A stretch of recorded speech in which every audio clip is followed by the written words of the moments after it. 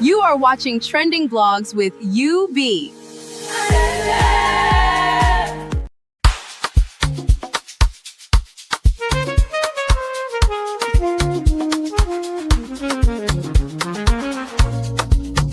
Yeah. You be in the building. Hey, vibe with Uncle Bino. Let's go. Now happy hour things, you know. Hang out with you, babe. It's our vibe tonight. Hey, laugh and learn. We're shining bright. Oh yeah. You be stories, life lessons time. On the Uncle Benno show, everything feels right. From the streets to the world, we talk real talk. Vibes on the beat, make the whole place rock. Happy hour flow with smiles non-stop. Sip and chill with you, be the energy on top. You be stories dropping them every day. Wisdom for life, the African way. From the grind to the glory, hear what we say. Tune in now, don't delay. Hang out with you, be it's a vibe tonight. Hey, laugh and learn, we're shining bright. Oh yeah. Stories, life lessons time. Hey, on the Uncle Benno show, everything feels right. Join the sister circle. Oh, what a scene. CC Inca, honey baby, and I'll be so clean. Talk love, talk life, talk dream supreme. Empowerment vibes like a royal queen team. All of Sunday school when the beat gets low. A moment of reflection, let the spirit flow. Men of God speaking wisdom, you should know. Faith and vibes on the Uncle Benno show. Hang out with you, be come catch that light. Oh yeah, you be stories, keep your heart so bright. Yeah. Join the sister circle, feel that fire. Oh yeah, Sunday school for your soul so right. You be nation, we rise together, love and vibe forever. Uncle Benno show,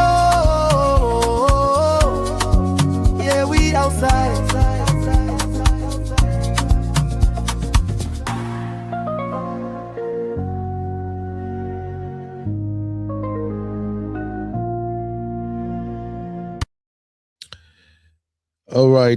All right. Happy weekend, everybody. How you doing? You're welcome. I want to believe you can hear me loud and clear. Yo, my baby girls is in the building. Abby, what's up, mama? How you doing? Abby. This is the issue. Now I'm trying to be calm and gentle. Abby will not answer me on time. When I yell, now you go say, you be, why are you yelling my name? Abby! Uncle Ben, do you know that I'm beginning to hear Abby in my dreams? Nightmare, sweet dreams, Abby. You are funny. How are you doing, mama? Hello, Abby, you're gone. I can't hear you. Abby. Can anybody hear Abby? Abby, I can't hear you no more, mama. What happened? It seems your network or something. You know. Yes, Uncle Ben, I'm not paying these people their money this month, though. They are for their Wi-Fi. They cannot collect money this month. It's not possible. Yourself, you know, say you can't live without their Wi-Fi. You can't. And by the way, Abby, stop accusing me. Say, you see, Sister Doopsy is shouting Abby too. Why are you always accusing me, girl? Sister Doopsy say Abby, so I'm not the only one, girl. All right. Welcome, everybody. How you doing today? My lovely sister, Doopsy Hot. Finest sister. Always cute. How you doing? How your side, my sister? You're welcome. My sissy. What's up, mama? Oh, as I was about to enter the studio, I see somebody share something. I think it's Abby in the backstage. Someone is crushing at you, and I need to go find that person to warn that person. Make it no come after my brother, babe. Okay? They need to stay away from you. They don't know, say, your voice is sweet, but at the same time, you be firebrand. So they should stay away. You are taken. You are our wife, in case you don't know. Sissy. Everybody, brothers, I know you listening. TC is our wife, so stay away. All right. Abby, I still can't hear you, Abby. Talk to me, Mama. What's going on? This guy go make me shout again. Can wahala be this? Abby can never let me be. She won't let me have decorum. At least for once, Abby, allow me to even pretend like I be Ajebota. Don't let me yell or shout. Come on. Talk to me, this girl. Must I shout, Abby? Abby! Jesus Yes, Christ. Uncle Ben, I'm back. Uncle Abby, Ben, must you shout? You are frustrating me. This She's morning, my wife. I don't. On a very serious note, somebody at work told me that I should reach out to them so that they will give me like 6 months free because they've been messing up recently. When was the last time you restarted your router? Like this morning, because it's been messing up. The router you restarted, did you take it off, wait like 5 minutes, something before you plug it back on? You didn't do that. You just turn it off and on, Abby. Sometimes you have to remove the router, allow you unplug it from the socket and you wait for like 5 to 10 minutes and then you plug it back. That somehow will reset the whole thing. Anyway, I don't want to start banter with my baby girl this morning. As you can see, this is premium Uncle Beno. You know, I'm a gentleman. I don't even shout, so I want anybody provoking me this morning. My brother, Mr. Sunday, how are you doing today, sir? You're welcome. How are you? Sister Joyous Living, my own sister Oluchi. Oluchi, baby nwa. How you doing, my lovely sister? You're welcome. Mr. Sunday, I would like to hear from you, sir. You need to call me. You can't just stay in the chat. You need to call. Okay? All right, everybody, you're welcome. This topic today is not a happy one, but I think because our platform is growing and we focus majorly on lessons and educating our community, I think is something we have to do somehow. We need to cover topics like this so we can extract 1 or 2 lessons. But for me personally, I'm not happy. And the way this epidemic is growing, the earlier we teach both men and women how to protect themselves, how to identify dangers, how to pay attention to warning signs in their marriages or relationship that can point them towards the fact that their partner is spiraling out of control, I think the better for everyone. So today's show is about addressing this issue of husband unaliving their wives.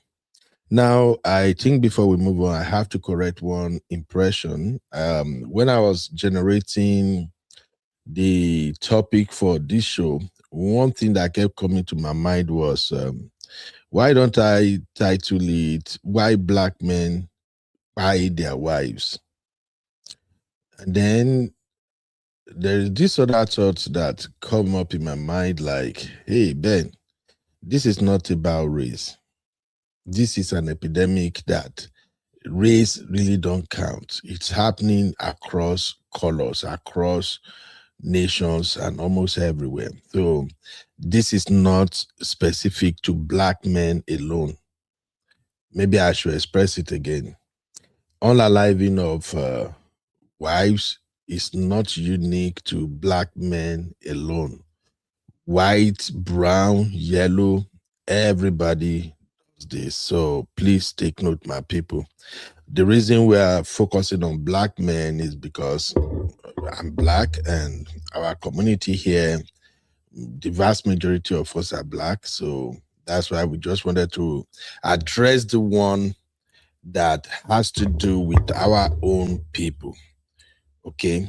Now, having said that, today's show is not to mock anyone. It's not to celebrate the passing of anybody. Today's show is basically focused on educating our people, both men and women. So before I go on, let me quickly read our disclaimer so that we can all be on the same page. Disclaimer, the content you're about to watch may include brief clips, images, or quotes from news report, public statements, and social media posts. No copyright infringement intended. Also know that the Uncle Beno Show is for general information and entertainment purposes only. The opinions and views expressed by guests and commenters are their own and may not align with those of the podcast and the host.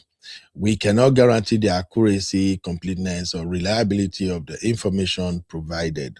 Any decision or action taken based on this information are the listener's sole responsibility. Additionally, this content is not a substitute for personalized advice from a qualified professional such as a doctor, lawyer, financial advisor, or other expert. Signed, UB. All right. So now that we've taken that out of the way, let me also state that please, this show is a very sensitive one. Lives are lost and families are still grieving. So, yeah, welcome, baby. Families are still grieving. So please let us bear that in mind as we drop our comment and as we come into the studio. The main focus is to just address the issue. Why is this happening? What could be going on in the marriage that probably the wife or the husband is not paying attention to until it gets out of hand? More importantly, I'm going to focus more on our sisters. I have to advise our sisters, and please don't get me wrong. Don't say, hey, UB, why are you always talking about women when the people who are committing the crimes are men? Please hear me out. I've shared a lot of my own personal experience and what my word look like with you guys on this platform. I have sisters, I have daughters, and I have a mother. And by my own natural instincts, I'm a protective kind of person. So, and I'm also a consequentialist, which means that if I look at a situation, I want to see how you can get yourself out of the situation before it goes bad. And when we talk about marriage, it is assumed that women are usually the weaker partner. And in most cases, if we have to put it to vote right now, between a husband and a wife, if I ask you who is most likely to unalive their partner, who would you tell me that would be? Let's just examine that briefly. Just drop it in the chat. For those of you watching right now, I think we have like 33. By the way, I hope everybody have liked this show. If you haven't liked this show, you define my trouble with that too. You know, I'm trying to be a gentleman right now. You know, I'm trying to be gentle, Uncle Beno. If you don't like this show, I will not be gentle. I will come into that chat swinging right, swinging left. Have you liked the show? Or make a fight first before you go like her. We have just 11 likes. Now, don't they provoke me? Oh.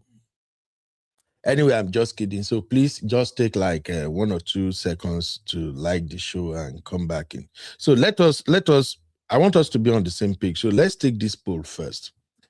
Between a man and a woman who are married couples, who do you think is likely to unalive the partner in case things started going south? Please drop your take in the chat. Between husband and wife, who is likely to unalive their partner? All right. I no go use by kokoshilo autocorrect. All right, please drop your answer in the chat. Between a husband and a wife, who do you think is likely to unalive the other? Please be honest. This is a serious conversation, okay? Drop your take in the chat. Between husband and wife, who is likely to unalive their partner? All right. I think the votes are coming in. Thank you, everybody, for casting your vote. God bless you. Hey, Sister Sue of the Most High. How you doing, my lovely sister? You're welcome. Okay. I see you, Afolake. How are you doing, ma? You're welcome. Misty. Oh, wow. Troublemaker Misty in the building. Misty, don't try me. I've been studying law now, Misty. Don't try me. All right. Thank you, everybody. Let me put a break here because we're about to get serious now. You are watching Trending Vlogs with UB. Welcome to UB Reactions, the place where we keep it real. Today, we've got some hot topics, so let's jump right in. I am UB, your favorite Gen Z uncle. And this is my take. All right. Thank you, everybody. If you are just coming in, we are trying to examine what is really going on. Why are husbands unaliving their wives? What is really going on? What are the things that women should pay attention to? What are the silent, quiet signs you shouldn't take lightly? What are the things you should observe around your husband or wife that can tell you that, hey, things is not looking good? This man is spiraling out of control. What should I do? How should I protect myself? So those are the issues we are covering on today's show. And I just started by pulling up this poll, and I'm asking, between a husband and a wife, who is likely to unalive their partner? And people are casting their vote. Shout out to my sister Temila Day. How are you doing? Lovely sister Temi, you're welcome, ma. Sister Temila Day said husband. Natural hair hope. Hey, I love that too. Natural hair. I need to check out your channel. So, natural hair said husband. Faith you're welcome, my lovely sister. How are you doing today? Faith also said husband. Eno Forrester, you're welcome. How are you? Please, in case if you are hearing noise, it's the weekend, so my brother-in-law kids, they are around. So please, in case you hear noise, I can't control him on an verse. So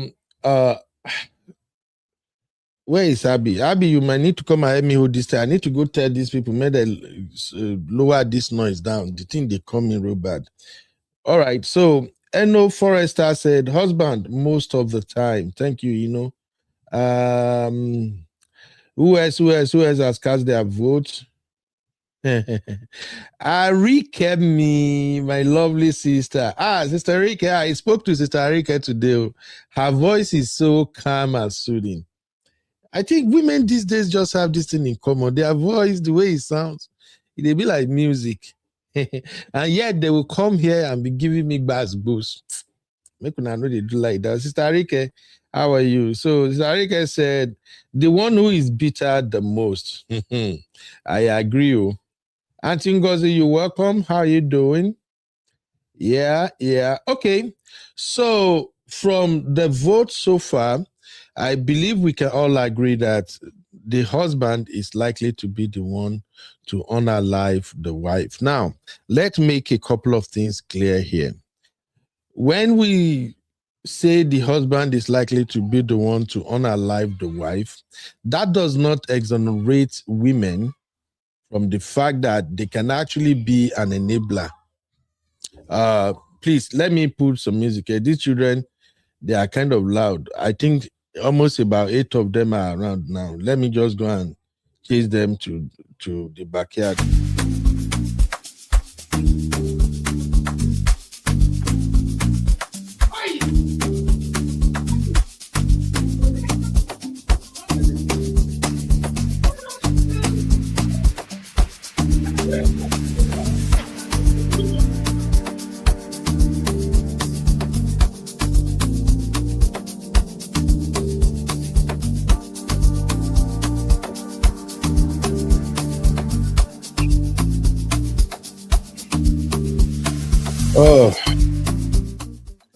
I'm so sorry for that, people. Make I use the language where my sisters know they like to hear. I'm babysitting today. Imagine only me babysitting about 8 kids. All right. So, as I was saying, when we say husbands are the one who may likely unalive their wives, that does not exonerate the women. That does not mean that some women cannot actually be an enabler. Some women can actually be the one to push their husband to the extreme to actually make them do the unthinkable. So I'm trying to establish balance here so that as this conversation moves on, people should not just assume that, they are coming for men or they are coming for women. The reality is we have a problem on our hand. It's a pandemic. I saw something somewhere this morning in a group. A woman shared something in that group.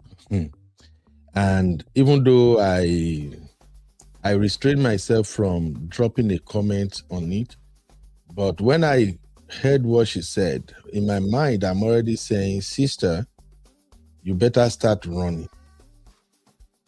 If what you are sharing in this group is the reality, you should start running now. Run as fast as you can. So I just want us to be balanced. Now, thank you for taking part in the first poll. So on this show, we're going to cover 3 prominent incidents that happened within the last 2 weeks. The first one was the incident involving Mayor Bowen. Mayor Bowen, I think this one happened in Florida. Yeah. Her name is what's her full name? Mayor Nancy Metea Bowen. She's the vice mayor in one of the Florida districts, and also she belonged to the Democratic Party. Unfortunately, this woman was unalive by her husband. And if you're watching the screen right now, she's the woman in yellow dress. Next, we heard about the pastor, Mrs. What's her name now? Mrs. Tammy. I think it's Tammy McClone. She also was unalive by her husband. And they've been married for 30 years, even over 30 years, because I think they celebrated their 30 years wedding anniversary a couple of years back, meaning these two has been together forever. Still, the husband unalive her.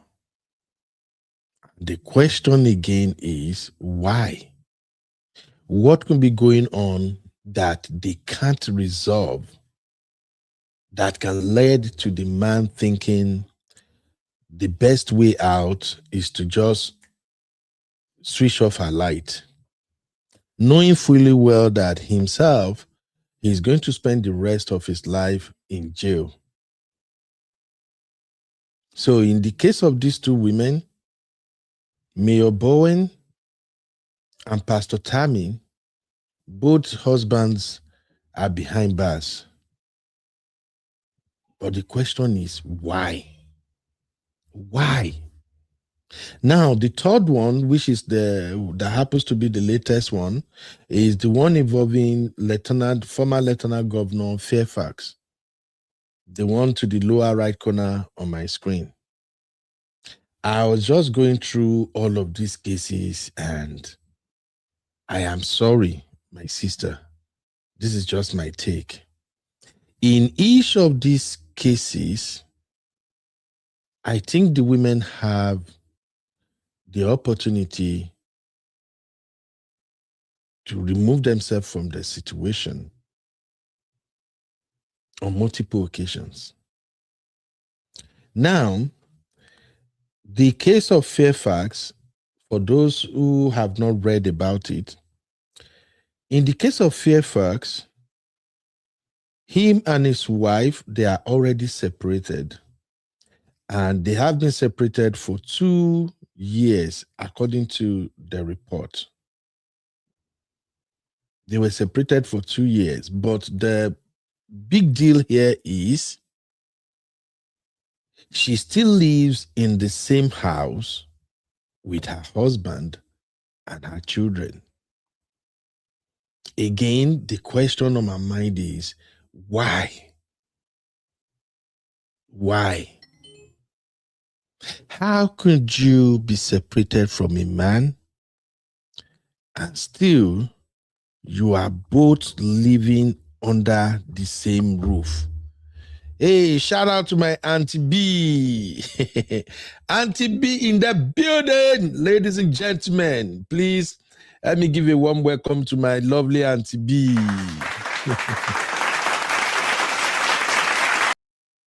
Auntie B, me, you're welcome, man. How are you doing today? I hope London code is not too much, man. Welcome. So, as I was saying, in the case of Mayor Fairfax, they were separated for 2 years, and yet they are living under the same roof. Make it make sense. In the case of, what's her name now? Mayor Bowen, the beautiful sister in the yellow dress, she is a rising star. I went as far as looking into the husband's income. The husband is something the husband works in healthcare center in one of these lab thing. I've forgotten the title now. But the husband's salary is between 77,000 to 87,000 per year. So it's usually somewhere between. So I put the husband's salary around $82,000. For a man making $82,000 per annum, you're not doing bad. But here's the problem. His wife is a lieutenant mayor. I look up the salary of a lieutenant mayor. The wife is already clearing about $180,000 a year, which means the wife is way far ahead of him financially. Now, if you are in a home where both partners work together, you combine. Yeah, thank you, Sister Temila, the radiology technician. God bless you, man. That's the job of the husband. So if you combine both incomes, these two are making over $250,000 a year. Now, the sister, the Mayor Bowen, she was going to run for Congress, which automatically we put her, she might be clearing up to $500,000 a year as a congresswoman, depending on other benefit, allowances, and everything that comes with that position. Now, no matter, I don't think anybody can convince me. That husband, even though he's not talking yet, there are just 3 things I think might result to why he decided to take her life. Number 1, jealousy. Number 2, control. And number 3, he probably wants out of the marriage. Oh, sorry, Gary, Sister Temi, dollars. Man, I know this. You know, when you are a Nigerian and you live in America, you mix this thing together all the time. So, nothing anybody can tell me. That brother, I believe his motive for doing this would be either jealousy, maybe he's jealous of the wife, or he's afraid that he's losing control, or maybe he just wants out of the marriage. Now, why I said some of these women have the opportunity to remove themselves from the situation, but they're probably thinking maybe we can make it work, is because I noticed something with our Black women, and it doesn't matter whether they are Black, African American, or African women, Nigerian, or whatever. There is something about Black women and influence. It seems that when a black woman have made a name for herself, she has become well known and she has become very successful. It's like they just don't want to lose that title of, oh, she is married with 4 kids. She's married to 2 kids. Because that's the, I'm sorry, this is just my own opinion, all right? And you know, over here, you are free to disagree with me. These are just the thought that come into my mind. Because when I look at all the women who are successful and end up being unalived by their husband, there is no way they can tell me they have not seen traits of, or they are not aware that something is not right. A happy husband cannot just wake up one day and say, I'm going to snub this woman's life out today. A home where the husband is happy, the wife is happy, unless village people are involved. Because I can't understand, I can't explain it. So I'm just thinking that mostly women will know that something is not right in this marriage, something is wrong in this marriage, and they just want to stick right in there. They just want to stay. Just because, okay, Auntie B, that's the link. So I think just because of the fame, the wealth, I don't know. They just want to like believe it. It can't work, sister. In the first place, you are doing way better than this man. I'm going to be honest with you right now. It takes a man who is under the authority of God to be married to a woman who is doing 3-4 times better than him. And he won't be jealous. It takes a man who is confident, a man who believes so much in himself. Oh, Auntie B. Auntie B is here. So it takes a lot for a man to be married to a woman doing 3-4 times better than him, and he will be contented. I can't wrap my head around why. Auntie B, Emma Binu sister me, the way the thing they come to my mind, now I just they talk and so because Uncle Beno and share me. Modaro, Auntie B, kini motu sheba itori Ọlọ́run. And share me. Auntie B, what did I not do now? No vessel. Good evening, everybody. Good evening, real family. Over the fam, everyone. Good evening. I've been listening to your commentary, Ekushe. Yes, ma'am. But it seems like, from what I've heard in the past 10 minutes, is victim blaming. And that's not right. That's what Mofinikpe and share me. Okay. I don't know these women, but I've heard your chronology of their lives, and I don't know if you've done talking about them. And you are saying that, oh, because they are earning this and they are in certain positions of power, influence, they had opportunity to take themselves out of those marriages. They didn't need to wait until somebody would do them harm. Abby? Yes. Okay. So you are saying that they stayed there even though they knew that those marriages were rotten to the bone, and harm is likely to happen to them.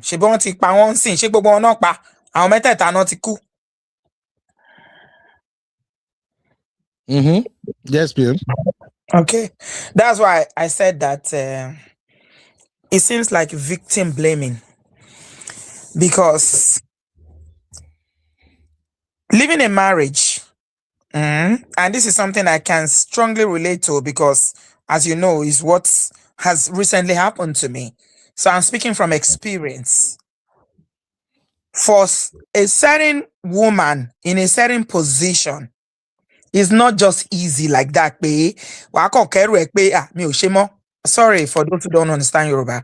Let me try and focus on English. I thought I'm talking. I know it's not only Uncle Ben. No, that's on this stream. I'm sorry. It's not a decision that is easy. It's so hard. Harder than anything you can ever imagine. Number one is because of influences outside. What will people say? Africans, Americans, I don't care. As long as you are in our community as a black person. For a woman, it's really, let me tell you something. The day a woman leaves a marriage is not the day that or the day a marriage breaks up that you come to know about it. It's not that the day that marriage ends. That marriage would have ended ages ago. Ages ago, years ago, it's not even months or weeks. Living has a lot of implication for a woman in a position of power, for a woman in a certain, position, because men usually are not judged as harshly as women when you leave a marriage, especially women that hold a certain position. It can affect everything that you hold dear. It can affect your life, your job, if you have political ambition, everything about you will be questioned, it becomes something that is a public scrutiny. It's got something that, and so there's a lot to consider. Am I ready for this? How is this going to impact on my position in society, my career, my family, my children, the way people see me and my dreams and where I'm going to? So that's what you share me, because you're making it sound as if these women had an opportunity to leave. Why didn't they leave? The question you should be asking is that, why is it so difficult for a woman who holds a certain position like this to leave a marriage that is obviously toxic, is dead, and there are issues that, when they say in divorce court, irreconcilable differences? Why? Yeah. Why is it so difficult for a woman to leave? That's the question you should be asking. Why? I think we are saying almost the same thing, Auntie B. No, it's not the same, oh. Really? No, Uncle Ben, no, you are saying that they could have left. They had opportunity to leave. I'm saying, what are the things that made them stay there? Knowing, because trust me, let me say this, Uncle Ben, no. Those men, that buy their wife, nobody wakes up one day and say, today I'm going to buy my wife. It's issues that develop to a point where they couldn't handle it anymore. And it happened. I'm not sure there's anybody that will go and plan, okay, this is it, except people that, cycles. There's always an exception to every rule. But you see, what we should be looking at is, why is it so hard for unhealthy unions, marriages that are dead, and people are living in, it's like a tickly time bomb, knowing if they are together, something is going to happen. And usually the weaker person is the one that will suffer. They will probably be the one that is unalive. Why are they still there? What is stopping them from leaving? That's what we should be looking at. You are saying, oh, they could have left. I'm saying, why didn't they leave? So it's two different questions. Okay. Let me come in here briefly, Auntie B. So my thing is this. I am may the soul of these ladies who pass, may their soul rest in peace. But I'm of the opinion, I'm more concerned about people who are still living right now, that are listening to us, and to be. Those are the people I'm more concerned about. Because I'll give you an example, man. Sorry, Auntie B. I hear small noise. That's why I do the muta so that I won't come in. No, it's fine. Go ahead. Okay, so in the case, let me bring their picture up so that you will understand where I'm coming from. Where is this Fairfax guy first? Okay, let's start with this guy, Auntie B. You see this guy right here? He's a lieutenant governor, meaning deputy governor in his state. And this guy, according to what was in the news, it's in New York Times. I even share it on my backstage. Since the last 2 years that this guy has been separated from his wife, people around them said he has never recovered. He has been drinking. And they were separated. They are living in the same house. In his own section of the house, they say it's always dirty. There is always bottle of all kinds of wine and stuffs in that house. This guy was, and 2 women once accused him of sex harassment. That was why he lost his bid for governorship election when he ran. So he was dealing with all of those things. And right in the midst of all that, that is when this divorce process started and they got separated. But where I'm going is this, Auntie B. They are separated, living under the same roof. The guy is already drunk. Why? Why are they living under the same roof when they are separated? Why? That is the point I'm making. Because as we're speaking right now, Auntie B, here in America, there are still some women right now that they and their husband are in the process of divorce and they are separated and they are still living together under the same roof. Just process it, man. How would that work? A man can snap even by mere seeing another man coming to the house to come and check up on the wife, whether he's a boyfriend or whatever the other man is. So, okay, thank God Auntie B is back.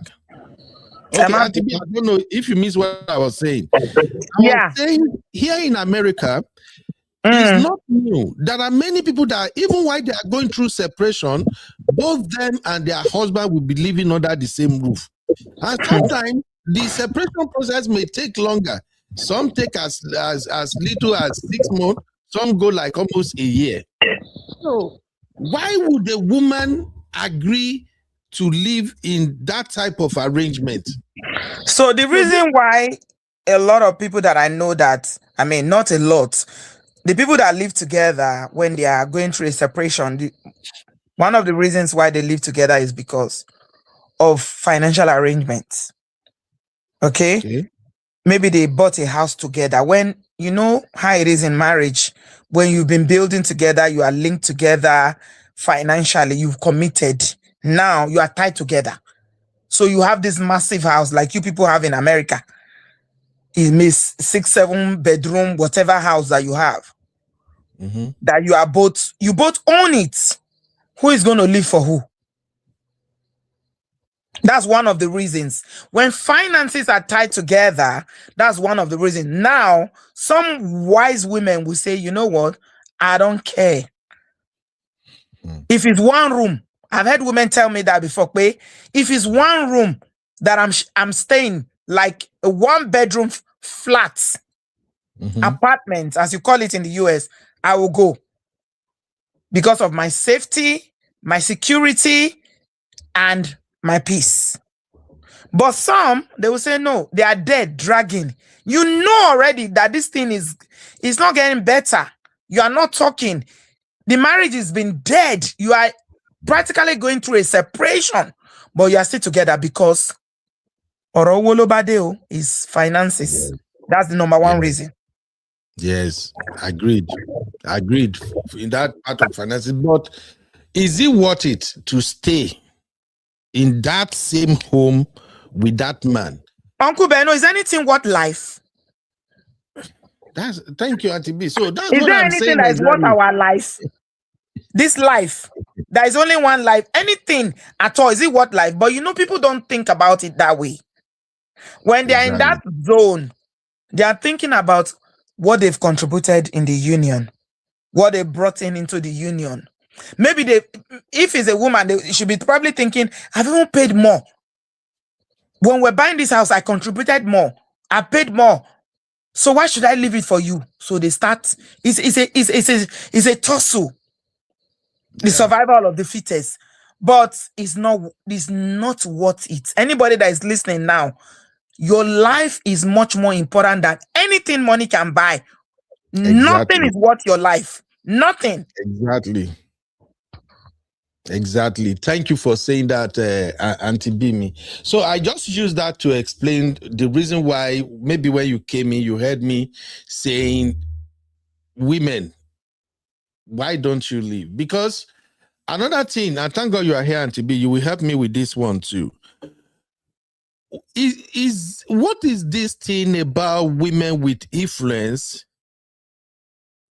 trying to, even when they know their marriage is over, that this man is a mugopak, like we will say in Obodo Farm. This man is a mugopak. This man has become useless to you. Nothing is showing that you are actually in a healthy marriage no more.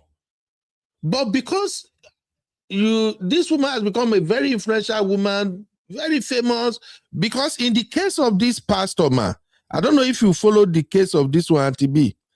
Let me switch this for you. You see this pastor, the one with this white collar now.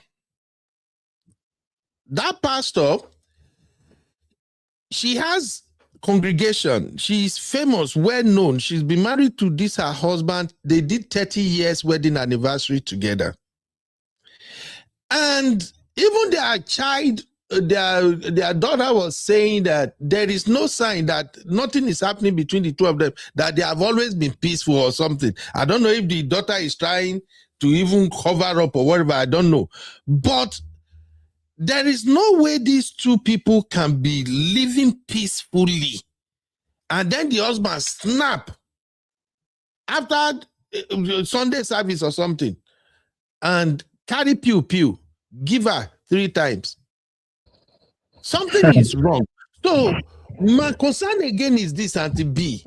What is it about women with influence and position that they can't simply admit that this thing is not working, but rather they want to keep the husband there as, is it souvenir? What do I call it now? Because I don't know what that the husband presence means for to them.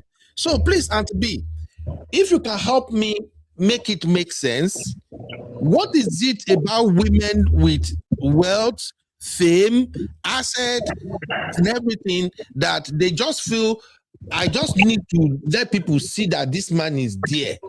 I know you explain it anyhow. Yes, ma'am. Uncle Benno. Uncle Benno. I greet you. I greet you special, my brother.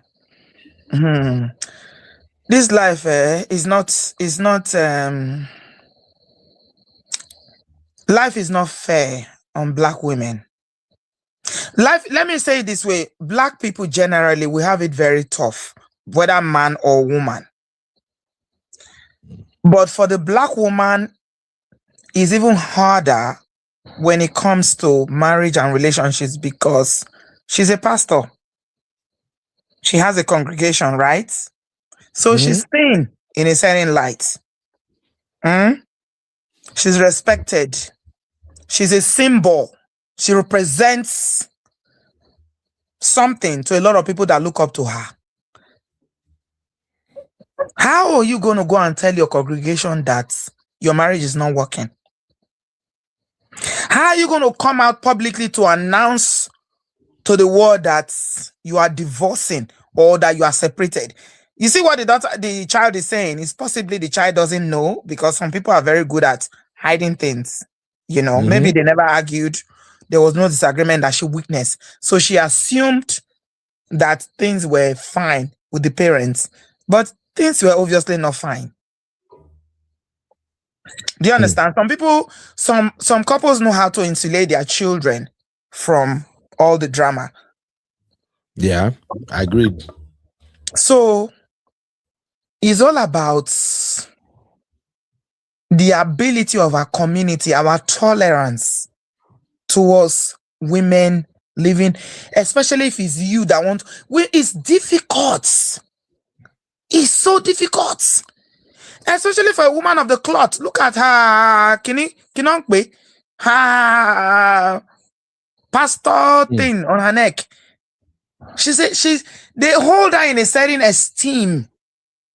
So the reason why you're asking a question, why is it so difficult for you to leave? Why is it so difficult? It's difficult because of, number one, public perception. Okay. Number two, judgment. You're gonna be judged.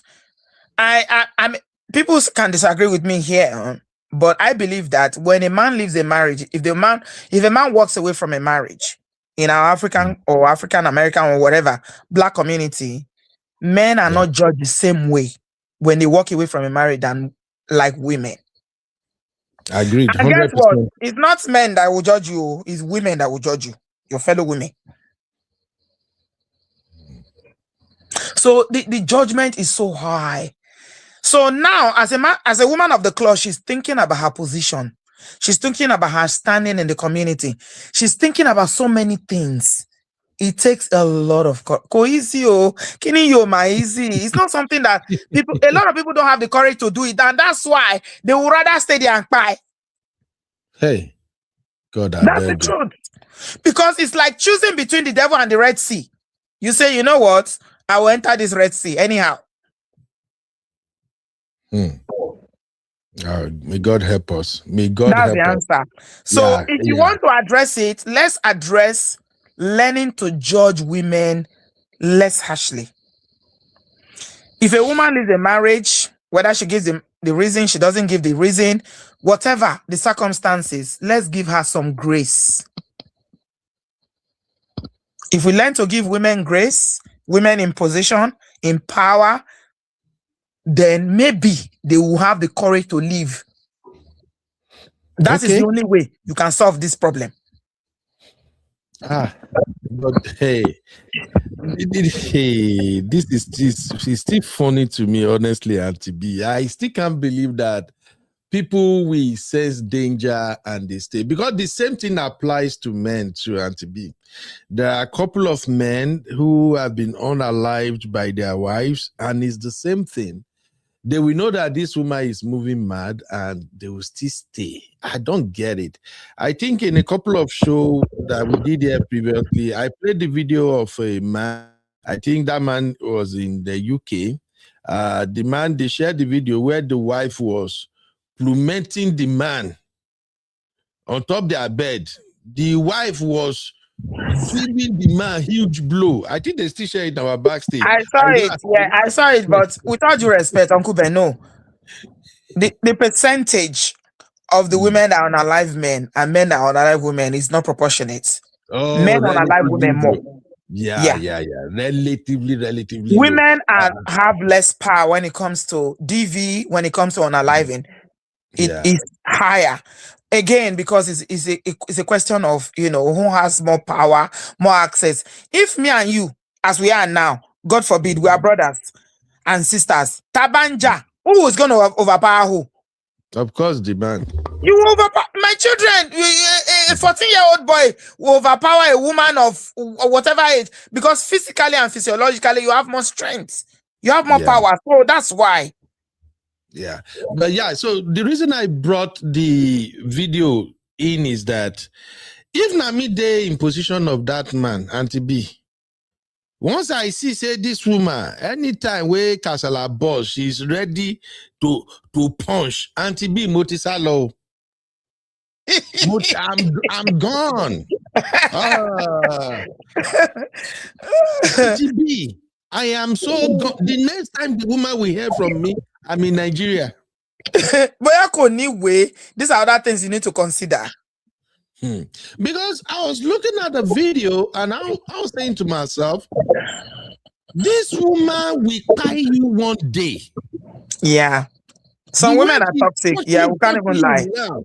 Because what's going to happen is the man will get to a place where he will start looking outside. He's going to start connected with other women outside. And the day that wife will find out that he is now having another relationship outside of the marriage, she will lose it. She will lose it. Like, how dare you? You go and sleep with another woman. If he carry knife when the guy they sleep, may unalive him. So that's what I'm talking about. That And God bless you, Auntie B, for this explanation. I get it that when women have built something, they become a woman of influence and all of that, it is difficult for them to now say, you know what, I'm just going to remove myself from this marriage. But your life, why would they decide that, okay, because some women will even say, if you are going to buy me, buy me. Yeah. But why? Yeah. Why? We have Sister Ngozi in the house all the way from UK. Auntie B, please stay home. Sister Ngozi, how are you doing today, ma? Sister Ngozi, can you hear me? You are muted. Good evening, UB. Good evening, Real Farm. Good evening, Sister Angie. How are you doing today? How is UK? Okay. I'm very well, thank you. All right, please do me a favor. Yeah, so I just wanted to chip in a bit. Like you are listening to us from the TV. Either reduce the volume of the TV so you can hear us from the studio. But go ahead, ma.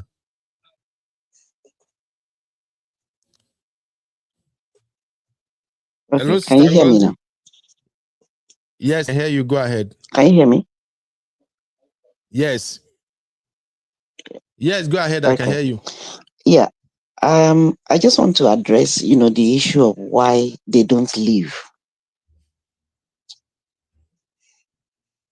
Okay. You see, women by nature are nurturers. When they go into marriage, they start weaving, marriage is like weaving two things together, weaving two cords together. So they invest everything in them into it. So it's not really a case of just carry your bag and go. And when they are doing that, even when they see the abuse and everything from their partner, no woman in their own sane mind would ever imagine that man will end up buying them. They don't ever think that it's going to happen. Even when they see all the red lights or red flags, they don't ever think it's going to get there. So it's very difficult. People have mentioned, financial arrangement. Sometimes it might be the children. Sometimes even the woman is believing that the man will change, depending on their background and everything. And we cannot even put away the stigmatization. Although sometimes, depending on where you are, that stigmatization, you just put it at the back. But there are real issues that it's not easy, to just carry and go. There's a lot of intertwining that goes on. So it's really, really a very difficult thing, So, they don't see it. They don't see it. If they see that this person is going to buy them, they will leave. But they don't see it. They don't ever believe it. Okay, Sister Ngozi. So that's just my bit for now. Yeah, thank you. Thank you, my sister. All right. For those who want to call in, the number to call in is scrolling on the screen. The number is still 512-595-6569. Don't hesitate if you want to add to this conversation. So, and again, we are looking at two things here. We are looking at intimate partner violence, as well as why is it that women don't try to rescue themselves first before these evil monsters unalive them? Again, and shout out to my Auntie B. Auntie B actually put it right. It's not like maybe I'm blaming the victim. I'm just very concerned about our sister's safety. Okay, so please bear that in mind. I just don't know why women can see red flags in terms of not even red self. What is more danger than red? Because we can't, red did not supposed to mean unaliving people. Red just be like, maybe you see some yama yama behavior. But when it comes to this unaliving, what color is more dangerous than red? Ambulance. Red. Just add plenty D to it. Red. Fire. All right, Abby. Atarudo is Atarudo that is redder than red. Fiery red. Oh my God. That's All right. married. Abby, let's take some comment real quick. Go through the comment, Mama. Alrighty, Uncle Ben. Abby. So Sister Milade is saying, my father told me when I was a teenager that it's easier for a man to lift a woman up, but more difficult to lift a man up because of men's ego, insecurity, and jealousy. Interesting comment. Faith Yeah. is saying, it is not the woman's fault that the husband has a limited mindset. If the man doesn't want to aspire for more, he should simply leave. Clock it, Gen Z, clock it. This peanut girl is saying, you being the black community, a woman is not successful enough if her marriage is not successful. Did I not say this the other day? Oh, say that again. I don't really get that. In the Say black it again. community, a woman is not, let me correct it a little bit, is not seen as successful enough if her marriage is not successful. So in other word, is it the responsibility of the woman to make the marriage successful? No, like 100%. The honors. Really, Auntie B? Oh yeah. Auntie B, I wouldn't say that. I think from a society point of view, I'm not saying that. Abby, sorry, my love. I'm not saying that this is how it should be in an ideal situation, but this is the expectation. So our society expects that when your marriage fails, it's your fault. You must be a bad person. So the burden of the marriage failure or success rests on the woman. That's the reality. It's wrong. I don't agree with it, but that is the way it is seen. And again, it goes back to the question that Okumbeno was asking, why do they stay when things are so bad? They're even going through a separation. Why are you still staying together? Again, back to what you read, Abby, women are seen your success. If you are married, your marriage failed. What did you do? Were you submissive? Did you respect him? What is always the burden is always on the woman. It's wrong because it takes two to tango. Yeah, I think I disagree with that notion. Go on, Abby. I think there's a slightly different angle though.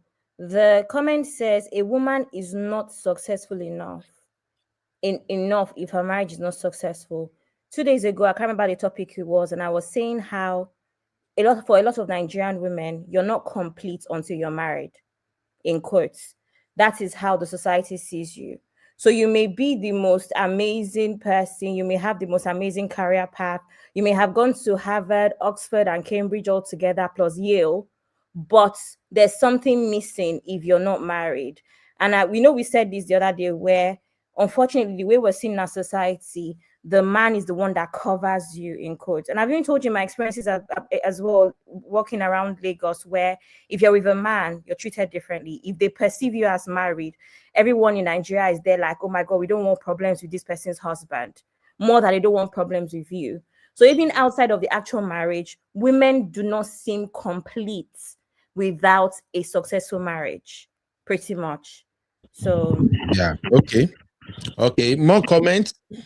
Why are women not complete? Why do they not see themselves as complete without a successful marriage? I mean, is this society? It's not even forget successful marriage period, and then success comes afterwards, right? Whether or not it's successful, that's to buttress your point, Auntie Bea, as to why women stay. It doesn't matter if they're enjoying the marriage or not, but that tag, just be married. Yes, that tag is priceless. You can't, do you know what I mean? And it's unfortunate. Like I said, there was even there's this successful influencer that went to Harvard, and then she studied law in Harvard. She was literally talking about this on a podcast recently, where her dating life is just terrible for these reasons, where it's always something, even if she's this woman, this complete package, and then successful, right? So it's just everyone is still expecting you to be married, regardless of everything. So because of the way the society made it a status for only women, not men. Auntie B, I have a small pushback on that one. And my pushback is, I think women are the one who are rating other women as less successful if they don't keep a successful marriage. But women are the one that push patriarchy and every other thing that is against women now. I actually disagree. Uncle Ben, no, when I say that they made it a status, men and women make it a status, but women are the one that even push it the most, because when you see a successful man, let me give an example, a random example here. Abby, sorry, my love. Don Jazzy is a successful music entrepreneur, music mongo. He's not married. Have you ever seen anybody shading Don Jazzy for being single, not married, or any other successful man in Nigeria? But if he's a woman, they will always joke. It doesn't matter. It's not loud. It's subtle. It's not loud with Don Jazzy. It doesn't matter what you find. Somebody gave an example on my platform and said, if a woman, a Nigerian woman or a black woman finds the cure for cancer, a Nigerian woman or black woman anywhere in the world finds a cure for, let's say, breast cancer, if she's not married, or if she's not married, somebody somewhere in Nigeria, in Africa, will still say, she's so successful, but she's not married. Okay. Crazy. Abby, more comments real quick. So I just wanted to say that I do think that women would gossip about it, women would shame women, but I think that men would take more action, right? So for instance, a woman may not, well, how would I explain it now? Let's say you go to a store, right? I mean, this has happened so many times to me, a lot of women that I know. You can go to a store and a woman is the attendant there. She will not say she won't attend to you because you're not married. But there are men that would say you're not worth attending to until they've attended to the married people before you. So I feel like women are more subtle with shaming women about not being married in comparison to men. It's more in your face with men. Men will not respect you, period, because you're not somebody's wife. Because they don't see it as respecting you. They see it as respecting your husband. They don't want any smoke from your husband. That's what it is, really. Is it in the abroad or in Africa? You're talking in Nigeria? I would say in Africa for the most part, but generally, I think even with black people, black community as a whole, I think there's a fear of, I don't want to disrespect this woman because I would hear from my husband, in comparison to a woman that is single who's gonna check me. I don't know if I'm saying. So no, it's not even as much as I don't want to disrespect her because of I will hear from my husband. It's about oh my God, it's deep. This matter is very deep, my dear. No, but again, it's not even just I get what you're trying to say actually, and to be. I think it's also about the idea of if someone can marry her, she's just more respectable. I don't know how to explain it. It's just like okay, let's read the comments. It's in my head. It's in my head. Let it stay there. We'll go bring and come out. I don't know how to explain it. Actually, I don't have the words. It's similar to saying a partner you marry. A partner you married is carrying trauma and baggage from their background and how they were raised. Be careful who you marry. Absolutely. Okay, this one, let me just say one or two things about this one real quick.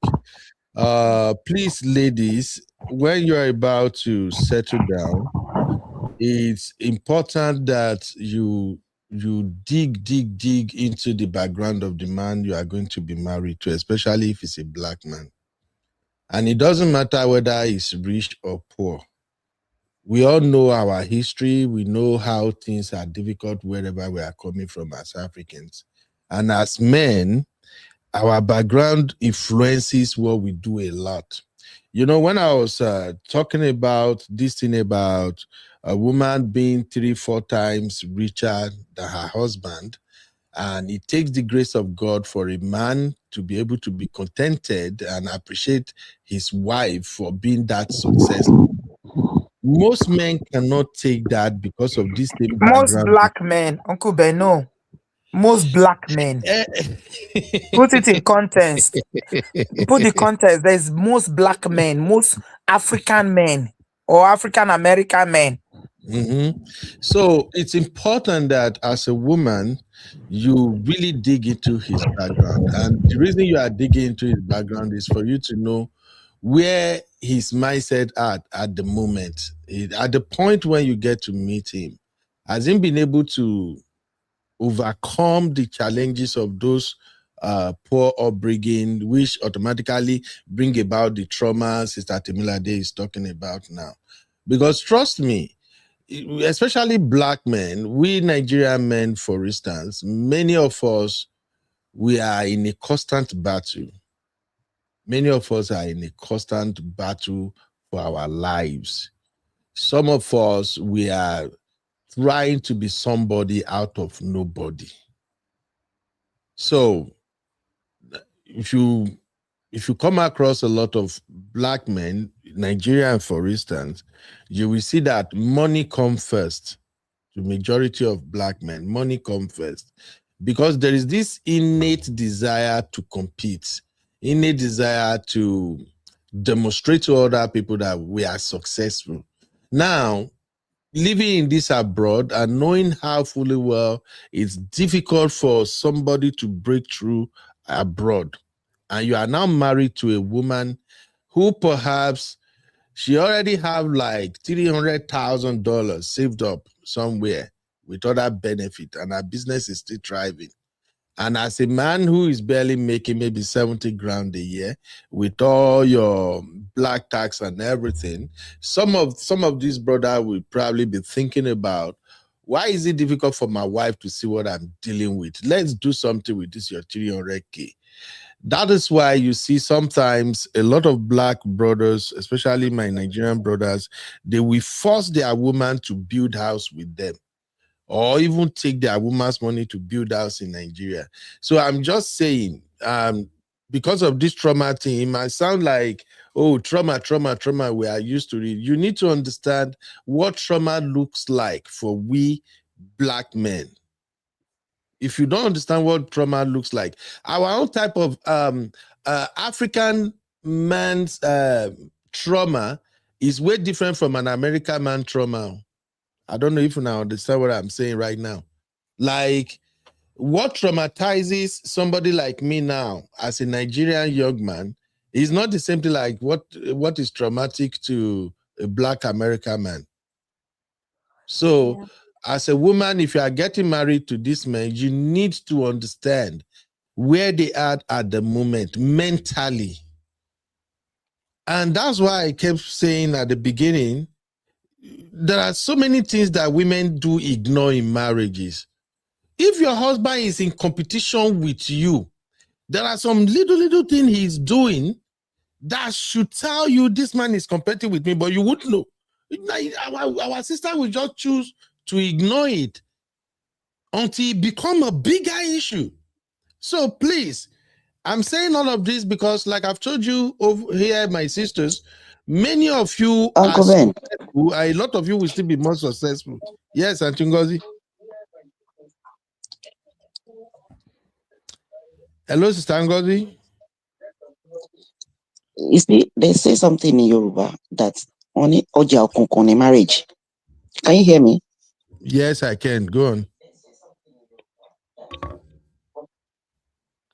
I think there is a delay somehow with Sister Ngozi's Right. phone. So even when you have done your due diligence before, there are some things that you will never see until you start living together for some time. Now, by the time those things start showing up, maybe year 3, year 4, the first thing in your mind is not to leave. You start working, to mending things.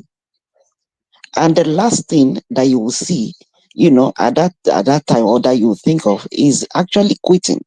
You don't think of quitting, even when you see those things. You start looking for ways to mend them, because women have this innate need to nest. So even when you've done your due diligence, and you can never put the responsibility on, a man's inadequacy on the woman down the line. No, we can't. We can't. No, we can't. Thank you, Sister Ngozi. Abby, more comments? Okay. Or you read everything? Nope. Missy saying it's common now for separated couples undergoing a divorce process to share accommodation because living in separate homes is expensive. Yep. It's not. I don't. That is not an excuse. I'm sorry, It's Auntie a B. very bad, Auntie B.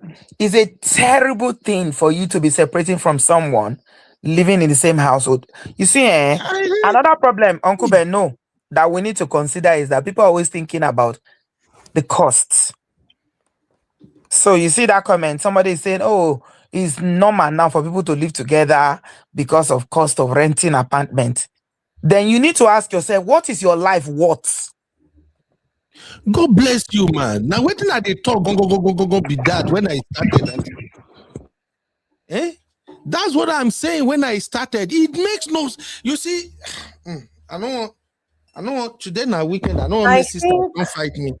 I think that this conversation is broad. I think there's room for us to not victim blame. There should be room for that. There should be room for No, us Abby, this is not Uncle Ben, victim blame. I've not even landed. Victim now. Uncle Ben, I've not even landed. Okay, what do you know that I want to say now? Yeah, Uncle Ben, talk for me. Say what's on my mind. The moment you say victim blame, I've not even landed. On the people who passed. I'm talking about those who are living now. You want to fight me? Why do you want to fight me? Why do you want to fight? I've not even landed. That's not what I was going to say. I was going to say that there should be room for us to not victim blame, and there should be room for us to also point out important issues, because we cannot continue like this as a community to keep saying sorry, it's because we're Black, it's because of trauma, it's because of finances. We can't continue like this. People are going to keep crying if we continue like this, right? So while we're here being empathetic and talking about the real issues, why women stay, all of these things, we should also have people like Uncle Ben that point out that, okay, this is a tough conversation, right? We need to actually talk about the real issues. Moving forward, we can't continue to have this. Uncle Ben, can you see where I was headed? I never see where you headed, though. It's a lie. You just don't want to agree. So that's why I think it's very important for us to have a balance, because earlier on, as the B was like, okay, don't victim blame. Great. And then moving on, we need to actually have the very difficult conversations about you cannot keep staying because of finances. You cannot keep staying because women are nurturers, women are this. We can't continue like this as a society. No, that's a good point. Now, let me just chip this in. As a man who maybe I talk now, maybe I may be wrong, but I'm just trying to understand this idea of, oh, it's too expensive to live separately. Let me just explain it from my own angle. Please forgive me. You know, I'm a traditional man. Now, if I'm married to you and we have a fantastic marriage, maybe 10, 15 years or something, and then some things started going south to the point that we are now talking about divorce and we have to start with separation. I am sorry. From the moment we are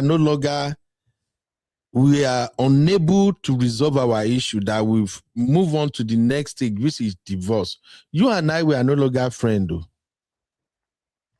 The only time we are going to become, if there is anything that looks like friends again, is after the divorce is finalized. That we've all agreed that, okay, this thing is all over. That is when I can come back and be your friend because of my children. But you see that moment, from the moment gel again, because like most relationships as well, and many sisters, I've heard this across all our common platform, from Obodo Imbo TV to Man of Prestige to here to, I think Nezevi says something about it too. From the moment we get to the point of divorce, it means that we've had issues that is ongoing. Auntie B is still mentioning when she came in here today, Seth. This has been ongoing that we're not right until we get to that point where we say, okay, let's head it for divorce. So for me as a man, I'm telling you right now, the moment we are heading for divorce and we are officially at that separation stage, you and I, we are not friends. I will not eat food. If I come around, you serve me food, I'm not eating. I'm saying it now as a man. There is nothing, there is no way whatsoever we are supposed to be living under the same roof as separate people. I don't get them. It is this abroad that I see this madness being practiced all the time. And some people, some women We say, and I've heard some men say it too, and you know, we don't want the children to see that things are wrong, so that is why we're still living together, so the children can still see us together, and then we can both take care of the children together. I usually look at me with near bros. You are just a madman, because I know this for sure. Some men cannot even, they can't even stand the idea that the paradise, when they enter, when they like before, they can't enter the paradise anymore. Now we are separated. A man can now come and drop you in front of the house, or you will dress up inside that same house. So I now begin to see you dress up, looky kiki, because now you are in the market again. Now you want to attract new men. You dress up, you apply your lipstick, and maybe the looking good, I expect you to look good for me before that. You are not looking good for me. Now that we are separated, you are now looking good. You are pushing your yarn shop. You are looking at yourself in the mirror like, auntie, those are recipe for disaster. I don't know if Auntie B, I might be no. I don't know, maybe you now understand what I'm saying. Uncle Ben, no. Yes, ma'am. I'm sorry to bust your bubble. I'm very, very sorry. We're with you, Uncle Ben. Bami, can you hear me? Yeah, Auntie B. There are so many. When I mean so many people living in the exact situation that you just described in our community. Do you know why? I'm not justifying it all, but I'm just giving you an explanation. It's easier. It's easier. So you literally have people living in situations you just described now.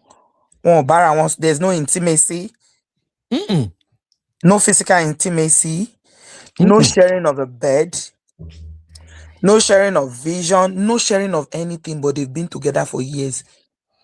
And they are still showing up as husband and wife. Yanko? Auntie B, I can't wrap my head around that thing. And this is why I would say to sisters, because I don't want, the other day when I was covering Mr. Atos in this thing, I forgot myself. I begin the para. I don't want para for my brotherhood now. So we go take gentleness, address today's issue. Maybe tomorrow, when I want to talk about the main brothers that are unalive, then I can para again. But sisters, let me talk to you as a gentle brother right now.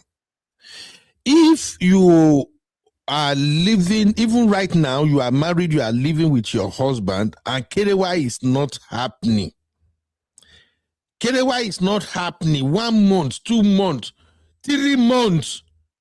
Your husband is already suspecting you. He might even, your husband may be the main worry. He might be the reason why you guys are not having Kerewa. He might even be the one that can get it up. But 2-3 months, no Kerewa. That man is already suspecting you. You are playing with danger. Especially black brothers. Every movement you make, every time you choose to look good, even for yourself, you are not seeing anybody. You are not stepping out or nothing. You just feel like, you know what? Well, I'm just going to make myself happy. You do that panabiti one that they do for face, you know, you apply your foundation, your makeup, your eyelashes, your bookwear, you rub your lips, your everything. You just look good for yourself. That man is mad inside, and you are living together. Please, if your man is not making move, a month, no move to do kerewa, auntie, start watching your back. Now, some brother maybe they step out, they are doing their thing on the side or something. That still don't remove the danger that he is suspecting you. We are black men.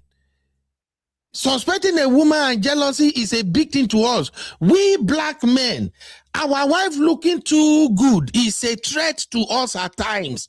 It takes the grace of God for us to just trust you, trust you so deep that we know that that's my wife. My wife is always beautiful. She's not doing nothing.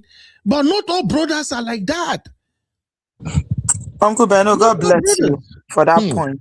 I really, really appreciate you for saying that. And I'm just going to add that for some people, some couples, the problem is when the thing is on that level that you just described now, it's a question of the woman thinking, oh, Kolesherue, he can't do it. It's not like that. You think you know people. He will never do it. He won't harm me. It's not like that. Maybe he's never been violent towards you. He's never raised his hand. Maybe he's never even raised his voice. And then the woman start thinking, no, he can never do something like that. Yeah. And then some men, you don't know what would trigger somebody to do whatever they want to do. Do you understand? And for the agenda as well, it might be, if I can't have you, nobody can have you. You think you are going to disrespect me? Maybe if they start, maybe you are not even doing anything, but in their head, like you said, Auntie Pancake, you've dressed up, you're looking good. They think you're looking like you've seen someone. It's like, this is what you're going to do? Never. It's a very somebody put in the comment earlier on, the time you are living especially if it's a marriage that, is been toxic, is the most dangerous part. That's usually when it happens. So people need to be very, very careful. Don't take anybody for granted. And you cannot say, oh, this person cannot do this. All these women never thought that their partners can do this. Don't underestimate anybody. Don't. Your life matters. Me, I'm always aware. I'm so sorry. My wife, she knows I love her to the moon, but they take her sing every day. She know, babe, the moment we are not laughing and playing the way we are doing like this, if you just drag reach 1 month, you will just say, I come up for us one day and not come back. My life is important. You always shout, Uncle Ben. Oh my God. Let me shout, Abby, because our sisters, some of them, they no shout for them when they small. That is why they see danger, they say make the manager. Maybe if they get with a brother like me, where they shout at the top of his voice, sometimes they hear the voice even when they did sleep. Say, this crazy Uncle Beno has been shouting about this thing. Please, your life matters. Your life matters. And especially when you are in the diaspora. Please. There is no replacement for life. You see danger, bro. Masalo, they run. You see this abroad where we have too many black brothers that are moving mad. Let me share one quick story with you. You see, when I remember in 2016, I'm already into my media coverage business then, and I'm getting more clients. I'm covering a lot of work, and I'm beginning to get popular. And at that 2016, I never even big reached the way I did like this self and all of that. And I think I still get here. I don't lose it at that time. I can't even remember. But what happened was that I went to go and cover a birthday party, and it took me a while. I think it took me close to 4 years before I fully understand how women appears in America. And what I mean is this. In America, you can actually see a 50-year-old black woman looking like a 35 years old in this America. Both African women or American black women, they just have that thing. I don't know whether their gene changes when they reach here. So sometimes a 45-year-old woman may literally look like a 33 years old. The way they dress, the way they carry themselves and everything. So when I came, I was covering that event, I was covering that birthday, and I was going to go use the restroom. But you know, saying a party, so the both restroom, they have one for women, the other one for men, and then people are occupying inside, so I have to stay outside. By the time one of the door opened, it was the female side, and then a lady came out there. Black, beautiful sister. Super cute. She came out, and I was standing with my photo camera in my hand. I wanted to go to the restroom. And she's like, hi, Ben, you're doing a good job. You know, I'm sitting all the way down there. When you do your rounds, can you please just take me a couple of pictures? And I'm like, oh, don't worry, sis. I'll do that once I'm done here. Before I talk finish, somebody just push me aside. He just pushed me. Even that myself, I never know the law where for America say when person push you like that, you have the right to tear the person's slap because it's self-defense. I never even know. But I'm just saying, he pushed me aside and he's like, what are you doing with my woman? That's my wife, man. What are you saying? I say, bros, no, nothing is happening. I'm sorry. She's just asking if I can take a picture. And then she grabbed the wife hand. He just pull her and go like that. Long story short, I thought that brother is an African-American brother. Did you know that 5 years later, I get to discover that now my Lled brother Naimbi, he's from Nigeria, but he have lived quite long here in the US. Even me and I, we they laugh about this thing when I see him. I say, bros, I cannot forget the first day I saw you. The way you push me, the way you grab your wife's hand, you pull your wife. I even later find out the wife get, I think, 4 children with him. Where am I going with that? Imagine that behavior right there. In front of toilet. What can I be discussing with the woman in front of toilet? That he pushed me like that, grab the woman by hand, pull her, go. I'm telling you for you to know that sometimes our black brothers are really mad. They can lose it at the sight of seeing you with another man.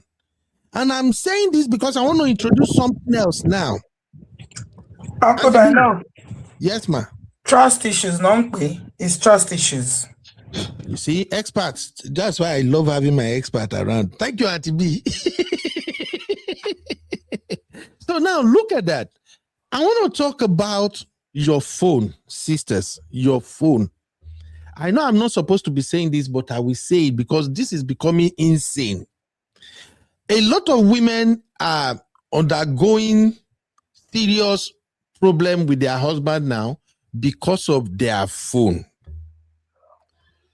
Many women, you have some things on your phone that are not supposed to be there.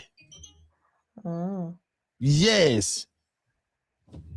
You chat with this, you talk with that, somebody eyeing you. Please, this advice is not for the serious, responsible sisters. So, of course, you don't have anything to do with any man. But please, if you know things are not rosy between you and your husband, and men are already sneaking into your DM, they are sending you message or you are just chatting, you are just, auntie, always wipe your phone. Uncle Ben, what are you even saying, please? Abby, I know what I'm saying. Always wipe your phone. You should not. Micro cheating is a thing. How many times have I said this? Why do you have inappropriate things in your phone and you're in a marriage? If you like wipe it, if I don't wipe it, you're still being inappropriate. And why?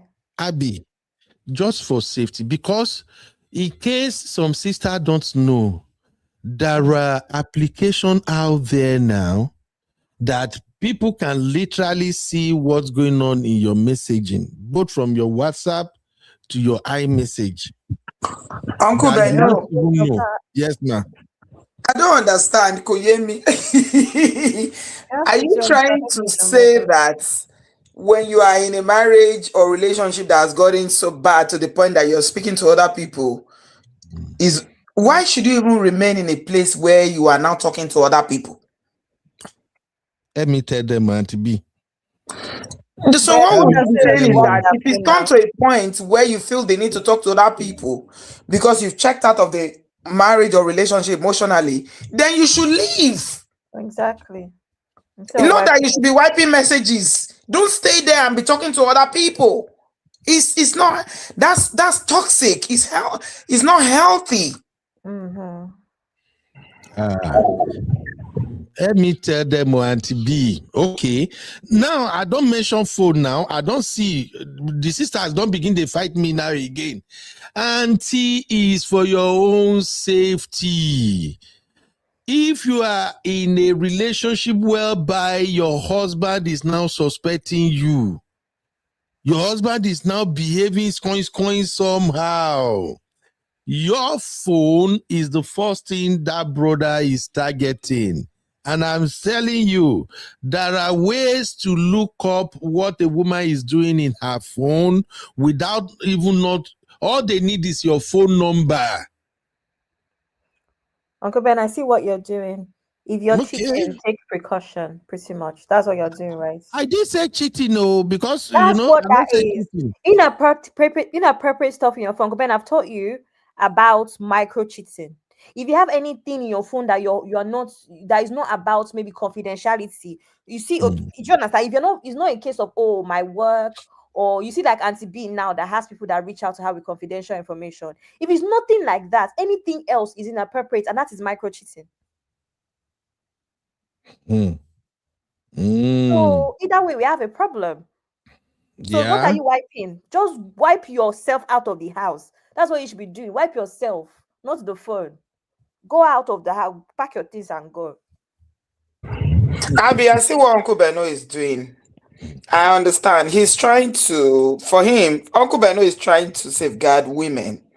But this is not the way to do it. Okay, how can we do it, Auntie B? Yeah, it's not the best way. But Oyemi, what you are doing, I understand, because to be honest, I met a man who told me that he met a woman, who they met in a day in Conchele. Things are happening. Things are happening. So that's why I can't even blame you, Uncle Beno. This guy told me that he met a woman in a dating app. But Ile Okolowa, she's married. He didn't even know until much later. He had to pull off because he's looking for a serious relationship. She now said, oh, we're not really together. We just live at home because of the children, because of mortgage. So I completely see what you are doing there. But it's still not healthy. It's not right. It's dangerous. Because Auntie B, why I'm taking that route is because sisters nowadays, they want to eat their cake and have it. I'm sorry. Like I said, don't say, I'm not even talking about the men. I will talk about the men tomorrow. In fact, I will start earlier tomorrow because Auntie B gets show tomorrow. And once Auntie B, they go live. I usually don't like going live when Auntie B is live. I like to go to Auntie B place, I go do basketballs. So I might do it earlier tomorrow. You feel catch up or may you watch on replay. I will talk about my brothers tomorrow, but today let's talk about you sisters. I have seen women who knows they're going to divorce their husband because things have really gotten bad in their marriage, and these aunties are already dating someone else. They are already dating someone else. I'm not blaming them. In men-dominated fields. Things got bad.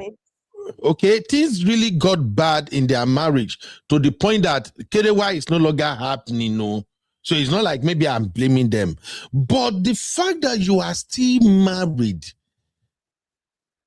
you and this man are still living together, and you are already going outside to go collect bolahon. How does that sound, my aunties? Please. Men do this bullshit all the time, because most time, if you ask me, when marriage they scatter, now men the first engineer whatever will lead to that. You know how they say women are multiplier. When you give them one small thing, they go multiply, and for you the thing will come pass your hand. That's why as me I did like this. I know they like to mess with any woman at all. I don't want me people multiply anything. Abby can multiply basketballs here. You've seen it so many times. Sometimes a small pinch, I go pinch Abby. Abby go come help me add my add sauce, add pepper, add everything. Okay.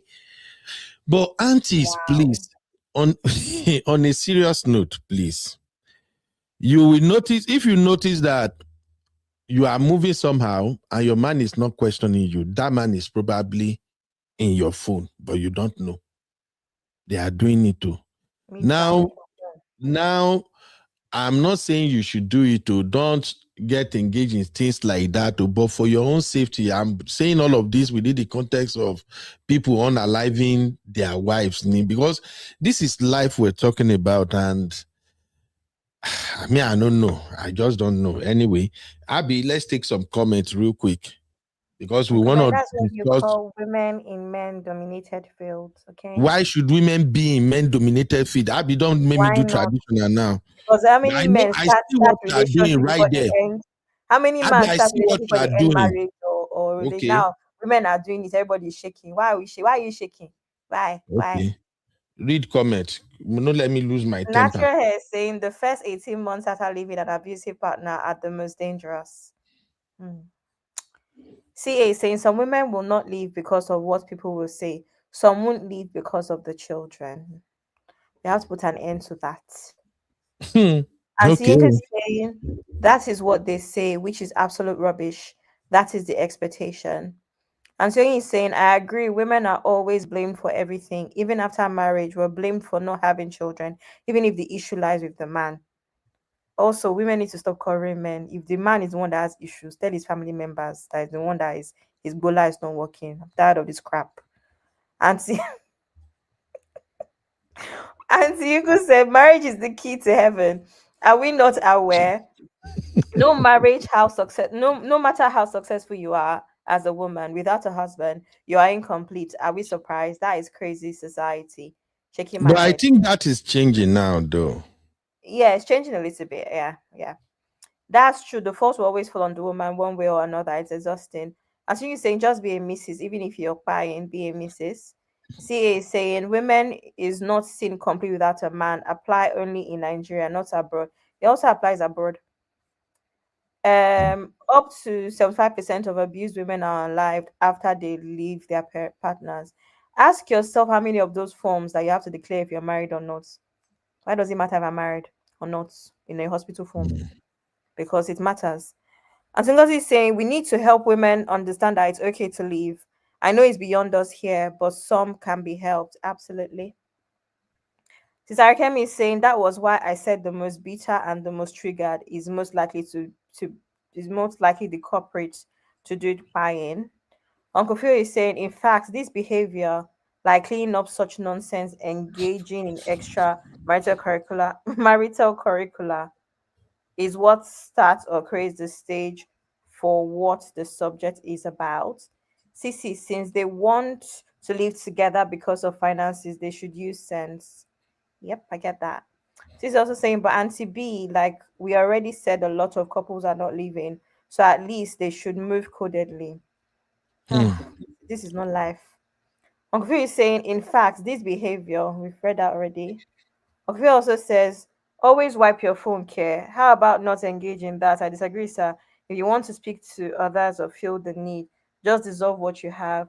Then you can go and do whatever you want. Yeah. I'm on the Okay. fence. Thank you, Abby. Thank you, everybody.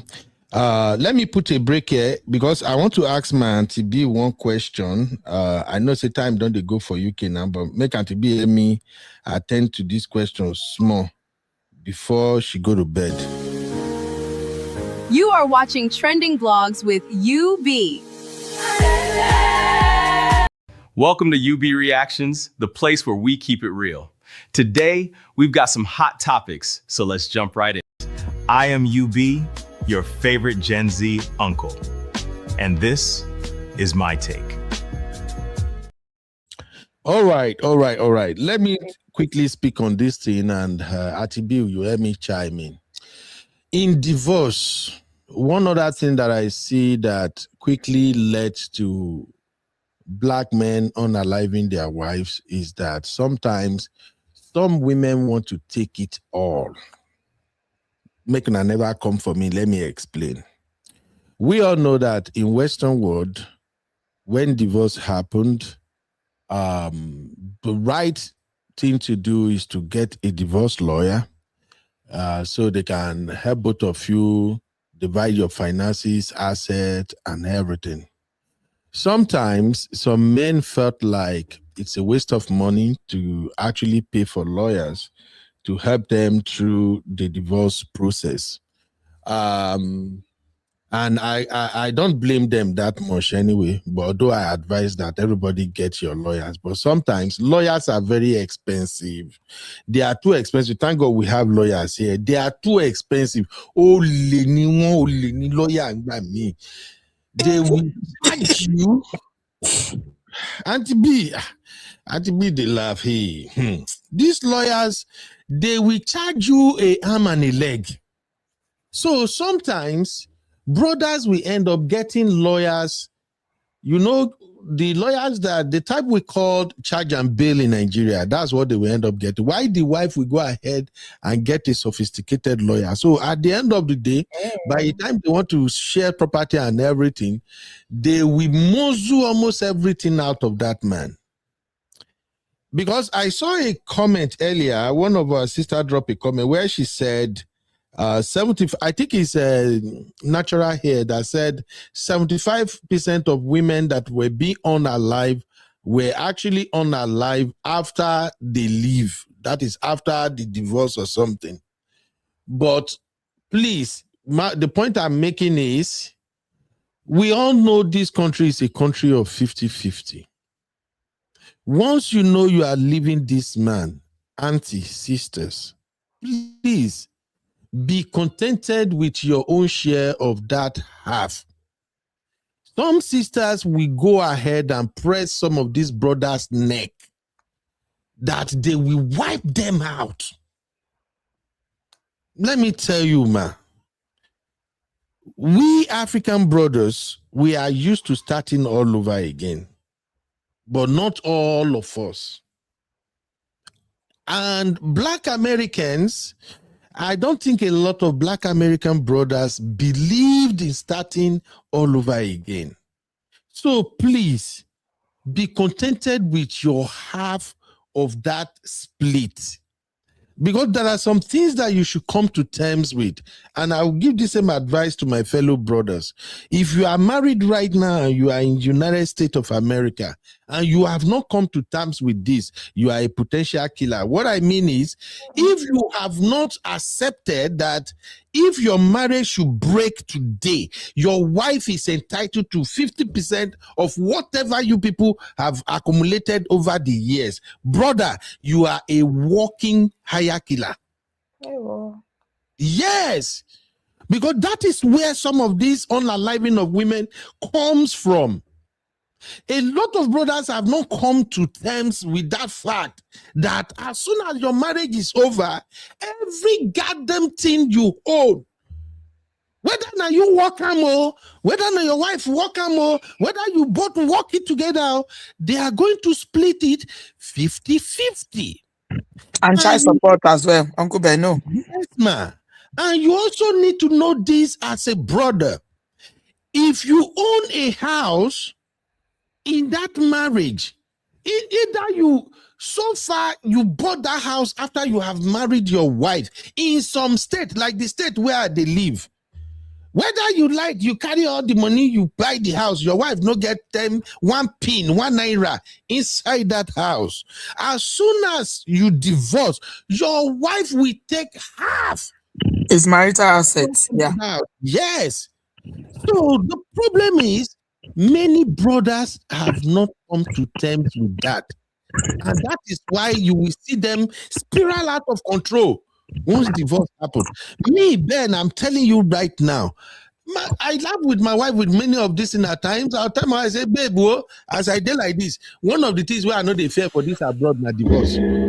I'm a share Google goddamn Titanini. Forget to.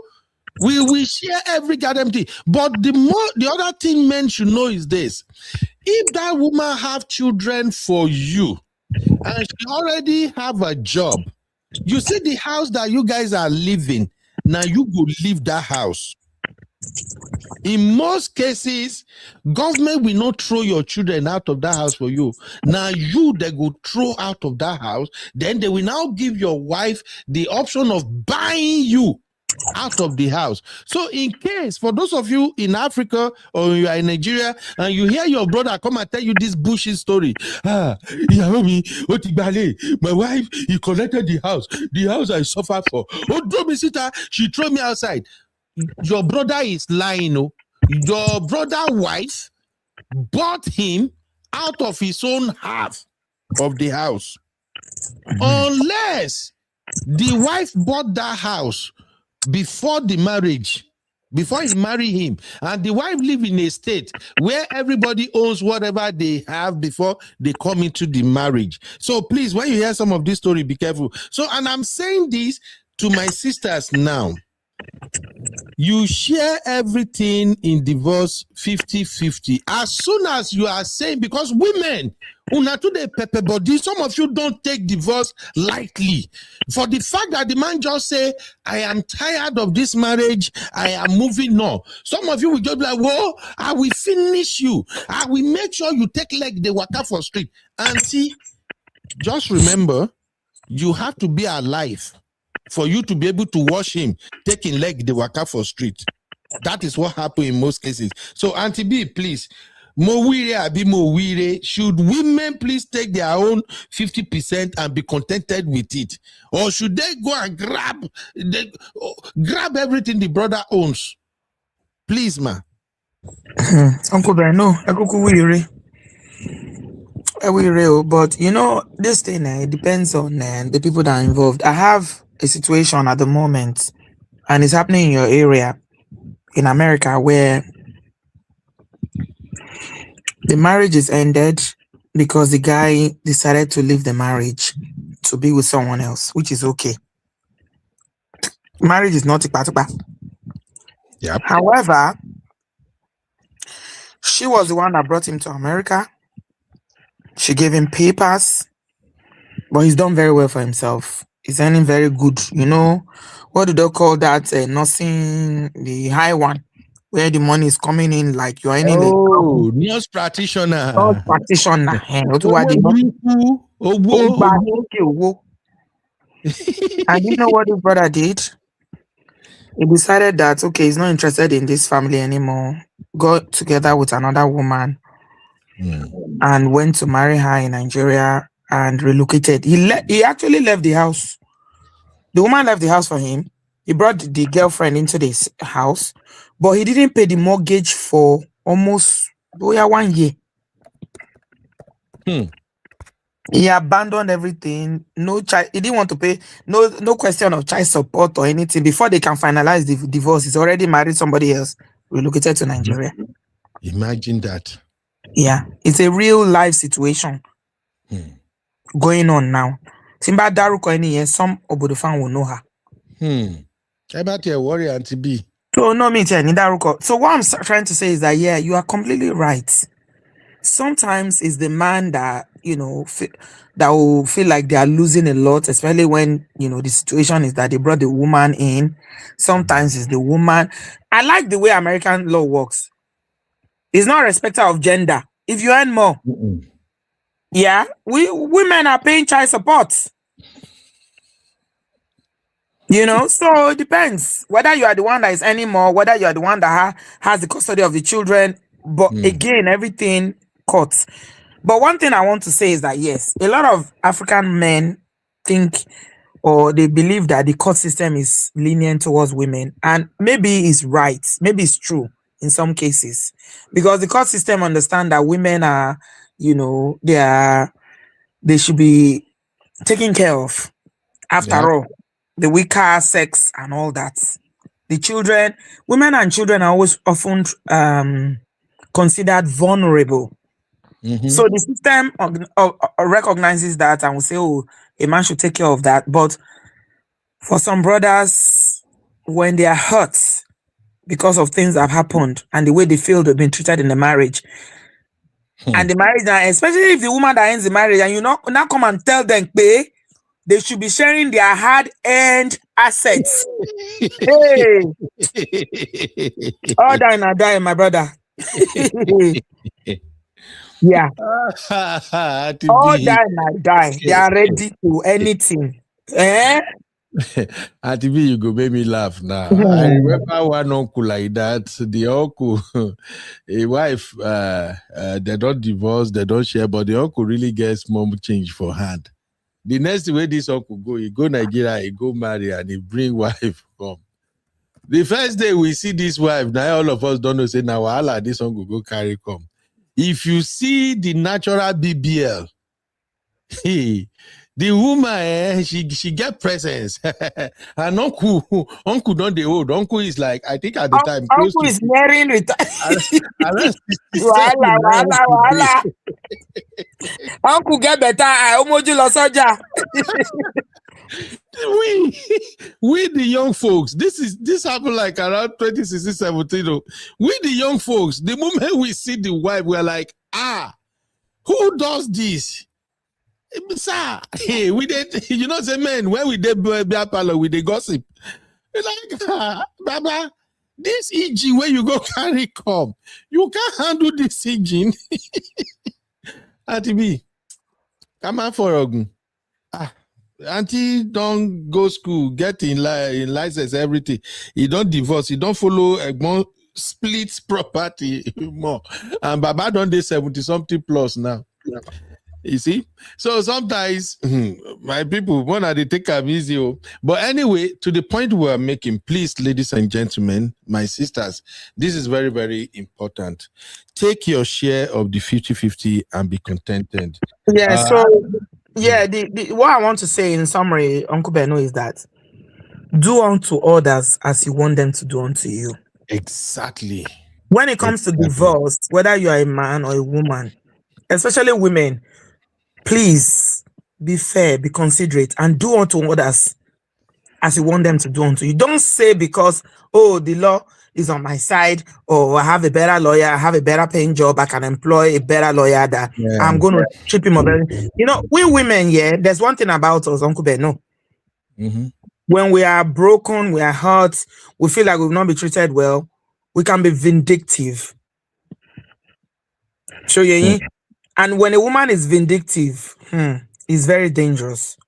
Yeah, please, but please. Also, women, please just be aware that we are begging. Please take your share of the 50-50. Think about yourself, your children. Think about, there's more to life than sharing money, sharing assets.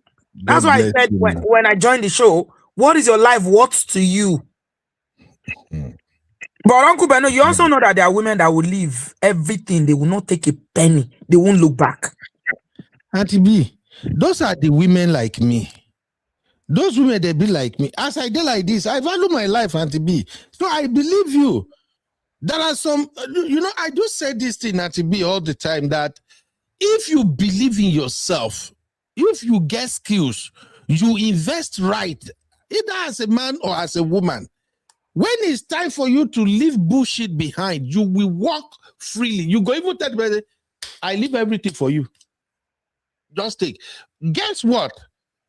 3-4 years later, the person where you leave everything for, by the time he go see you again, the person said jealousy go won't kill him. Because guess what? You would have rised again. It's simple. It's simple. So, Auntie B, you are right. There are many women that will live just for their own peace of mind. And the women that I've seen that have done that very well, these are women who are established, women who be say they no come fold hand, fold leg, they look. They are hustlers. They make money. They make their own life better. It's not like, hey, I have to wait for my husband. Hey, my husband. And again, Uncle Beno, is a relationship with money. The way we see money. Exactly. That comes to play here. Some people, some people, they will die in that altar. They will do anything. But some people, they're like, money is, what is there? What's there? Yeah. If I'm alive and I focus on myself and I have peace of mind, I can build wealth. So it depends on the mindset of the woman. And I tell women this all the time. Money is value. It's only as good as the value of what it can get for you. Exactly. So what is when you are alive that it can be, it can mean anything to you. All these women that you listed in your narration tonight. Yes, man. Did they not have the power to make wealth? Did they not have, have they not built legacies and built things for themselves. Now they are gone. What happens to that? See? So your life is more valuable than all these things. Me personally, I've always promoted this on my platform. I don't believe in fighting for anything when it comes to money. No, it's not coworte. It's not what it's. At all. Life is more valuable. In fact, Auntie B, is when I started understanding this America and start doing something, that's when I realized that sometimes you are better off living peacefully in a 2-bedroom apartment than living in a mansion in this America where we dey.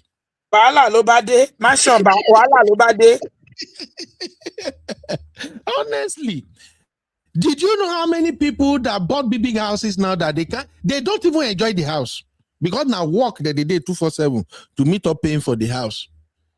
So it's about your relationship with money and how you manage yourself. As a woman, if you are in abroad and you are not having savings, you are already at risk. I'm sorry. And I'm not saying this to pull anybody back. This is what I usually promote. And thank God, Uncle Phil used to say something here all the time, and people might think that maybe Uncle was just saying it. Uncle Phil will say, I don't even know how much my wife make. I don't even check it. Many of us men, we are like that. We don't care what you're making. Me, in particular, I don't care about what you're making, but where I go get problem with you. The day where I go say, make I check, say you get service, and you no can't get service, now that day while I go day. And I'm saying this for you, my sisters, now. Always have savings. Have savings. No take all hand chop. Stop buying bucking bag. Abby, bucking now, be backing. Buckingham Palace, yeah, Bucking. Stop buying bucking bag. MSCs. Abby, what if those two one they buy again? I've never in my life heard anybody give MS plural in my life. MSs. Uncle Ben, why are you like this? Are you? Because many of your sisters are buying plural of bag now. MSs. Uncle Ben, don't stress me, please. Gucci bag. I saw one on Instagram one day. He buy this. There is this Gucci bag that they are producing now. The color be like it won't be like orange. They will come write the Gucci or something. That's why she deflated. I got my Gucci, this one. I got my Gucci. Then I see this guy one day down where they say they do digital product for UK. Now, so she said, well, I can't enter one store one day. They say, I got this color, I got that color. I was just laughing like, what is wrong with these women? Please, my sisters, make money, save, protect yourself financially first. When alarm blow, you can walk away unscattered. Honestly, nothing kick a man butt than to see that you can stand on your own. The moment you don't want to take rubbish anymore, you can say, oh boy, let me be. And that is why I also encourage brothers, please, encourage your wife to save. Encourage your wife to make money. Empower her to save and make money. If your wife is making money, she can take care of so many things. Some of you will not even end up in divorce. This spirit of controlling, this spirit of I must be in charge is what is breaking many marriages in this diaspora. Learn to allow your woman breathe. Give her breathing space. You too, you breathe.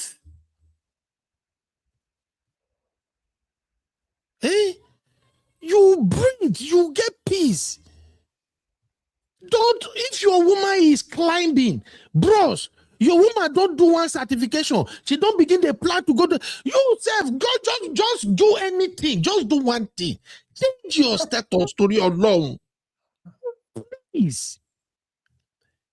I am saying this now from deep down from my heart because women are not coming down. And I'm not saying that for play. Now we they talk for this platform here. These sisters are not coming down. Eh? This week way past, I still grab one of my sisters. Say, why you are not going to another school again? TSC me. Which time you come here, you do AVN. You do it every 2 years, you don't be RA. No.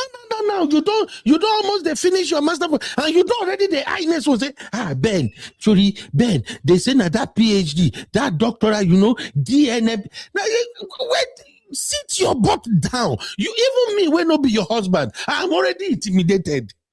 Story alone. I know when you enter this country. You don't do fear. You don't overtake everybody. Me, when not be your husband, I feel intimidated. How your own husband, where don't they drive taxis? How you say they feel? Auntie, make una self they calm down. No. Wrong message. What do you mean wrong message? Why is your husband still driving taxi? What's wrong with him? Why can't he move? Why can't she? After she, Abby, okay, make I check. Okay, thank God. Auntie B, no day here. Abby, see, Auntie B, no day. Mole, I feel do all grace for you right now, Abby. Drop grace now. I will show you all grace right now. Uncle Ben, drop grace now.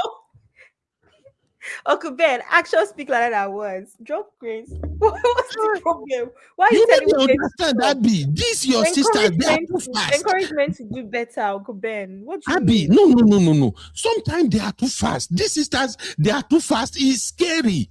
It's scary, Abby. These Nigerian African women, they are big. Now, big money. They know they. But this is what we talk about when we say that people outgrow people in marriage. There's no reason why you're just not ambitious as well as a man. Do you know what I mean? You can go from that taxi to even I know men like that to actually having a chauffeur business. Nobody's saying you must have degrees upon degrees, but at least be multifaceted enough to open several businesses. But you can't tell women to stop being go-getters, to stop being ambitious because of a lazy bum that they have in the house. Uncle Ben, don't stress me, please. Okay, Abby, I am not saying the men should not do something. I know. I've always said that me personally, if I see a man that stay in one spot for 5 years and you never even add anything to your rank, the para for that one. But you don't get what I'm saying, Abby. The way your gender they move, sometimes it can frustrate a man. Like the sister, I just give you an example now. This sister entered this place where we did. She never even reached. She don't even finally clock 8 years now. I know she said this lady don't reach 8 years. She don't read the whole book finish, Abby. Uncle Ben, but as minister, Abby, which was that your position again, or tradition and customs? Maybe you should encourage men to actually be go-getters. Encouragement. Sometimes okay, let me explain it to you, Abby. Why I say is frustrating. Okay, imagine Abby now. I carry you come this America. I did drive taxi. As you come, I'm like, okay, Abby, let me just, do this taxi so that I can watch you. Then you go to school. Then you go and get your AVN. AVN at the lowest level of nursing. Okay, you get the AVN finished. We're like, okay, let's just see what will happen now. Before you know, you begin work. Life begin good, small, because you are working. From there, you don't enroll in online classes. Before we can say Jack Robinson, PM, you don't get your RN, which is excellent. I'm still managing the taxi, and then we announce, okay, Kinimote agency, what can I do? Let me begin to consider. Before I can say Jack Robinson, you don't get your BSN. Uncle Ben, if at that point, wait, Abby, my point is this. At that point now, when that woman don't get the BSN, the woman don't take like 3 steps above the husband within a short period of time. Some men will just lose their motivation. They will just Uncle Ben, why did you stop your hand movements now? Now that I put you big on the screen. I believe me.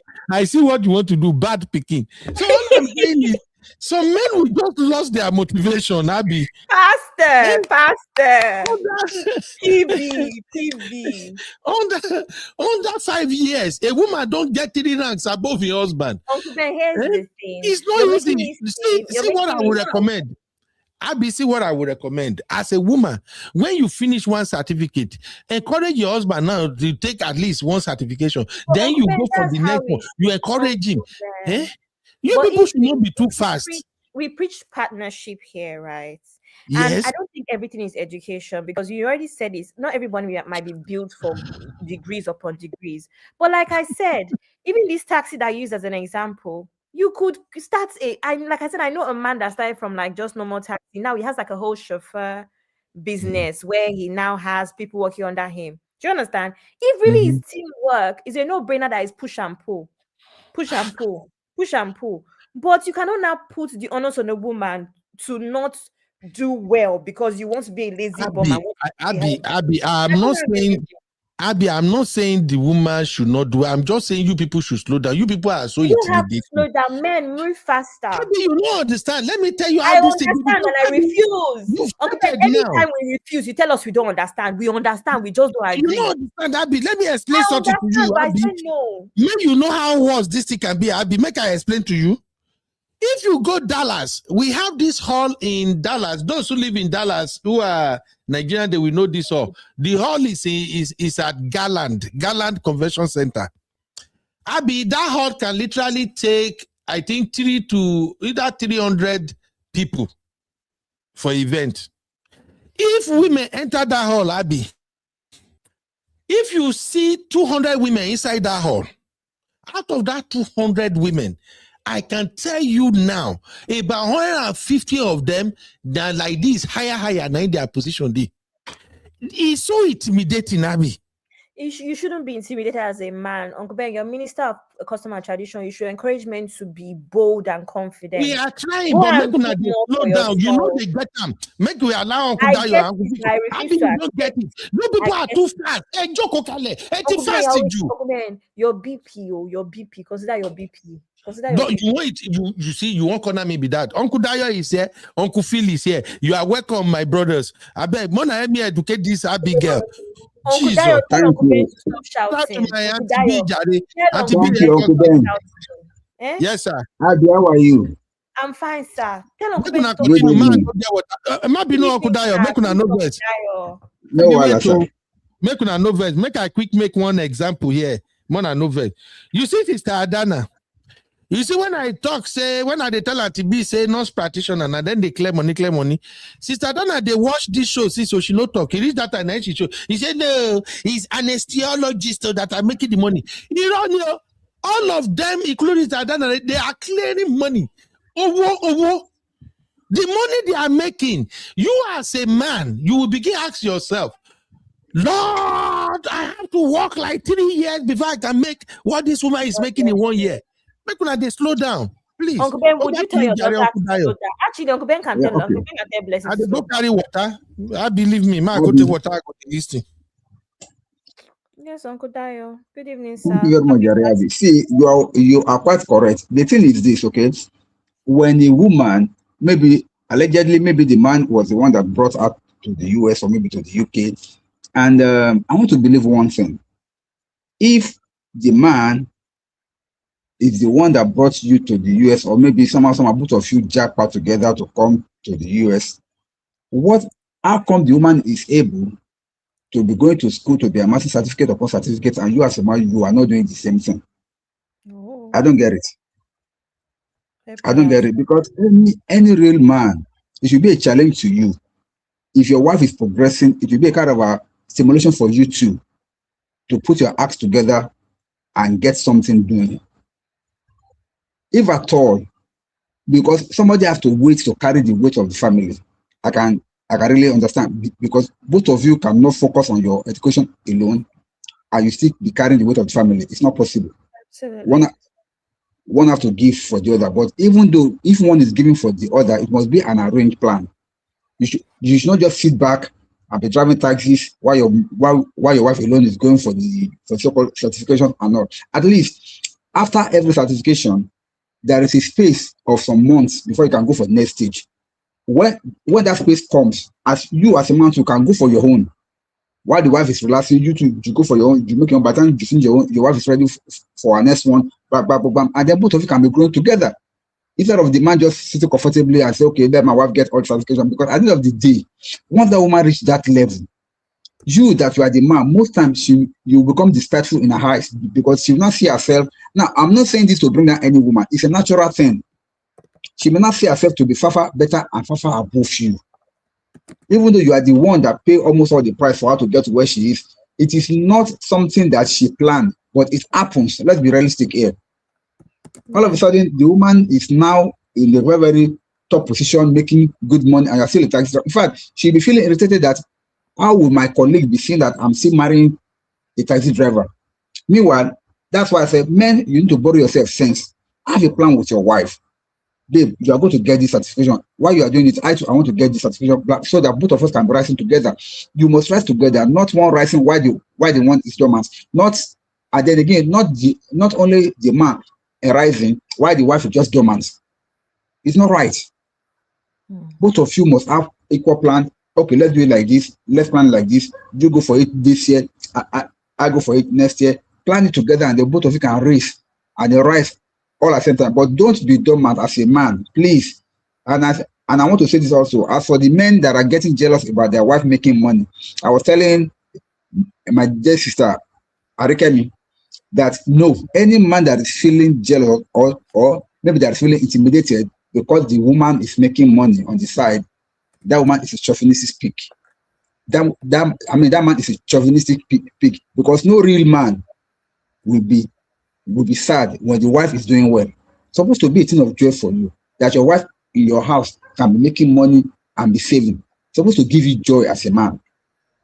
It's supposed to give you joy as a man because it is development. Your wife's development is your development. It's your joy. One of these days, that means eventually, God forbid, if anything happens, you can be guaranteed that your wife can take care of herself and the kids. In case of you buying, not when you buy now, everything goes.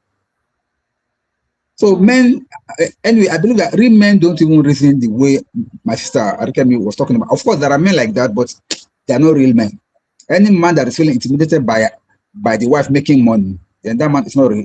He's not a real man. That's my take. Thank you. Clock 8, Uncle Dio. Clock 8. Oh. Clock that T.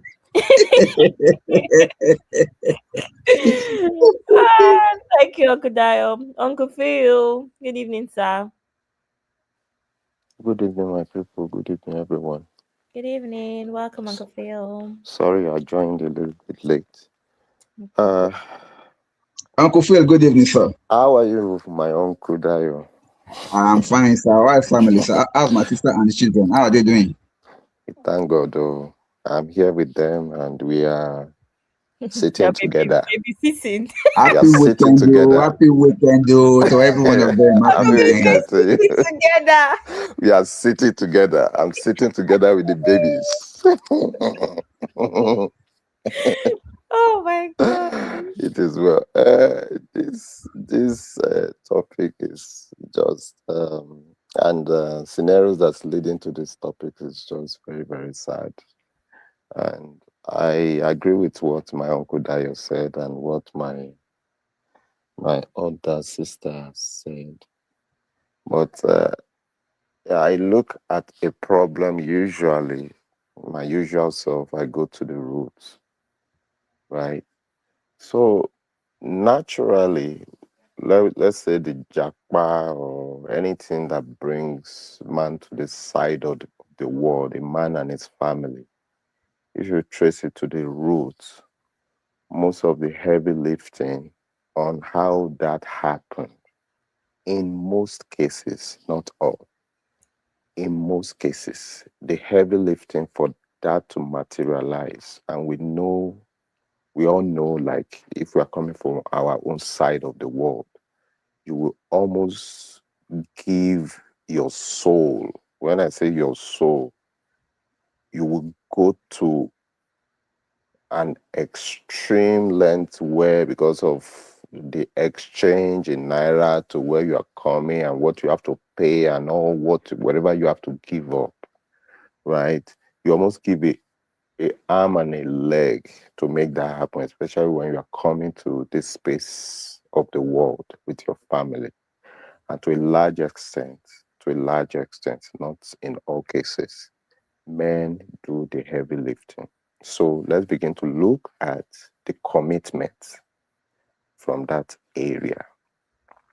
Now, even if the land day one, day two, and the woman, for one reason or the other, says, no, I'm no more doing, even before even achieving anything in this side of the world, the man has lost. Let us look at it from there. So now, let's build on that going forward.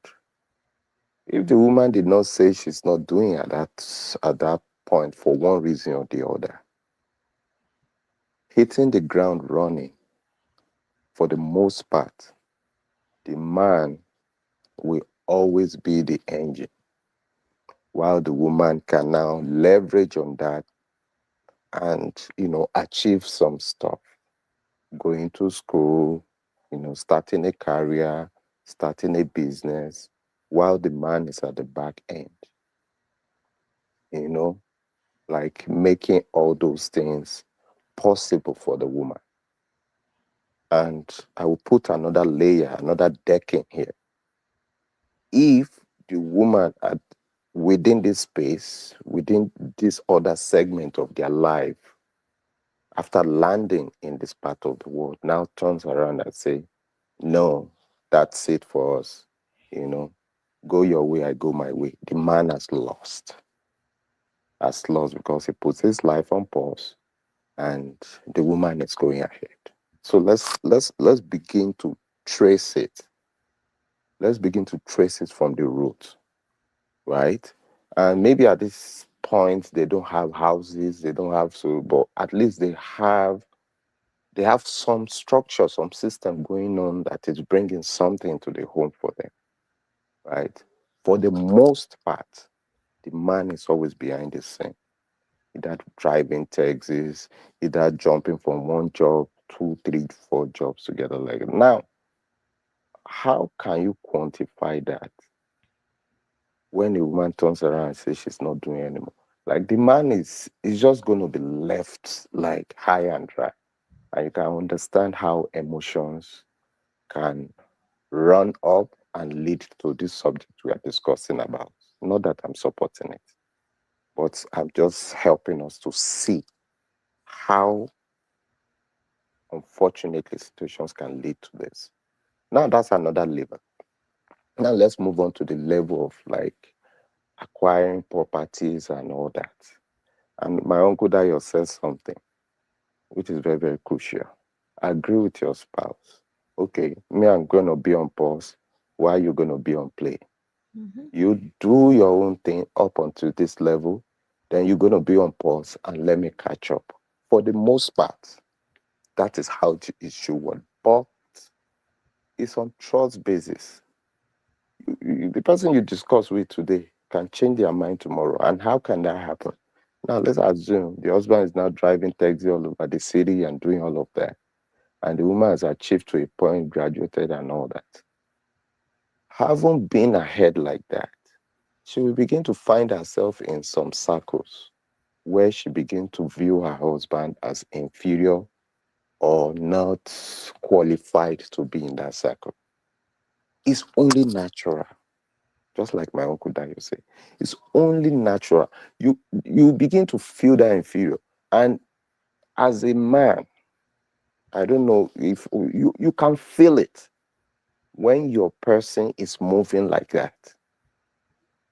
You will see it will be in a subtle way, the way they speak to you in the home, the way they cater to your suggestion, the way they just, some form. You women, you understand what I'm saying? Like you just see all these little jabs, little jabs. Èèyàn ló ń bẹ lẹ́yìn orò tóró fi ń ké. It's very, very important. Whatever that woman has achieved or is achieving, right, is equally as important as the force that is behind her making that happen. I've seen a scenario, sadly, I will say this quickly. And God helped me to jump in that situation, but it was a little bit late before I got wind of that situation. brother was a medical doctor back home in Nigeria. Medical, well, doing very well. Gynecologist. And for some reason, okay, this Jakpa, Koshi Jakpa. You can't keep job in Nigeria and Jakpa to this part of the world. He had to leave the job. He resigned the job. He was a doctor before he met this lady. Right? You know, not coming to this part of the world. And you know what it is to even want to start to practice in that profession. You don't just jump and dovetail into. They will make you write exam, and your nose will turn to your ear. You understand? Now, let us look at it from that angle. A man that has lost his career for you, and you come here and you change the tone of the music. How will that man not move mad? Why can't you just leave him JJ the way he was? Now it's from fire pan to charcoal under the fire. You see, some of these things are rooted in so many. How do I even explain it? When like backstabbings. You know, that's when you begin to say, oh, I'm going to a meeting, another. Not that you should not go to a meeting. You are not going into spaces where you are not even behaving yourself again.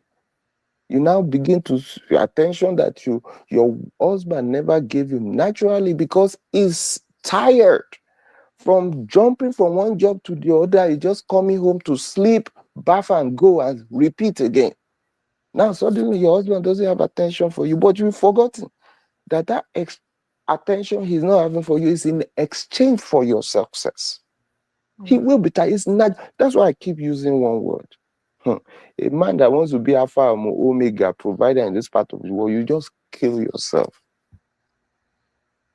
Because you turn yourself FBI, you turn yourself CIA, because you'll be using corner eye to look at your partner.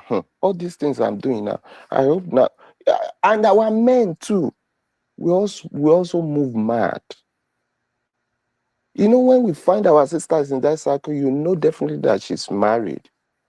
Because you are not seeing the husband around, begin to, pass some useless comment. Oh, no, how are you doing today? Have you eaten? Okay, this and that, And women don't know this. Men know how to read you to know what you are lacking in your relationship. They can size you up. You don't even have to say so much to them. It doesn't matter if you like put engagement ring with the marriage ring on your fingers and put it on your forehead as symbol. They will break that relationship if you are not very, very careful. And now you are in a cycle where your husband does not, so quote and unquote, does not belong.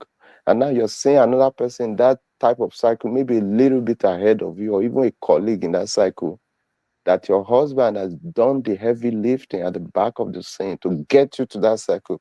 Now you are now giving opportunity to such people, other men, to have that interface. Before you know, you start exchanging texts. And like my brother said the other time, maybe now thinking of downloading the app that will be cleaning text message and up and down. Men can perceive that a mile away. Men can perceive that because your body language will change in your home and you will not know it. Now, where does it start from? If that now happens, before you know it, you start moving in a way that the man cannot even afford. And when you mention it, you say, okay, you cannot afford it. Is this, you not hear the woman say, is this what your mates are doing? Women, if you are in this part of the world, don't even use that language, for that tone for your husband. In fact, you have summarized everything he needs to know. Is that what your mates are doing? But you've forgotten that for you to be able to make even that statement, to even see your husband in that light, he has been doing some heavy lifting. And I'm saying this not in all cases, but in most cases, it's always like that. Right? So now let's go back to the bottom part. The person that you know that you cannot trust to give your life, because what you are doing is your time is your life, to give your life for. If you know that you cannot trust that person, try and do like I did. I did the heavy lifting for my family. I did all of this. But on top of that, I did not leave myself behind. It's tough, man. It's tough, sir, to combine that. It is tough. Not that I don't trust my wife, but I extended myself, because sometimes there's no smoke without fire, and it's naturally not. I will cut the ladies some slack. It's not the fault of those ladies. It's their nature. It's their nature, especially when they don't see the man as a kind of provider. And provider is not because you're only bringing money to the table. They size you up in every way. Whether you're in the other room, whether by status, whether by even this money thing and all that. On top of that, when that lady gets to that level, you now begin to hear that language. My money is my money. Your money is our money. Can you see how if you turn all this soup and this ingredient I'm putting together, and if you turn it together and it turns to soup, serve it to that man, how do you think it will taste in his mouth? That is why I was saying the other day that the system, and if they get to that level, the woman attain that level, and the husband is even trying to say, okay, this is the time, since I've been pausing all this one, this is the time I have to play my own side of the thing, right? Then the woman will turn around and say, oh no, I'm no more doing. That's why I made that statement that day, that the system will stifle the man, even if he wants to stand. It will be very difficult, because at that time, even what the heavy lifting that is compressing the man at that time, the woman will now add on top some things on top that the system will, betrothed to the woman, child support, this and that. You will not have a choice than to continue your German. You will not think of your career, because you'll be running from pillar to post. Now, everybody will not come around in a corner and say, oh no, he's a deadbeat. He's a this and that. This is very painful when I hear these stories. It's very painful. I can't even exhaust it. It's mind-blowing. It's mind-blowing. I will just submit here. Thank you so much, Uncle Phil. Uncle Ben, are you back? Okay. Uncle Dad, do you have anything to add before I read the comments? I don't think there's that many comments anyway. You can go ahead with the comment. I think there are some interesting things that were raised on the comments too. Thank you. Okay. I'm actually check. Okay. So you're saying, I know someone who was being offered, I think she's very old. It's not relevant to the current one. You cannot be in a marriage and be having extramarital affairs. Okay.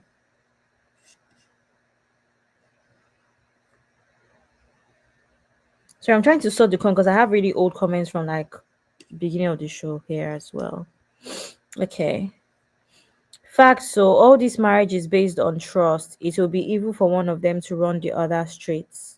This is saying, Ada, I saw you responded to the message on the WhatsApp group. How can someone be married and the husband is scheming and plotting against her? That's a deal breaker.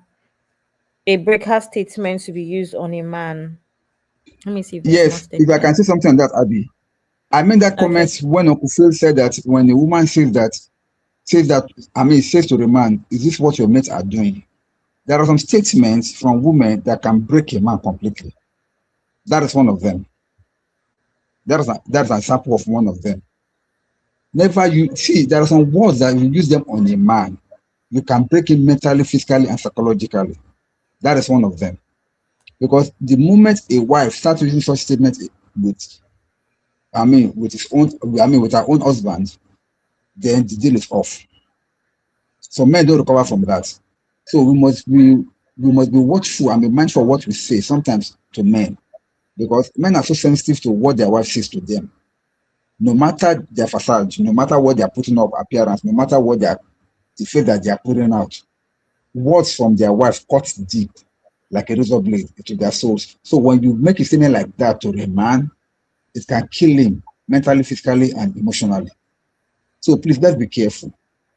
Don't say because you were trying to make a point and you want him to feel it, and you make such a statement. There are better ways of you saying that without necessarily saying what that woman have just said now, because such words hurt deeper than what you can never imagine. I just want to point that out. Thank you. Absolutely. Thank you, Uncle Dayo. I feel like a lot of times when we have these conversations on this platform, we always talk about ideal situations, right? In an ideal situation, you're married to your friend, you're married to someone that you both agree. In an ideal situation, you're married to someone who will say to you, "Oh, after this certification, it's going to be your turn. When you finish this, I can do." I mean, those are ideal situations. But I really do think that if we go back a little bit to yesterday's topic, where there was a question asked, I think the question was something along the lines of who should protect a spouse in a marriage. I don't know if the banner is still here. It's not here anymore. It's been deleted. So I think that was the question yesterday, right? And some people said the man, some people said each, like everyone should, we should protect each other. Like the man and the woman should protect each other, look out for each other. Other people said protect yourself, pretty much. So it was kind of mixed response. But here's the thing, I think that is very important for people to also start to advocate for themselves and look out for themselves as well. Because, I mean, again, in an ideal situation, your partner will look out for you. But I think it may be a bit delusional for you to just sit and expect that your partner is always going to push you. They may, ideal situations, they should, but they may not. So I think that, which is, I mean, also in line with two whole people marrying each other, and the whole idea of not bringing 50-50 but bringing 100-100 also means that you yourself, you have a rough idea of where you're headed. Now, are there things that could stop you or stifle one's growth? Absolutely. Things like childbirth, like we know, things like even grief, as we know, and just all sorts of things, illness, so many things. But ultimately, I think people need to start advocating for themselves and putting it down in this same conversation that Uncle Phil keeps talking about. This same conversation, people should be able to say, this is actually my long-term goal. Oh. You may have said it 10 years ago in your relation, in your marriage. You might need to say it again. But I don't think people should just be waiting for somebody to push anybody. Because how Uncle Ben even started this whole conversation is women should calm down. Women are always going. And there's this whole connotation of the woman too should relax and push the man. You need to be self-motivated as a human being. If your spouse pushes you, amazing. What if they don't? You're just going to sit there and not be self-motivated. I don't know. That's just my own take. I don't know if I'm being delusional, but that's why I feel I don't really understand why the onus is always going to be on the other partner.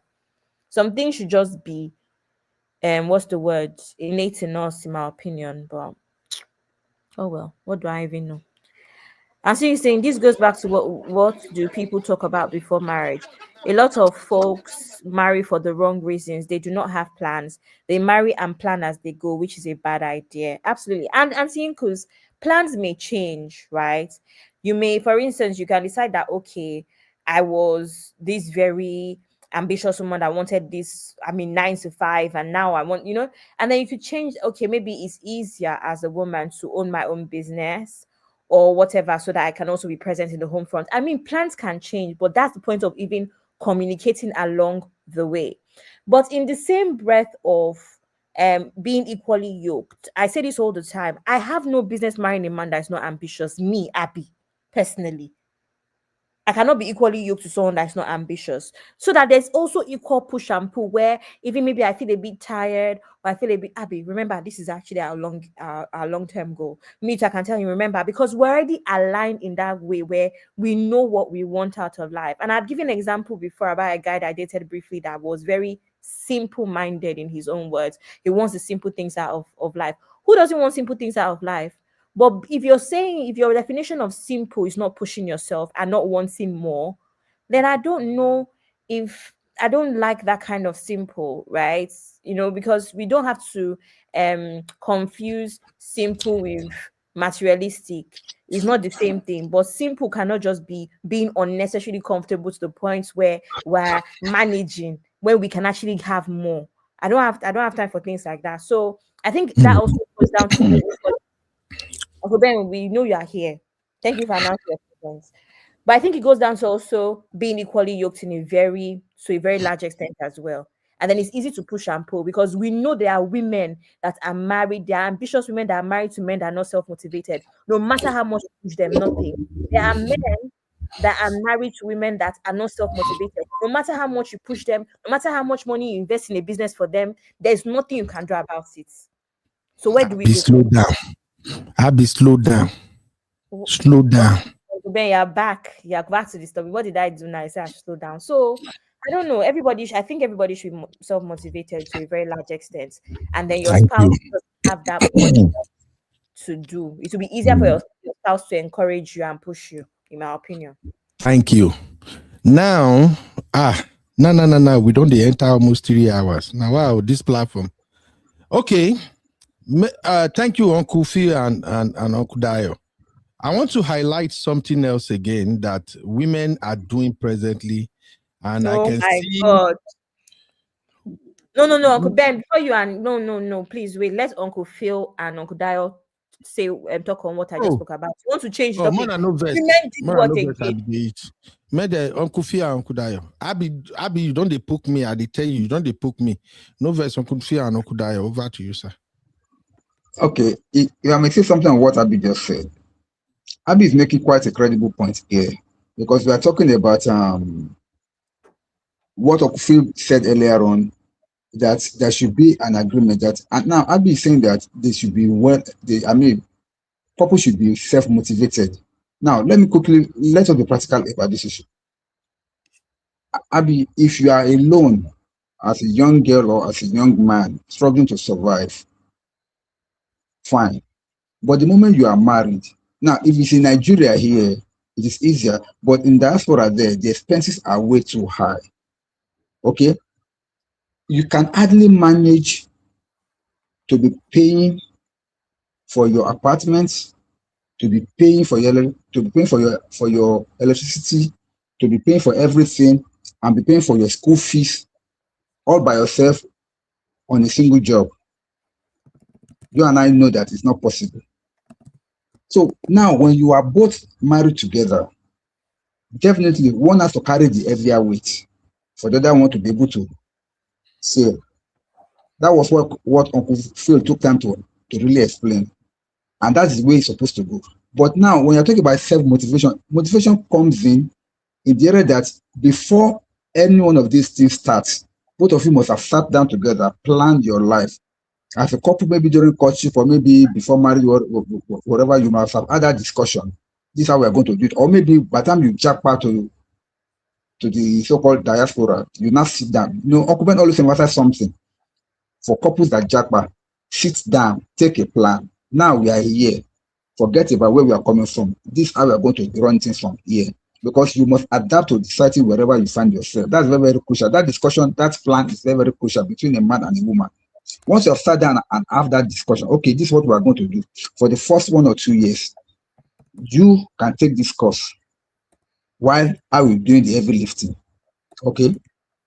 While the man is doing the heavy lifting and the woman is trying to do her own little bit and then going to school to get a certification, the man understands what he's doing. Once the woman gets that, now you will have agreed that, okay, once you get this, you will take a pause. While I too, I will go and get this. Not that the man will not be working. The man will still be working, but will not be carrying the heavy lifting like the first 1 or 2 years. So the woman will be the one that will be doing the heavy lifting for that period, for the man to be able to get something better. Once both couples agreed on how to work their plans and how to go about, and both of them sticks to it, there will be no problem. But in a scenario whereby a man just sits comfortably doing the heavy lifting while the woman continue to soar higher, amassing certificates, getting better in life, and the man just kept carrying because as the woman was going out, writing exams, doing this and that. Somebody is paying the bill, somebody is carrying the weight, somebody is carrying the load of the home. God forbid, if there are even children there, it will be joined. Somebody is doing the heavy lifting, while the woman is now achieving everything. Now, Uncle Phil now make a twist towards that. It will be painful if after everything, this woman now begin to have a change of mind. So these are the issues here. Now, when you come about self-motivation is always there. But reality dawns on both of you. Both of you cannot just take off and say, both of you want to start going to school. Start going to evening classes and all. It's not work. You are in the bills will kill you. Sorry, from what I've been hearing, I never lived there, but from what people have been saying over there as per bills and everything, it takes both to be able to make it alive there. Not like Nigeria here. A man can do 100% here in Nigeria, no doubt. But over there, it's not like that. So that's why you can motivate yourself. The wife must motivate the man, and the man must motivate the wife, so that both of you can achieve your set objective and dreams on time. Otherwise, it may not work. Thank you. Thank you, Kudayo. Kudayo, have you ever seen marriages, whether it's man or woman or whatever relationships, where no matter how much the man pushes, the woman just doesn't want to do anything? Or no matter how much the woman pushes, saying about self-motivation. You have not seen because me, I've seen. So I don't, I'm sure you have. No. It's not, I think it's not possible. See. Yes, people, that's what I'm saying. That I think that every individual needs to be self-motivated first. That is why I said earlier on, Sister Yuko said something like that. And I told Sister Yuka, push. Okay, I told Sister Yuka something when she said that she said something on the platform and I replied and I responded. That means both of you have, what were you talking about before you got married? Because if your goals are not aligning, yes, you are right. Some women, some men, let's not even gender basis now. A partner in a relationship may not want to go the way the other partner wants to go. Question is, what were you people talking about when you were in courtship? Because how are you now suddenly realizing that after marriage, my partner does not have the same vision as I have? Yeah. I believe a man or a woman should know in the next 5 or 10 years, this is where we are heading to before marriage. Both of you will sit down and have that so-called discussion and have that agreement and plan towards it and work towards it as well. So it's not when after marriage you now realize that, oh, my wife does not want to go to school. And meanwhile, you want her to become a registered nurse, and she was like, she doesn't have it enough to go to school. How would that work? All right. Yeah, thank you, Okudayo. Yeah. Uncle Fee, you want to say anything before I move on to the next one, sir? Yes, just very quickly. My sister Abby, God will help you. You will go far in life. It's a good question you asked, but to be honest, on the average, if anybody is gonna I want to use this context, it's gonna jackpot in Nigeria now. On the average, the man will be in his late 30s. The man will be in his late 30s, and if he's kind of older than the lady, she will be coming from behind, maybe in her early 30s or whatever. But as it is right now, on the average, if you look at the age of couples leaving that side of the world now, the man may likely be in his 40s or early 40s. Let me use that. And in his early 40s, before he decided to jackpot, right, he must have had a structure going on for him in Nigeria. Now, let's think about that for a sec. For a man to get to early 40s and have things going on for himself in Nigeria, just have an idea of what he might have gone through, even to that stage in Nigeria, of present Nigeria now, or maybe a little bit back, or let me push it back as to even when we were coming to this side of the world. It's almost the same thing. It's just that the stakes are higher now a little bit, right? And also vice versa. That's trying to answer my sister's question that some people, you push them and they don't want to move. It is psychological. Because, and when you now both decide, just like my uncle has said, that, okay, we're coming to this part of the world, this is what we're going to do and all that, it's very exhausting. It's very exhausting because of all the acrobatics you have to do behind the scene before you get your approval and all that. And when you land, the first thing is that fresh air will allow you to breathe one heavy and, sigh of relief, right? And it's very, very, very, very early enough, especially in my own side of the world where I am now.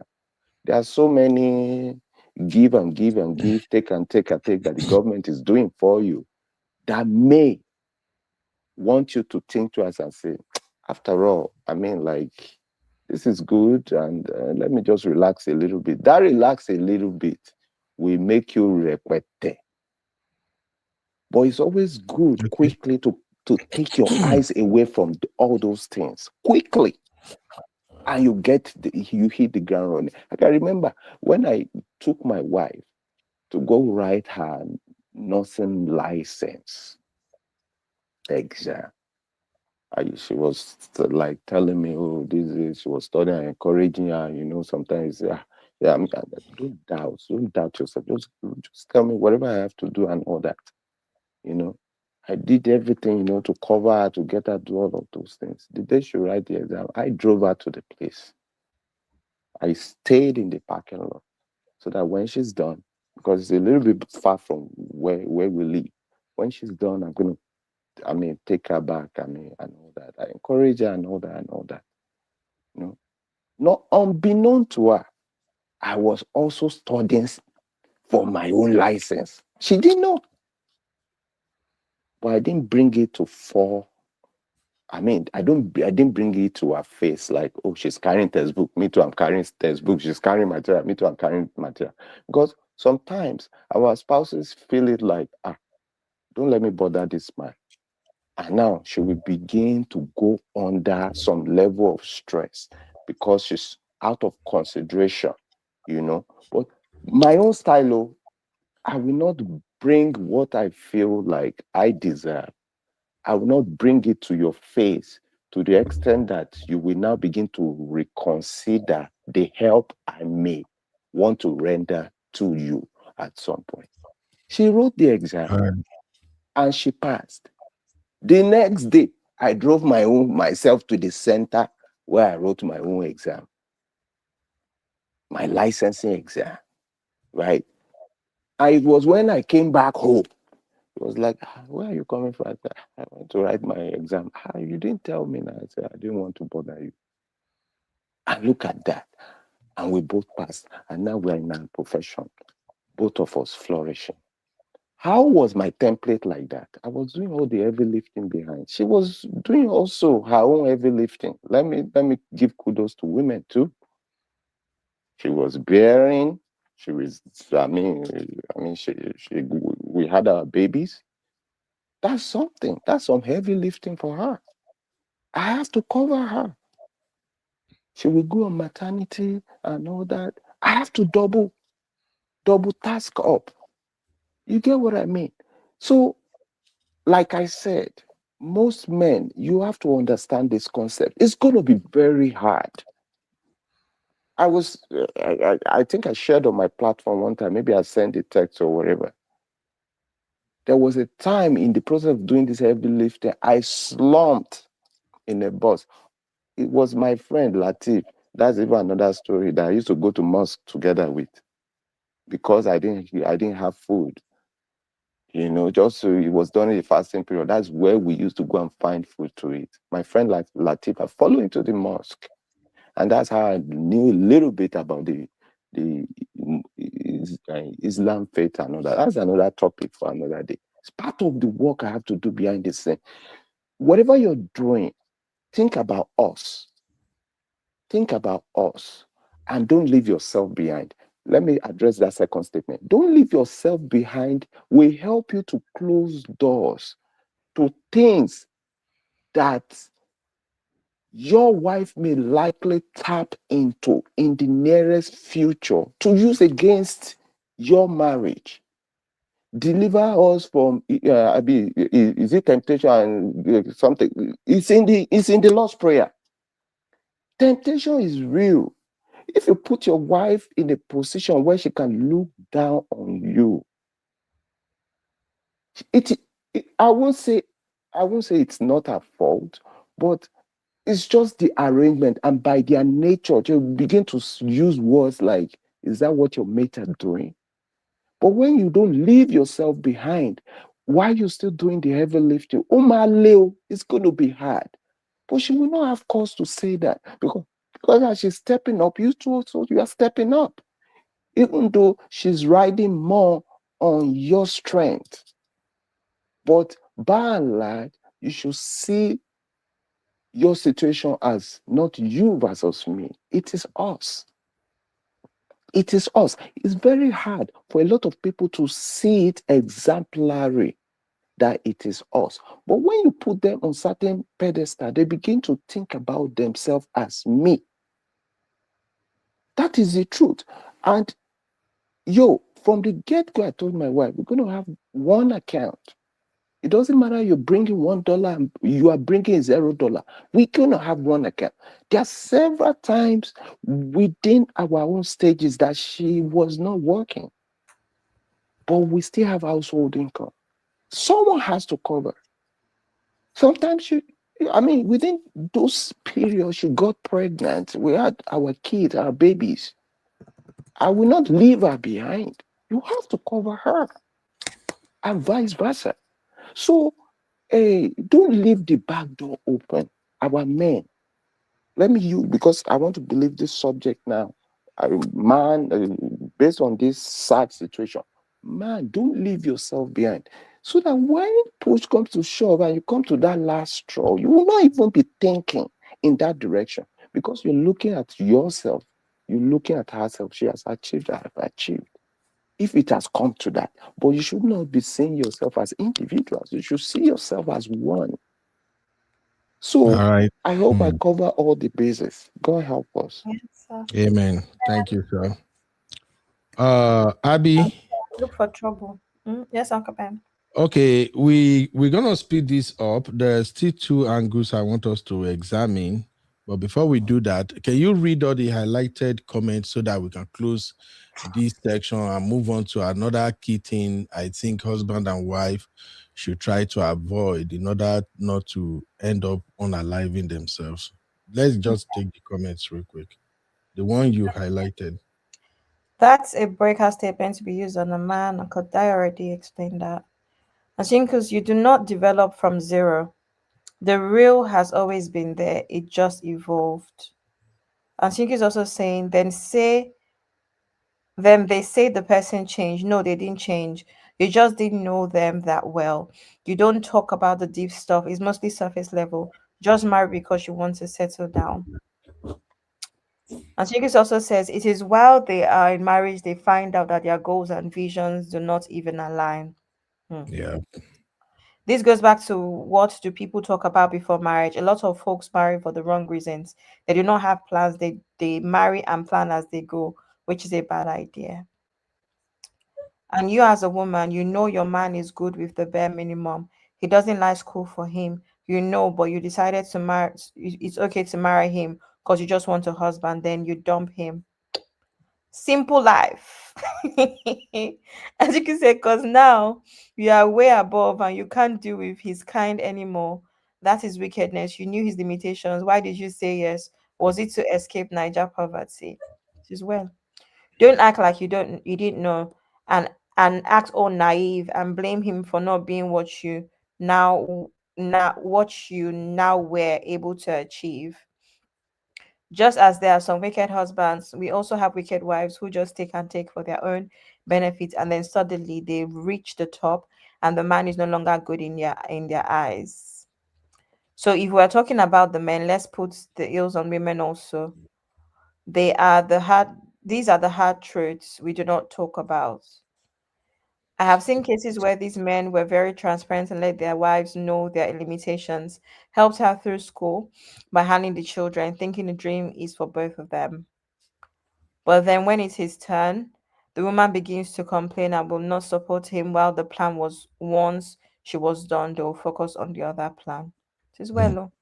Thank you very much, Sister Yinkus. Thank you so much. Thank you, everybody. If you haven't liked this show, please like this show. It's very important that people get to hear these messages. Now, I'm going to move on to cover 3 other aspects of this conversation. And hopefully we can also extract lessons from that. And I want us to end maybe within the next 1 hour also. I'm praying. Abby will not extend it in Jesus' name. You are watching Trending Blogs with UB. Welcome to UB Reactions, the place where we keep it real. Today, we've got some hot topics, so let's jump right in. I am UB, your favorite Gen Z uncle, and this is my take. All right. Thank you, everybody, for still being here. Gen Z uncle. Yeah, Gen Z uncle. Why did you not add Ashley Janae's story to this? Is there a reason why? As Gen Z uncle. Yeah, basically, the reason I don't really want to dwell on our case, I live in America, and I can tell you something for free. That boyfriend is a little bit shady, and the case is still ongoing. Unlike the other 3 women, the authority have not concluded that the husband is actually responsible for her unaliving. So that's why I don't want to dive into it, so that we will not preempt an ongoing case. I don't know, however lawyer called it. So that's just it. But okay. I'm gonna touch on one aspect of the case that really don't have to do with the unaliving, but I just think we need to talk about it. Ashley Jenny is actually the first lady on the screen right now to the left. That's her right there. Okay.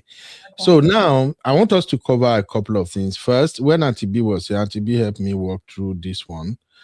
Between husband and wife, who is likely to unalive their partner. We all voted on that, and majority of our viewers said the husband. Now I want us to examine this. Who should advance first? Husband or wife? So in terms of Japa marriages, the question I want to pose is this, and I'll bring it to Uncle Dayo and Uncle Phil. If the husband is in America first, let's say the husband came first, and for the first 5 years, the man have not even found his foot, but he's doing well with the mini job or whatever tech job he's doing. Now, if the wife goes to Africa and bring his wife, the wife just came, the man is stable relatively. Now, when it's time to make that decision for career advancement, who should advance first? Should the husband continue to work while the wife go to school, upgrade herself, and once she's done, she come back, and then the husband now advance? If we reverse the case, if the reverse is the case, if the wife is already here working and the wife is already stable, now the wife brought the husband in from Africa. When it's time for advancement, should the wife continue to work to hold the home steady while the husband go to school? And then as soon as the husband is done, the wife can now advance in her career. So it's 2-way. So we have to answer that. Then 2, I also want us to discuss having children in marriage and managing your career. I'm sorry, sisters, I'm coming for you again. Sisters are the one who I think fuck up mostly in this area. I'm sorry for using curse word. Sisters are the one that drop the balls here the most. You will see sisters who desire 2 things at the same time. Yes, make I talk them. Sisters will desire 2 things at the same time. They desire to be married and have children, and they desire to advance in their career. Now, when they are married, some of them we put a hold on having children while they concentrate on their career advancement. To be candid, there is nothing wrong with that. But where problem often show faces is this. Let us assume the lady is 30 years old when she came to abroad, and now she's pursuing her career. Depending on the degree she wants to chase, we all know minimum it takes 4 years to bag a degree, right? A 30 years old chasing a degree plus 4 years, that's 34. Some of them, after they bag the degree, they will say, you know what, let me establish myself in my career first. I want baby, but let me just settle down first. You know, I just finished. Before you know it, they add another 2 years, making it 6 years. Now, husband has been waiting for 6 good years for you to advance in your career. And this is a husband that desire baby, that want to start a family. Remember, as you are growing, your husband is growing too. And let me tell you this. Real men want to have their baby early so they can have the time to raise them the way they want to raise them and all of that. By the time the lady is 36 and probably husband is now 40, conception might be an issue. And some ladies are really, really terrible. Now that the husband has been patient, you've spent 6 years, you are chasing your career, now it's time for you to settle down. That is when some lady will start bringing up some other conditions and some other requirement and stuff like that. Now the husband is in a state of confusion. Now the husband is getting more frustrated. Now, because she's now very educated, she don't learn grammar, plenty grammar. She's now diagnosing the husband. But babe, you know the way you are talking now, you are becoming misogynistic. You know when you are saying this, you are becoming controlling. You are not even considerate. Wahala go begin come. So we need to talk about having children in marriage and managing career. A lot of sisters, they are very, very terrible at managing marriage with expectation of children and managing their career. They usually sacrifices their marriage and the husband desire at the altar of their career. And one thing they wouldn't see through all that process is how selfish they have become while chasing their career. Not all women do this, but a lot of women are the one I find common who don't know how to balance these two. So let's keep it moving. And I got this reference on. You say what? Do you not think that people should advocate for themselves, though? Don't worry, we'll come to that. That's why I'm just laying the foundation so we can discuss it. Now, the reason I made reference to that is that in the case of Mayor Nancy, I'm hearing it from some grapevine that the husband, because when the husband unalive her, which is a terrible thing to do, they say he made the statement that I can't do this no more. And some people are now coming up with this excuse that the man wanted children. He has always wanted children, but she's always chasing her career. She placed her career above the husband, the man. All of these are just bullshit excuses, if you ask me. Nobody should unalive anybody because of the choices they are making. I think there is something deeper than that. But I'm just saying, to protect sisters and brothers who are still alive now, managing your marriage, especially marriage with the expectation of children, managing it in the light of combining the marriage and your career, you got to have a serious conversation with your husband. Know where that man stands, or else alarm go blow. Because if a man should be there for you, you are advancing, supporting, you are advancing. But the things that really matter to that man really don't matter to you. As a woman, you are now this, madam, I'm at the top of my career. That is where some men lost it, that they will now be thinking, oh, okay, let's see how this will end, which I think is a stupid thing to do. But let me move on to next point so that we will begin this conversation. The last point I want to make is the one that I'm going to play a video on shortly. There is this stupid, nonsensical practice or idea, or I don't even know what to call it, that is going on among women now. It's called you cheat, I cheat back. You Clock cheat, it. I cheat back. Sisters, let me tell you this. I do not condone men cheating on their wives. Like I've always said, any man cheating on his wife, that man deserves to lose everything he ever worked for. And like I've always recommended, as soon as you know you are no longer attracted to your wife, okay, you're my wife, blah, blah, blah, blah, blah, and all you want to do is to step out. Call your wife and sit her down so you people can negotiate your divorce. So you can go and sleep with as many women as possible. Cheating on your wife, it doesn't make no sense. It just makes you less of a man.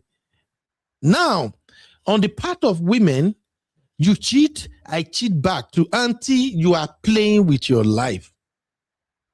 I know you will say it's harsh. Let it be harsh so that may God not let this happen to you or anyone else in Jesus' name.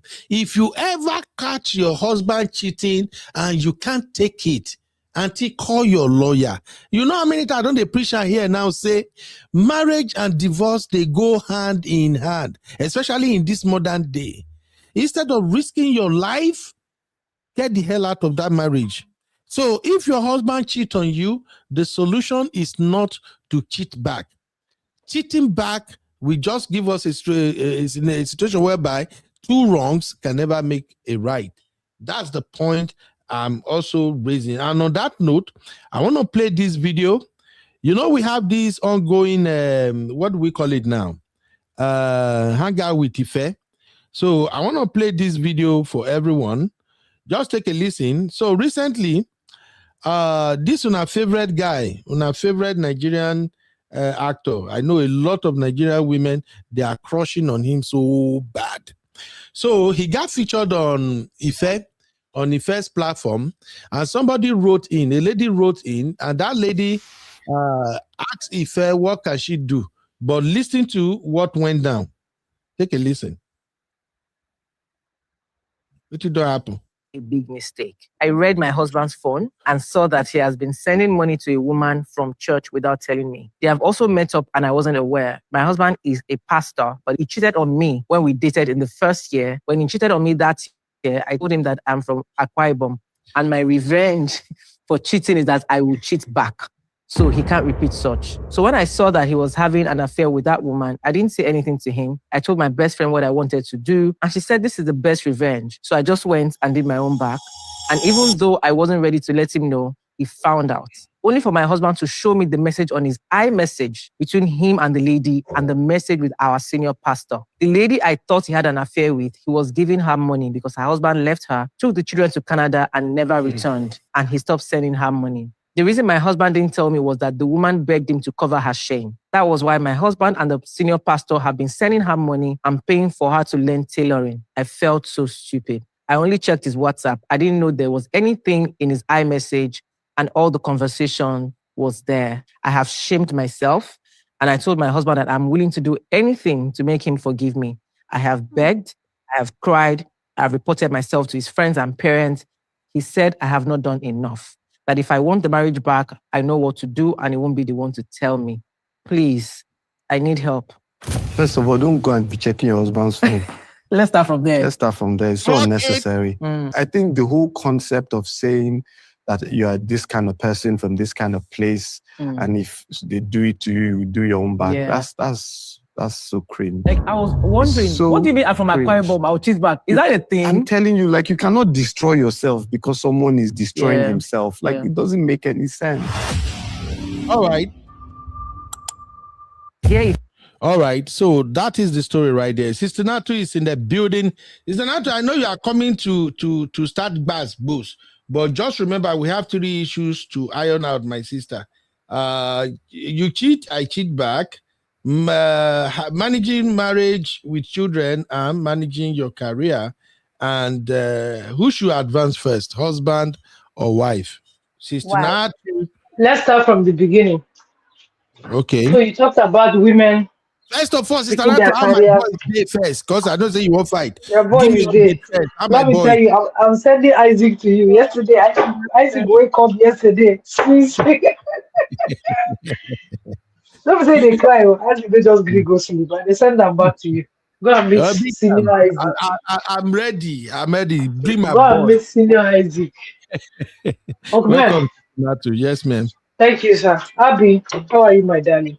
I'm fine, Uncle thank you. Dayo, greetings. Uncle Phil, special greetings, sir. Yeah, baby, you are welcome, man. Sir, God bless you, man. thank you, sir. Welcome, Thank you, sir. welcome. Thank you, sir. Uncle Ben, you see this thing that you're talking about? You just want to look for trouble this evening. You see this one that Abby just quite leaving you. Abby don't want to start up because if you start, you people will be Tom and Jerry of this show now. But you said some women will leave their, will leave childbearing, will leave childbearing to focus on career. Should I bust your bubble? Even with the women, we want to have our children early. But this is what usually happens. If we are waiting and it does not come, instead of waiting and waiting, we'll do something to keep ourselves busy. You see, when I was waiting, there are people that didn't know that I was waiting. There was one that told me to my face when I was going to Rome for masters. We had a study abroad program. What did the person told me? I was in Nigeria at that time. She said, you too like book and work. Instead, make you go meet your husband. Mona born. You dey travel for school and work. People were shocked on my dedication day when I told them that I tried IVF 4 times. People were shocked because in their mind, I was not trying, I was taking my time. That was what was in their mind. But you see, we women, what we have learned to do now, we know that once these children come, a lot of things will stop. Okay. So while we are waiting for them, let's do things. I know somebody that was doing IVF till she finished PhD, the pikin no come. Do you understand what I'm saying? So you cannot just come and sit and say, I have a friend that did a DG in Nigeria. It was when I went to Nigeria. I even thought that she has even given up on trying to give birth. This woman told me that she did IVF 5 times in 1 year. I said, eh? That was while she was being DG on the newspaper, on the news every day, while everybody was singing that she's a career woman and chasing money. She's there choking herself needle. Nobody knew. 5 times inside 1 year. So I think it's very unfair if we think that women are choosing career over families. Even we want to grow with our children. If you ever wake up and tell me that I'll have kids at 43, I don't swear for you that time. But here we are. Here we are. So sometimes we don't even understand that there are a lot of challenges that women go through. Let me tell you something. The truth is that now God they give picking. So you can do kerewa every day for 365 days, 3 times a day. Picking no stick up. There are people that suffer with PCOS that see their cycle twice a year. If they don't target where they know see belle, fine they know see. Fine they know see. I had a friend that was married for 12 years and left because of DV. What happened was that her husband was in the military. And I was asking her, she said, I'm going to tell you the truth, my friend. Inside my 12 year of marriage, during ovulation time that my husband was around, it was not more than 3 or 4 times. Because they are always in the forest. What do you say to that one? So you say, oh, because your husband no day, you say, may you go find money, you say, may you go school. No, if you don't distract yourself, you run. Do you know, if I tell people how many times, do you know how many times we to go to bed to cry and sleep ourselves to sleep? Do you know? You're on your way to work, they call and say, we are stopping your treatment because your eggs are not growing. Do you know? Do you know somebody that will be pregnant, they call and say, oh, your child, there is no heartbeat, oh, we have to flush this thing out. They will say, she's not trying. No, it's not. But because we the decided point to is managing, hold on. Yes, the reason why we are doing that, we are taking the career path when we are waiting, is because we want to give our children a comfortable life. So that even when we pick it, so for women that we even say intentionally, that we say, let me put babies on hold and finish school, because they want when their children come, they should have a comfortable life. They don't want to juggle children at school. They don't want to juggle children and maybe one you work. You want to juggle children and work that when you go maternity leave, you get paid. It's not the one that is saying if you go, when you come back, you don't have a job, you apply again. No. So sometimes, like, we're being constructive here. We don't want to see the world is going mad. The world is really going mad. And if you want to have children, you have to plan. Children are a project. It's not that thing that we feel like, oh, we're building family, we're building like. There's much more to that. There's much more to that. I'm telling you. When they say, oh, carrying pregnancy is the work, oh no, no be. Inside this 4 months, I don't see it. I know what in my eye I don't see. I've done decisions that I've made. I'm telling you, only 4 months. I never ever reached anywhere. I never went there. I did tell you. So I'm telling you, I just feel like it's just unfair. When you say that, well, I just feel people they pick the career path to keep themselves busy and to have themselves prepared. And honestly speaking, who doesn't want to get better? Do you understand what I'm saying? Once children come, a lot of things stop. Okay. Oh, I thought it was Isaac. I thought I was like, sorry.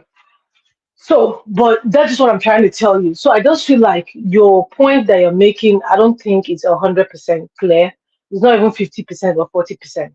We're not picking career over children. Sometimes we're left with no choice than to get ourselves ready. Sometimes we have no choice. So you don't. If you want plants for a farm, for corn, for March, you don't Wait, sure say you get something. Wait. You sure say you don't get something where if you plant from December or from September to March, we go grow during dry season. So that when corn time reach when they plant or something done does something done they ground. If you plant here, you know that one. You know that one. So that's how it so is. Sister Natu, We're not picking. are you saying you don't know women who No, deliberately put no. off having I babies said just because they can no, no, chase no, no, their no, no, no. career?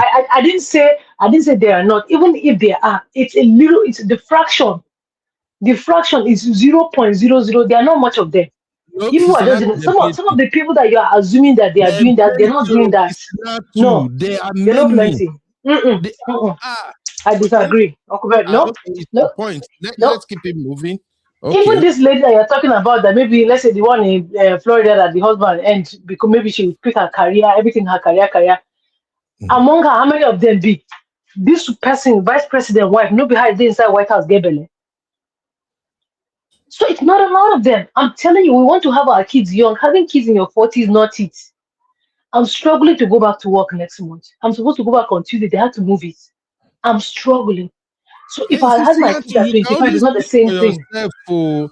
There I'm are just many telling you. ladies that are doing this. And my point is, there is nothing wrong if they are doing it, but are you sure your They're not being man is selfish, Uncle Ben. 100% in support of that If decision the man, to keep on let having me tell you babies? something. Let me tell you something. If the man is not in support, let him go and look for somebody that will be ready to have kids, that will pump these kids right after. Some of these men are also greedy. They are looking for career women at the same time. They're looking for women that they want to clip their wings. So now by the time you're like, oh no, my wife is a doctor. When you get there, she's like, babe, can you give me like 3 years? Let me do this. Oh, you're selfish. You don't want to build my build us for us to build a family.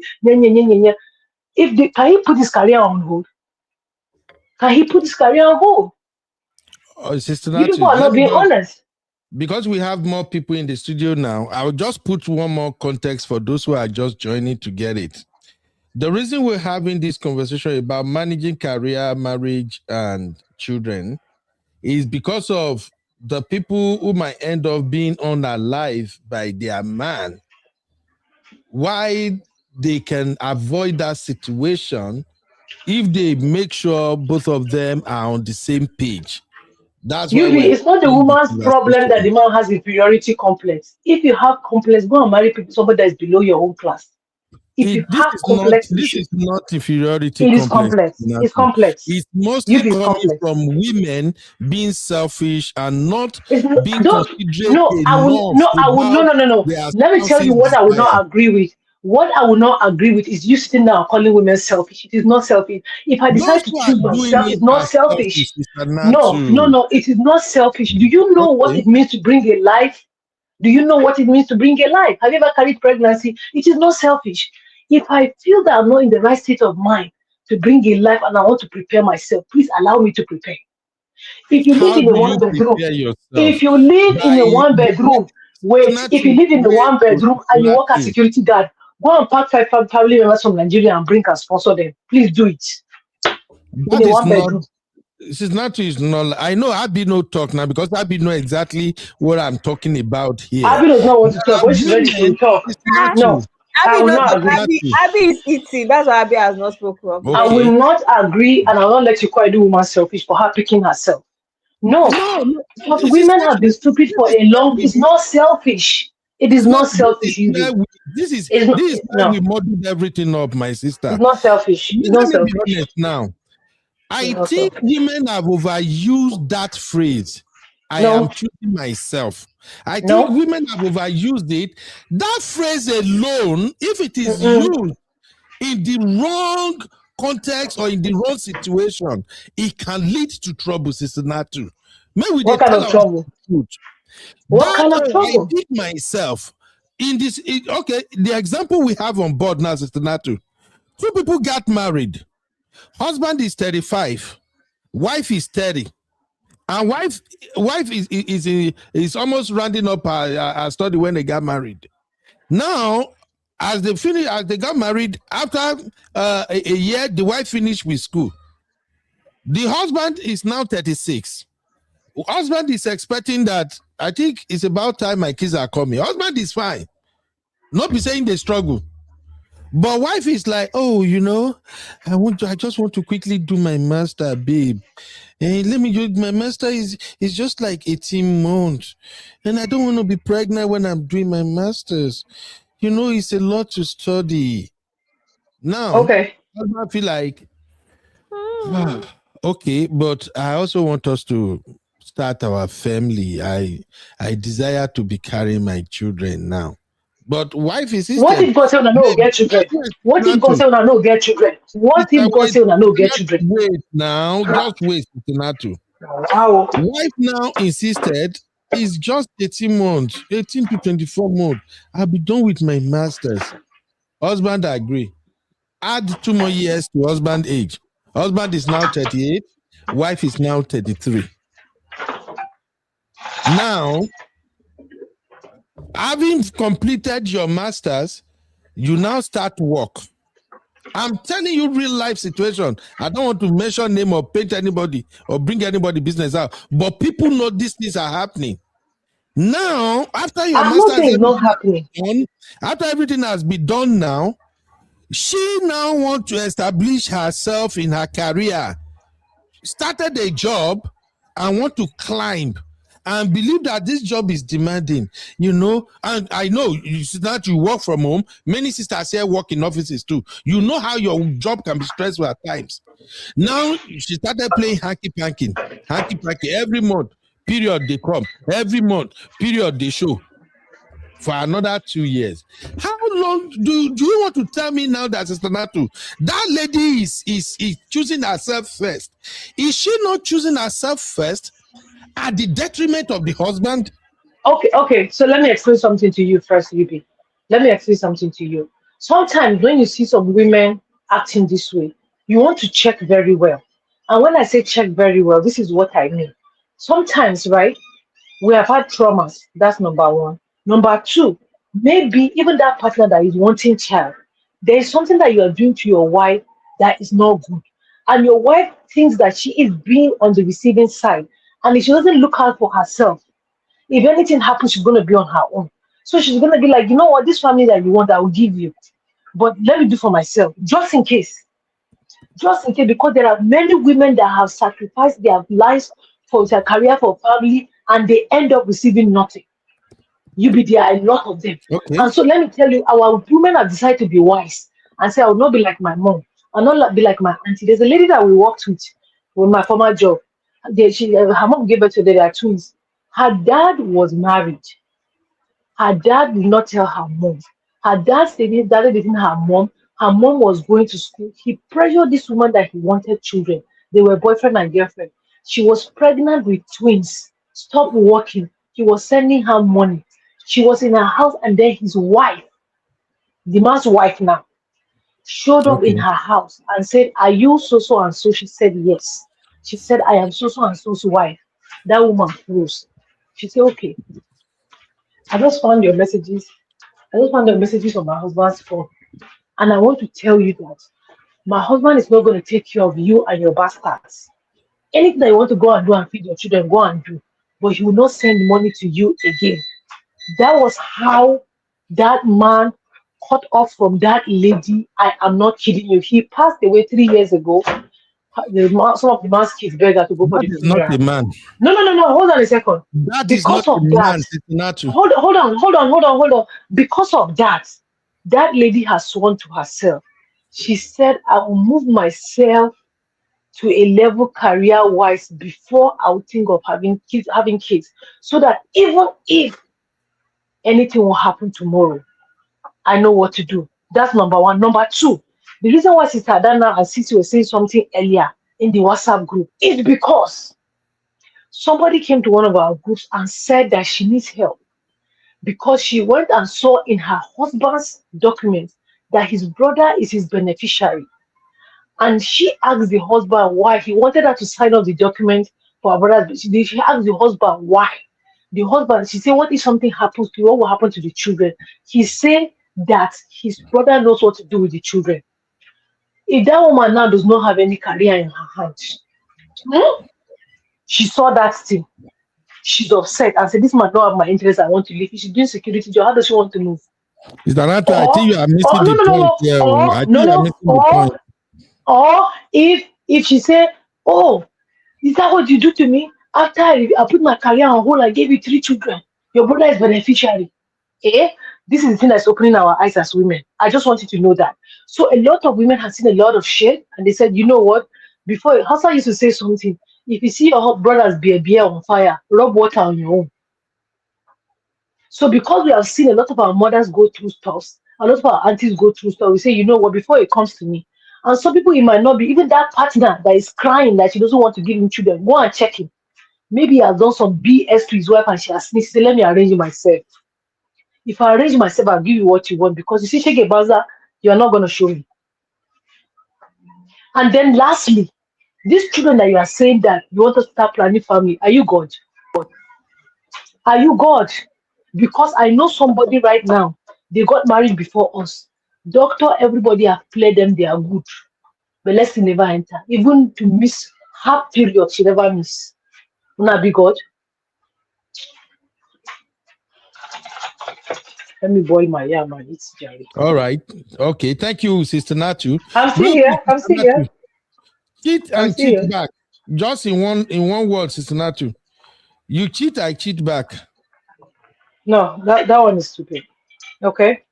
I don't know why some people. I had a friend in college in this America that done that. She's a white lady. Her own the cheat herself. She'll go and cheat with the boyfriend's friend. Lobaton. That's her own. Yeah. But that's a stupid. And I tell you, the reason why I say it's a stupid idea is because you're not even doing it for the man. It's for your own integrity. Do you understand what I'm saying? It is not about the man right now. If the man wants to cheat, the way we are saying that, oh, if he cheats, it's not you, sis, it's him, he has issues. It's the same way if he cheats, you are not revenging to him, you are messing yourself up. Honestly speaking. Like this sister that just messed herself up now. You don't even know. They said, don't check your husband's phone, Sha. Okay. But now that she messed herself up, she went to check and say, I want to revenge. Who collects now? Between she and who collects now? Do you see what I'm saying? So that's the problem. Yeah, thank you. Okay, real sharp. Honey babe in the building. Honey babe, let's cut through this quick. I don't know how long you've been listening anyway, but I guess you heard the last 3. All right, what are your thoughts generally? What's the first question you want to ask me? Career. I think children. I'm very much of marriage. I can't really speak. I can't really speak in terms of the whole, you're based in Nigeria. I don't understand that. So I'm going to talk from the point of view that you're both on equal status. I think I keep coming back to what Sister Yinka always says. What were you doing when you were courting and when were doing boyfriend and girlfriend? And I think that's the problem I have, because everything you're saying, and I do understand what you're trying to say with Sister Natu, but everything you're saying comes down to having conversations about, like, for instance, what is your plan? Oh, I plan to do my master's. The husband and the wife, you have those conversations. The husband doesn't like the idea of, okay, you're given age, he's 36, and she decides that she wants to do a second degree and master's. He, at that time when he's courting her, can either be on the same page or he can say, this is not for me, and decide to end the relationship. That is what courting and boyfriend and girlfriend status is about. You get to know each other, you talk about your dreams, you talk about your plans, and if it doesn't align, you keep it moving. So you should never be in a position in marriage where you're arguing over children and when to have children, I want to do my master's, because that conversation should have been said before you said I do. So that goes to show that most of us don't have a clue what you should be doing when you're courting and when you're boyfriend and girlfriend. All right, honey babe, real quick question. During courtship, who's supposed to ask the question about when the children should come, especially if the woman knew deep down inside her heart that she's gonna go all the way up in her career before she starts having children? Who should put that question on the table? I don't know, but if you're saying, I mean, you're giving context in terms of what you said, if the woman deep down. After my divorce, I remember I was dating a guy for about 6 months. We had conversations, and one of the conversations he said to me, do I want to have any more children? I made it abundantly clear I'm not interested. He tried to persuade me. I said, I'm very sorry. I'm going for alert in terms of custody with my child. It doesn't make any sense why I'm having other children. I'm happy with my 2 children. And I made a decision that for me, I don't want to waste your time, because he was 50 and he had no children. I don't want to waste your time, and I kept it stepping. That's what I did in real life. So for me, I'm just telling you what I would do. If I was in the scenario you mentioned and I didn't want to have kids for another 5 years, I would let the person that is courting me, my boyfriend, know. And he can make a decision. Honey, babe, there's no way I'm waiting for 6-7 years. I want my children now. And I will respect him enough to decide to end the relationship. That is what courtship is about. Okay, honey, babe, for that answer, let me clap for you first. Then I will explain why I'm clapping. Okay, the reason I clap is this. You said if you are courting a man and you know you're not going to have children again, you are going to let the man know that, hey. But he asked me the question first. I mean, in the real life example I gave up.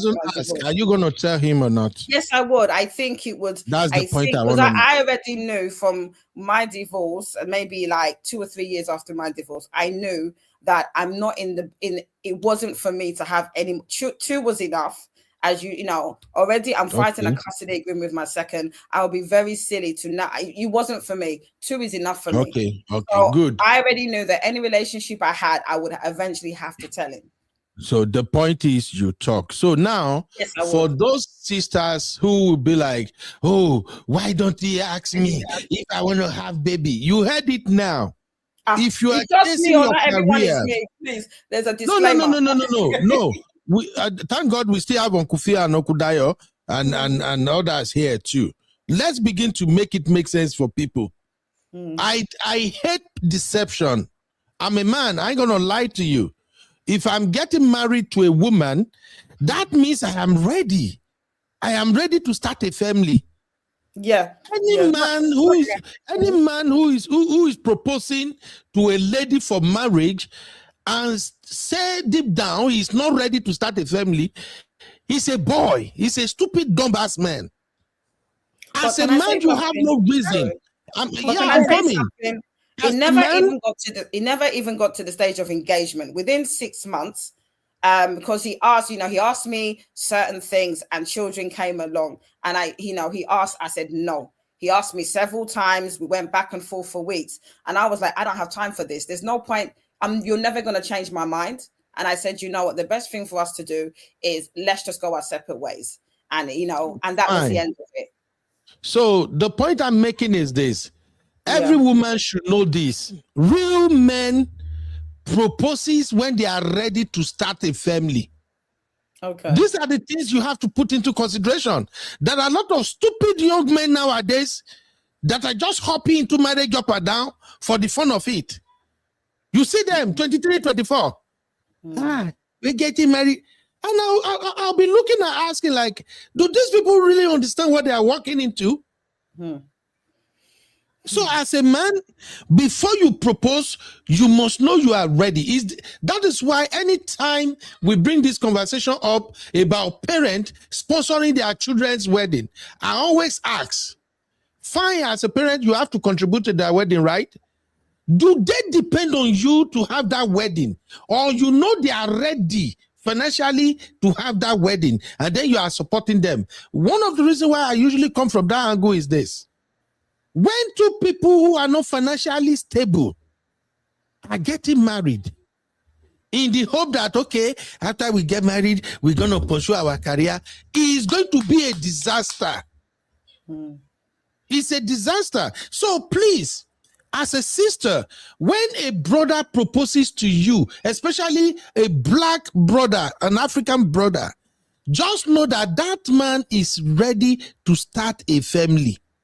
If he doesn't ask you this question during courtship, when are you ready to have babies? You let him know. If you know you are not ready, if you know by your own plan, you still want to wait 5 years before you start having your baby, quickly tell him now, hey, John, I love you. You're the best man ever. But by my plan, I don't think I'm ready to have kids until like 2031. Tell him now.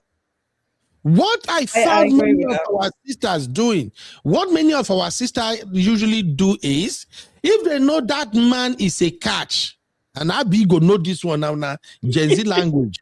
If they know that man is a catch, they know that they're also chasing their career, but they will say they don't want to lose him.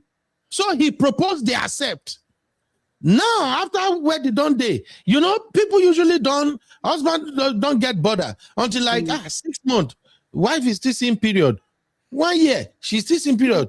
The ones that are really trouble will now say, babe, maybe we need to start going for checkup. I think you should have taken by now or something. And that is when some of them know it fully well. Because there are some of them that they will get married, finish, they will start taking contraceptives. They'll be taking all kinds of medication so that they won't get pregnant. Now, sorry, Uncle Ben, can I say something? The brother in the marriage, yes? Yeah, I remember this. Because obviously the guy knew me, because basically I got a tutor for my son and he saw me dropping my son at my friend's house, so he liked me. I completely forgot to tell you that literally, I swear, no joke, guys, 5 months after I broke up with him, he was married. Because he was.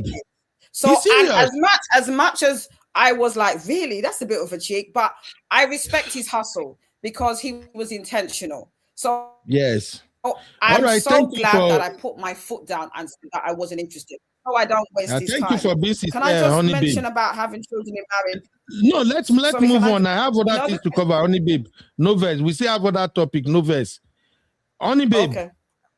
Who should advance first, husband or wife? So husband and wife, they are married, they migrated to maybe UK or US or anything. And now we all know how it is in Western world. You have to go back to school or you do some certification classes or something. Now, if husband is living in the UK, since you are in the UK, husband is already living in the UK, he got a job that is stable relatively, and now he brought his wife in, and they want to make a decision on who should advance first. Who would you recommend should advance first? In case husband is already in the UK, the wife is coming in newly. Within the first 2 years, who should move forward in their career? I think my mentor is Sister Yinka. You have that conversation.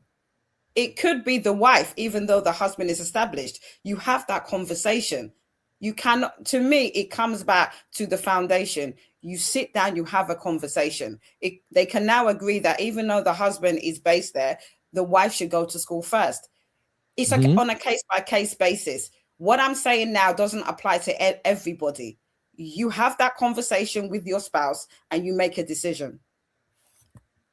All right, good. And lastly, you cheat, I cheat back. Come on, talk to your gender. You know my stance on this. I just did hashtag to know, don't go there. You know, I'm very much about, I don't believe in, I just think is that have emotional intelligence. Your man cheats on you. If you're that enraged for you to decide to cheat, why don't you use that same energy and leave him? Clock it. Period. Back, right? That's it for me. Now, you and Sister Natu, before we go to Sister Yinka real quick, the video that I just played, you and Sister Natu will respond to this. What would you advise this woman now? She saw a message on her husband's phone. She thought her husband is cheating, so she went out and, oh my God, she went to have a good time. A really good time. And she's from Akwa Ibom. Akwa Ibom people, this Abi. Now, she went to have a good time, now came back, then she saw iMessages that shows that the husband literally had nothing to do with the woman, that the husband was just helping. Now, the husband already caught her cheating now. She's begging the husband that it was a mistake. What would be your advice to her? For me, I can't advise her because I would never have her in my circle of friends, because I have friends that have emotional intelligence. And I say this because I don't understand how someone like that is so quick to react without, you're in a marriage. So I assume that you're emotionally ready to be in a marriage. So when you're in a marriage, I would have assumed that you wouldn't just see something and just react based on emotions. So for me, I don't think I have any advice for her at all, because why would you just on seeing messages? You would do your investigation if you want to. You would ask questions, you would assess, you would investigate before you now decide to take action. What is wrong with you just taking a breath? Not everything is a gut reaction, a knee-jerk reaction. So you've now spoiled your marriage. I don't have any advice for her. If the man decides to take her back, that is fantastic. If he doesn't, that's his choice. But I don't know I can't advise someone like that. I'm sorry, because what do you want me to advise her? The husband must not take her back. Kick her out. Kick her out. Thank you, honey babe. No. Thank you, honey babe. Sister Natu. Sister Natu, you did not address this video earlier. But I say my boys, they don't. No, I did now, Uncle Ben. I told you, I said that's stupid. Yeah. So what should the man do in this case? Anything that he wants to do. Anything that he wants to do. If he has to take her back. The man to take her out. Why would you say anything he wants to do? No, sisters, I disagree. The man needs to forgive. And go to war room. He needs to forgive and go to war room and go and pray for his marriage. I know where you're going, Abby. He needs to go to war room and pray for his marriage. Remember that there's temptation out there. The devil is trying to come into the guy has to forgive. I'm looking for Abby Mike. I define Abby Mike at the come. Make I mute her mic. What will society say? How about the children? Girl. Abby is not a woman being. Abby, what will happen to the children? That's true.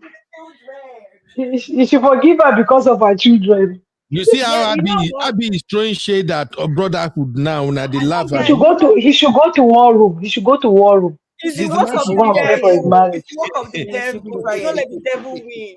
He should do 21 days. He should do 21 days prayer and fasting. Yes. Why are these sisters like this to your Lord? Anyway, come and pray for us. Sister Yenkus, please come and help me rescue this. Good evening, everybody. Hi. Hi, sisters. Hi, Uncle Dayo. Have you noticed that I continue all the time? Hey, welcome, my sister. Good evening. You are welcome, ma. God bless you. Good evening, sir. Uncle Thank Ben, you, sir. Play Sister Circle break segments here. Play Sister Circle. You don't start. Yeah, girl. Anyway, Sister Natu, this both. I know say the topic where we cover today plenty, but I just think it's important for us to cover all of this. This unaliving is just way too much. So no, it's getting out of hand.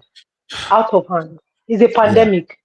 It's crazy. It's beginning to become so scary now, especially for us that we have daughters and all of that. The thing just get as it be right now. So, Sister Natu, before you even address all of this unaliving, first off, what's your stand on this one, Sister Yinka? Sorry. What's your stand on this one, Sister Yinka Noves? Sister Yinkus. Yes, sir. On which one, sir? I'm putting them on the screen anyway. Between husband and wife, who is likely to unalive their partner? Well, I mean, we already know the statistic right now, and it's actually higher that the men unalive their wife, their partner. Okay. But it does not mean that, women don't do it too, but the numbers are high on the men's side. Okay. So if we're going to go by that, is it not better that we equip women with the courage, the knowledge, and the tools that they need to watch out for when their husband are moving closer and closer to that edge where they can snap. Is it not better we do that? Absolutely. So this has been happening for years. It didn't just start happening now. And honestly, when all of this started happening the past few weeks, me personally, I try not to focus on that because I know there are good marriages out there, but it is now very important that we continue to make women more aware that these things are still happening. So as much as I didn't even want to, talk about stuff like this, even on my platform, I found out that it was very, very important too. So last night, I actually took my time and made a video. I'm going to be putting that out during the week, which will have like the things to look out for. If you're married right now, you're with somebody right now as a woman, the things that you need to start looking out for with the spouse that you have. Because most of these women probably didn't know that the man had a tendency of going that far. And some knew that the man, could get angry, but they just never thought that he would unalive them, which is happening a lot. A lot of these women didn't know. Even some women actually left the marriage. It's not like they sat there. They left the marriage. The divorce was done. And the husband the ex still going to look for her at work and taking her out right there at work. Sister Yinka, you remind me of that nurse. So is that not the nurse situation you're talking about? Correct, sir. Yes, sir. Oh, that was devastating, man. Yeah. And this has been happening as far back as Shade Room. I don't know if anybody knows about the Shade Room. Shade Room's parents were Nigerians, Igbos. And the Shade Room, the parents had 5 girls. And it was right in front of them that their dad took out their mom right there and dragged her body down the street. I can't remember what year this happened, but it's been a while. So this is something that is been happening. It continues to happen. It's not a matter of race. It's not a matter of jurisdiction. It's happening in Nigeria. It's happening right here in US. It's happening with people that somebody knows from somewhere. So I felt like it's gotten to a point where no matter if you have some kind of voice somewhere, as much as you really don't want to even talk about these things because you want to focus on the good, the bad is still happening. And when it comes to the matter of some people losing their life, then we need to start equipping women to know the things to look out for. When it gets to that time, you only have one life. It's not going to come back if it gets taken. So you need to look out for yourself first. So the video will be coming out during the week, next week. I pretty much did that yesterday. So yes, we need to start equipping women with that. Mm-hmm. Thank you very much for that, Sister Yinka. We have to look into that. For me, I just want women to protect themselves. I want them to, when it comes to safety as a woman, I want you to put yourself first. Because me, as a man, I'm telling you right now, no matter how much I love you, no matter how much I say, no, you are the blue sugar in my tea, you are the cockroach in my cupboard. Once I see, say, matter that they get as be multi-salo, my life first. Yes, I go come begin to follow you drag from far away. So I want sisters to start thinking like that. Although Auntie B was here earlier and Auntie B was 100% correct. It's so difficult for women to make this move. We get it. But the way these brothers are moving, like they carry their head, go coven. Go just say something, blind their wife, say their eyes, say, when you see your wife, just, I beg, Auntie, be safe first, okay? You got to be safe first. All right, Sister Yinkus, we also have who should advance first, husband or wife, when it comes to this jackpot marriage, whereby wife come to join husband or husband come to join wife. When it comes to career advancement, who should advance first? So this one is on a case-by-case basis. These are the things that couples should talk about. In some cases, it may be the husband that will have the opportunity to maybe go first because it will be easier that way. In another case, it could be the wife. It may be easier for her to start first. It's something that the both of them have to sit down and talk about it. Just because she's starting first does not mean anything if they're both working together hand in hand. So it's not like, oh, the man has to be first. No, it's a matter of who can start first. Who is in the position to start first? If it's easier for the man to stay back while the woman starts, fine. If it's for her to stay back while he does, fine. But it's not like oh, yes, man, woman. No, it just depends on the situation. Okay, if you ask me, when it comes to this decision, I will tell my brotherhood, you go first. Go first. I mean, I agree with you, sir. Yeah. The reason why I agree is that for me, I look at a marriage the way it's supposed to be, right? It's a union of both of them. I agree with you. If it's you're saying that as a man because you're feeling like that's the position that you should be in, because you want to be able to be the one to handle things when it comes to finances, right? Yep. But in some instances, if you are working together with your woman and the both of you are on the same page and you guys don't have issues and you're truthful with one another and you are seeing the weaknesses and the strengths of each one, you should be able to decide who it's easier for to go first. It doesn't matter if it's me or my husband. If we're working together hand in hand, Yeah. sometimes, I mean, what are we two for? If we cannot rely on each other to say, okay, you make the burden a little bit lighter, let me go first. I know I'm looking out for you, even though I'm doing this, it is for us. But a lot of times people make this decision based on selfishness. They're only thinking about themselves. They're not thinking about their partner. That's why it becomes an issue when someone is progressing more than the other person. They're not looking at themselves as one. They're looking at themselves as individual people. Exactly. Okay. Sister Yinkus. Yes, sir. Children, marriage, and career advancement for women. That is one where me and Sister Natu will never agree. And I don't think we go agree to tomorrow. Sister Natu is as stubborn, just as she will not agree with me, but I don't know where you stand. I'm of the position. Abby, just leave me alone right now. I'm in the mood. I'm on a roll, Abby. Chill, girl, chill. So, Sister Natu, oh shit, Sister Natu, I know you. Yeah. So, women are usually terrible at managing marriage, children, and career. That's my position. Not all women, but some are so selfish, super selfish, that after they say I do, now they have stability. The husband is giving all the support they needed. The next thing, they want to become DG. They want to go to all the top of the career. Now, I don't have an issue if you already have your kids and you are chasing your career and your husband is a nice man. It's all good. But in a situation whereby no children yet and you are married, you are already 30 plus, your husband is approaching 40 or if not even 40, and you are now saying you don't want to have children maybe for the next 4 to 5 years because of your career. Sister Natu, Sister Yinka, what are your thoughts around this very big issue here? Okay, so it becomes a big issue when people aren't talking, when goals are not aligning, when people are selfish, when people are not thinking about the other partner. I don't know what people talk about. I really don't. I say this because even at 18, meeting my husband, I knew I was not going to be getting married anytime soon because we were still going to school and all of that. But you know, there were things that we talked about, even as young as we were talking about the number of children we want to have. We're talking about, okay, I mean, we're not God, you know, we could have planned it and it may not have happened, but at least we had an idea of when we wanted to start having children and how many children we wanted to have. Now, when we were ready to get married and we got married and we started having kids, let's say, for example, that I decided, okay, you know what, I'm not ready to start having kids now. I still want to, you know, get my PhD or make this partner or do something. I just broke the plan.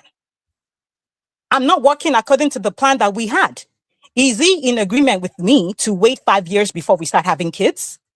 If he's not in agreement, then you guys, if you need to see a counselor, a therapist, until you start whatever you need to start, you need to be on the same page if that relationship means something to you.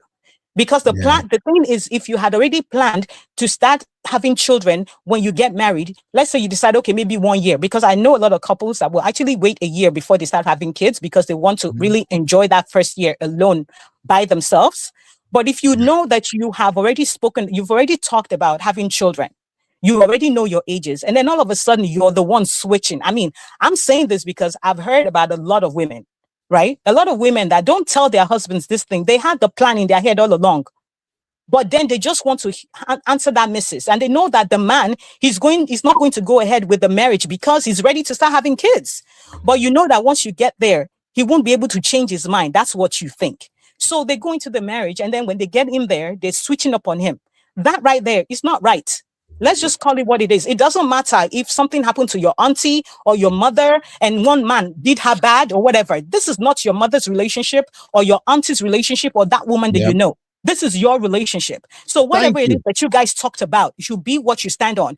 If it's not working for you because you feel like you need to be at this point before you have children, you need to sit him down and talk to him. And if it doesn't work for him, then you go your way, go your separate ways. When it's 5 years from then, you're ready to have kids, find another husband then. I mean, but I'm just saying it this way because I just find out that a lot of people are getting more and more selfish when it comes to marriage. And it is not by force to be married. It is not. It is not a license to get to heaven. Thank God you don't even have to have a husband now to have a bank account. You don't have to have a husband now to have a house. So pretty much as a woman, you can pretty much do anything you want without a husband. Even having children, you don't have to have a husband. So we don't need to continue to make this selfish, be selfish about these things, or even the man be selfish about these things. Because even for you as a man, if the woman was okay with having children before, but then she gets into the marriage and you're moving crazy and she's seeing that you're doing some things that don't make sense. This lady's like, Omowa, I cannot have these kids yet. I think I'm going to hold off so that I can actually put myself in a position where just in case we have kids, I can stand on my own. But if this man is not moving that way and is good with you, but you are the one making that decision based on what you have seen other women go through, that is wrong. Just the way just the way it is not right for men, to treat women however way because they saw somebody treat a woman treat her husband bad. That's just the same way it is not right for women to do the same. If you love this person and the marriage means something to you, then you treat the person right. But people, do they even love each other, or are they marrying for the right reasons? They are marrying for the gram. Anyway, thank you very much, Sister Yinka. Abby, you that I'm sending Odogun your way. Just know, say as soon as Odogun show up like this, Abby, we only give you 6 months to flex. Okay? We only give you 6 months to pepper them. After that, I want my twins babies, Abby. This is a threat. I don't take threats lightly. When that Odogun propose, I'm telling you, when the Odogun propose, just know say now only 6 months you get to flex. Just to say, hey, we're going to Fiji Island. Hey, we're going to where to be down one they go for Dubai, the bungee or with the bungee. When they got that place, Dubai is not raining anymore. It's now Saudi Arabia. It's now Alula and Shebara Island. That's what's raining now. You need to be current if you're going to be Gen Z uncle. Alula and Shebara. Alula and Shebara Islands. That's what is raining now. Alula. Yeah. Blood of Zachariah. Abby, make Alula. I never heard that one. I'm hearing it for the first time. Alula Shebara. Okay. Abby, as soon as your Odogun come, you have 6 months to go to Alula Shebara. No problem. Then you begin to drop my anyway because your Odogun marries me, so it's fine. I hear you. Sister Yinkus, one last thing. He cheat, I cheat back. Your gender, Now your gender goes scatter this word, Sister Natu. Yeah. I think you miss Sister Natu too much. I think you need to move states, Uncle Ben. Sister Natu know the name. She's in your head. Sister Natu don't show me shaggy. I'm even happy and seeing because at least my name has rested small today. So, Sister Yinka, you cheat, I cheat back. Can you please help me make it make sense? That's stupid. That's just doesn't make any sense to me. I don't understand. I mean, but in the case of this woman, well, I don't want to, if I wanted to play sisterhood right now, we say there's war room, brother, hit it. The churches, thank God you're in Nigeria, right? You can be going to vigil and be doing all that stuff. But please, let's just talk realistically, right? It's just not right. It's just not. I mean, I don't know what people think of themselves, but I think so highly of myself that I would not drag myself. I think that's very low. Even if the man actually cheated, for me, it's just very low. Why would you do that? What's that will happen is that I'll pack my bag and I will leave if it's a deal breaker for me. But to cheat back, I pretty much just, my body is too precious to me to handle like that. It's not cheap. So for a woman to do that, you think you're hurting him, right? But in actuality, how are you hurting him? How? The worst that can happen is that he'll leave you and go be with someone else. So if you know you can't handle it, then you just leave. But if you know that, him cheating all is something that you still want to stay around, because some women, it's not like they're okay with their husband cheating, right? They will still stay there. But if you know that you want to show him shaggy in the marriage, you figure out how you want to show him shaggy. but to go and cheat, I mean, come on, you just pretty much abuse yourself. That's the way I see it. You abuse yourself to go do something that you don't. It's not like you're really happy to do it. You just want to do it to piss someone else off by putting your own body out there and laying down for another man to climb on top of you when it's not even something that you really want to do. Come on. Yeah. I mean, I think those sisters who actually carry out their threats and go ahead to cheat back, I think they were already cheating before. It's not that very day they discover their husband is cheating that they made up their mind. Uncle Ben, it is a possibility, but there's a very, very high chance that they never even planned to before. They just believe that is the perfect revenge, maybe by the people that were advising them, because it depends on the kind of people they have in their circle. So they will just look around among those men that were eyeing them. They just go out and I'm just trying to play it in my head. That's why I say it be like that they cheat before, because I don't understand. So for instance, now maybe I don't the eye one sister before the eye and the eye. Then Uncle Ben, Uncle Ben, you do realize, I hope that you do realize that it is very, very easy for a woman to decide to go sleep with somebody if she wants to. A lot of us just choose not to do it. It's just as easy. Uncle Ben, just as easy it is, for you to get up right there where you are now and go out now, and end up being with one or two people and coming back home. It's just as easy for us if we wanted to. A lot of women just choose not to do it. I don't think it's that easy for women. Uncle Ben, trust me, it is easy. Really? Yes, sir. It's very, very easy. It's even easier for women. Have to do anything. Trust it's me. even easier. You have to sit there. So that's why I'm saying that if a woman chooses to put herself in a place where her body is just for her husband, it's because she chooses it, not because no other men are not looking at her. So please regardless, 3 children, 5 children, 10 children. Try. Get it together. Hey! But I think, but the thing is, Sister Yinka, my issue is this: revenge is normally revenge. Yeah, you have to be so angry and you have to be so hurt. And I think before I said my own submission, before you did yours, my mindset is this, right? Why don't you use that same energy to leave him? Exactly. That's what I'm saying. To me, if I'm angry with someone and I want to take revenge, that means you know how to hell and back, I will do you. You have so much emotion. Honey babe. Do you know what marriage means to a Nigerian woman? They don't care if they are crying buckets there. I understand. Where the man is in the house with them for 3-4 years and hasn't touched them one time, and this woman will still sit down there because that marriage and that missus is title that will take them to heaven. You forgot my mom now. I told you about my mom. See, before I had to literally say I would disown her before she divorced my dad. You know my story now. So I get it. But to me, it's like, just respect yourself. If you're that angry, just leave the marriage. Okay, thank you, my sisters. You guys have really did a good job on this topic, but make I no lie, una don't scare me more now. That's why I want to go to Uncle Phil and Uncle Dio. Don't be scared. If a woman loves you deep down and you're doing right by her, Uncle Ben, you don't have to. You will know your woman. Even let me tell you the truth, when you and your wife are so in sync, if anything is even happening, like somebody is even looking at her with corner eye, she will come home and tell you. Yeah, but the scary part now. Why are you, Uncle Ben? When you are solid, you are solid. What are you worried about? Sister Yinka, when you're solid, it's the men that are not doing right, that should be having heart palpitations. But if you're doing right, you're cool. Sister Yinka, you and Abby, you said what is more scary that men don't want to hear, and your sisters are agreeing with you. And because it's true, but it's just that there's something that,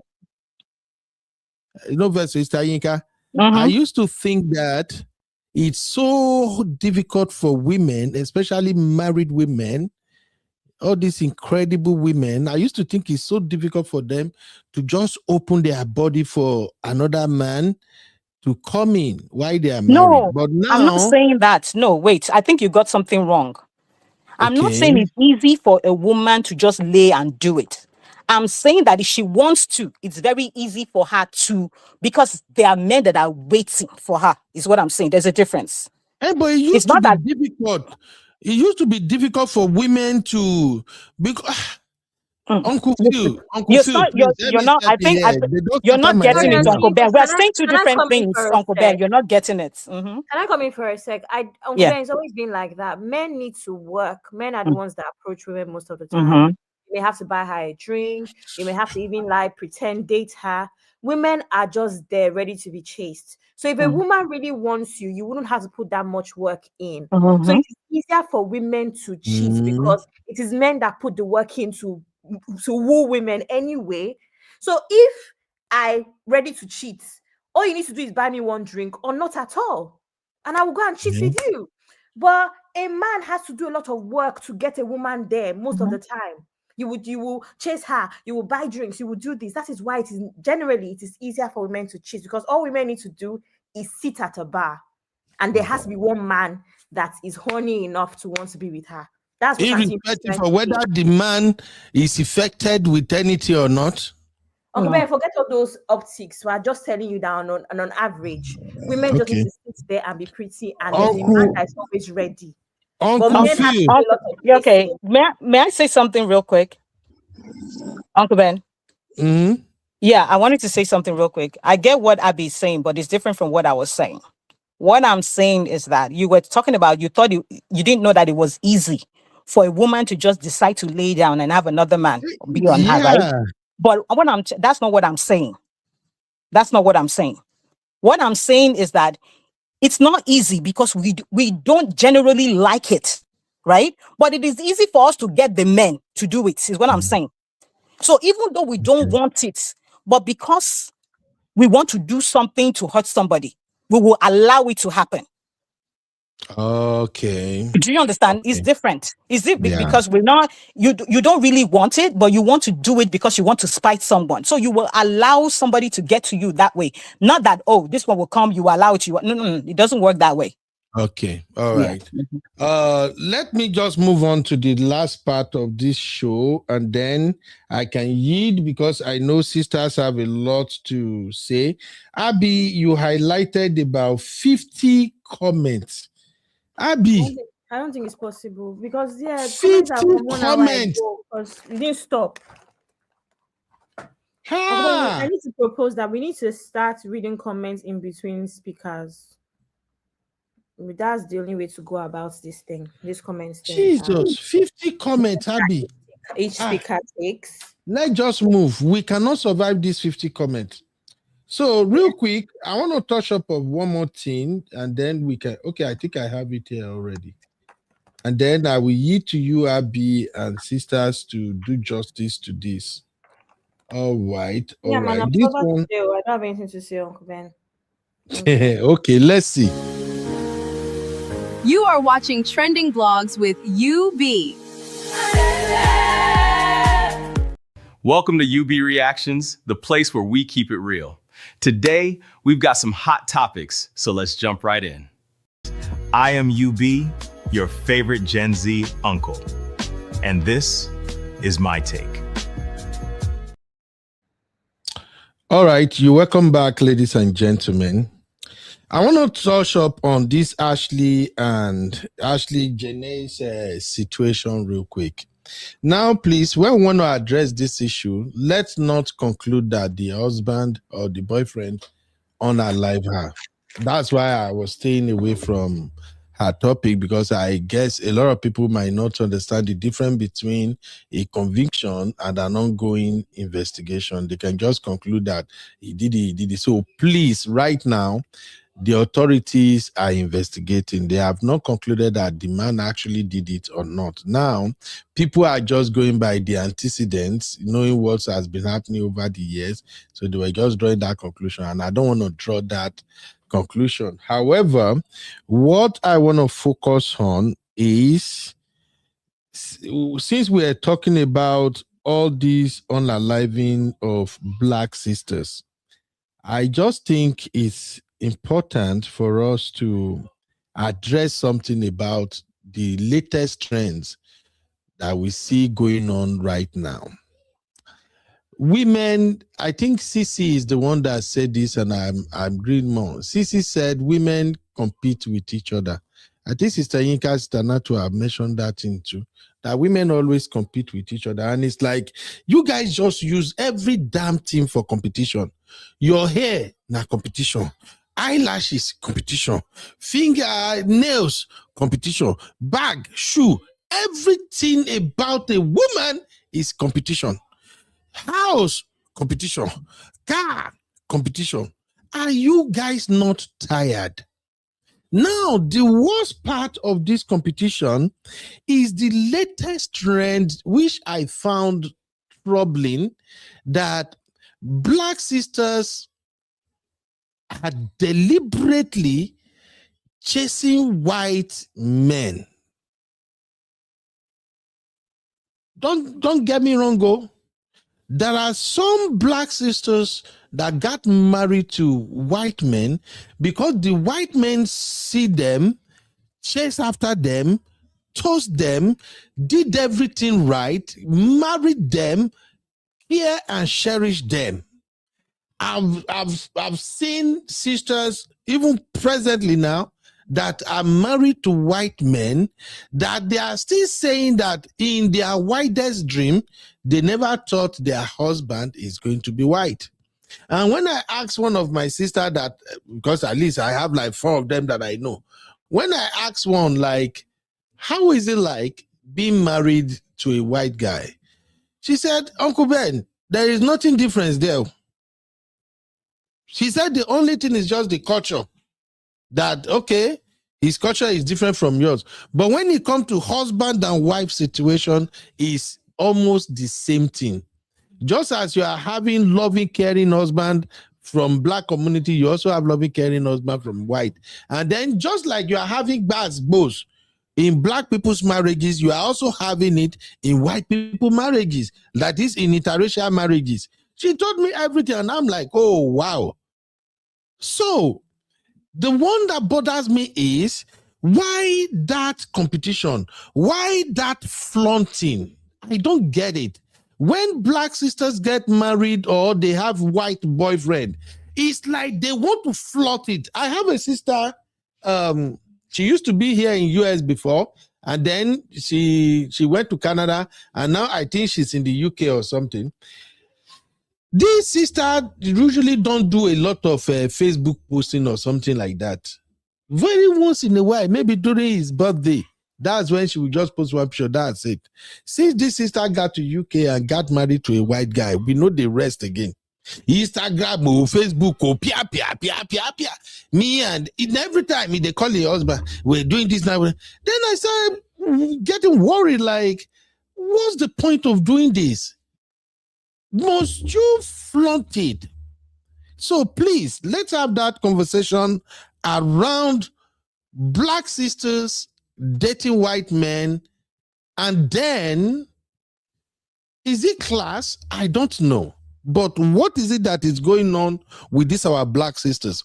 And another thing I see Black sisters often do that really don't go well with them, they usually think because, and this one, not the only white sisters, Black sisters, brothers that are married to white lady, they do the same bullshit too.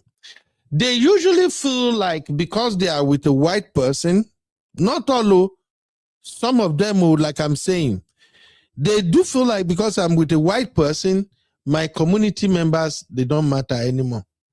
In the case of this young lady now, the people are bringing her old tweet and stuff come out. They say at one point, this lady said she had always wanted biracial children.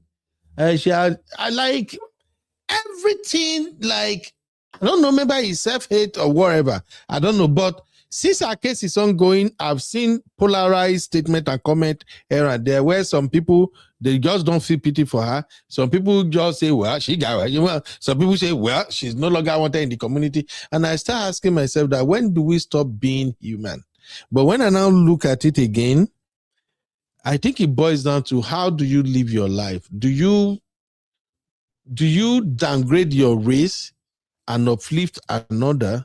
So please, let us have this conversation. And finally, the same thing I've been saying since we started this show.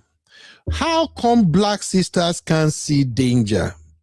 I'm sorry to Black brothers that marry white lady or Black sisters that marry white men. This will always be my general advice.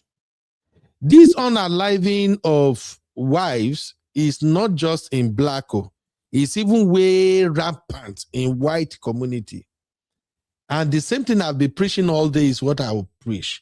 When you see the red flag, run. When you know you are tired of this relationship, run. If you are in interracial marriage or you are in black and black marriage, whatever you call it, when you see that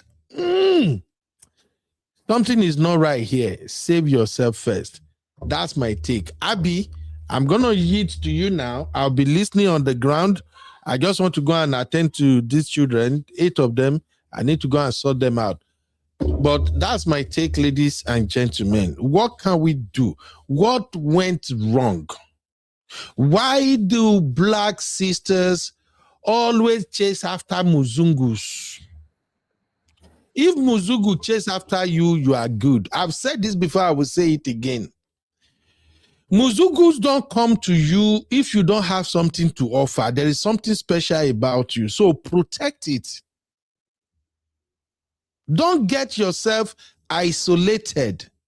Don't think you are superior to the rest of your kind because of color. In human anatomy, I have not attended any class when they tell me that this organ is like this because the color of this person's skin is white or black. I've never heard of it. So sisters, make una dey calm down. This drive that I have to chase a rich man, I have to buy my, I'll be waiting with that bag again, bucking bag. Please, protect yourself. I know you Gen Z and millennial, you are so freakish and selfish. When you are doing all of your things, you don't consider your parent. Parents don't want to lose you. If your life really don't matter to you that much, your life matters to people that are your family, your father, your mom, your everyone. They value you. That's my take, Abby. Over to you. I don't even know what to say now, Uncle Ben. Over to me. What will I say? Start from Betty Bag and Instagram lifestyle. That is where these your people are always giving us headache. We had that lady, guys, I can't remember her name, the one that I covered on Recap Central, covered here. The one Which with one? the Danish deception, that lady, yeah. And her obsession with white men.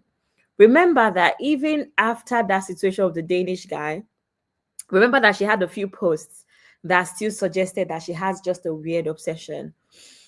I believe that the same way people can marry a Nigerian man for the wrong reasons, whether it's for paper, immigration status, whether it's for money, is the same way that people can also marry a white man for the wrong reasons.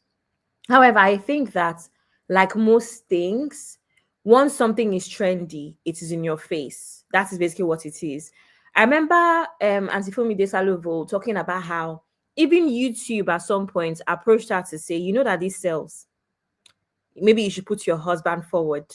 And because her and her husband had an agreement that they would never make her channel about their marriage or anything concerning them, they would never do interracial kind of content, she declined.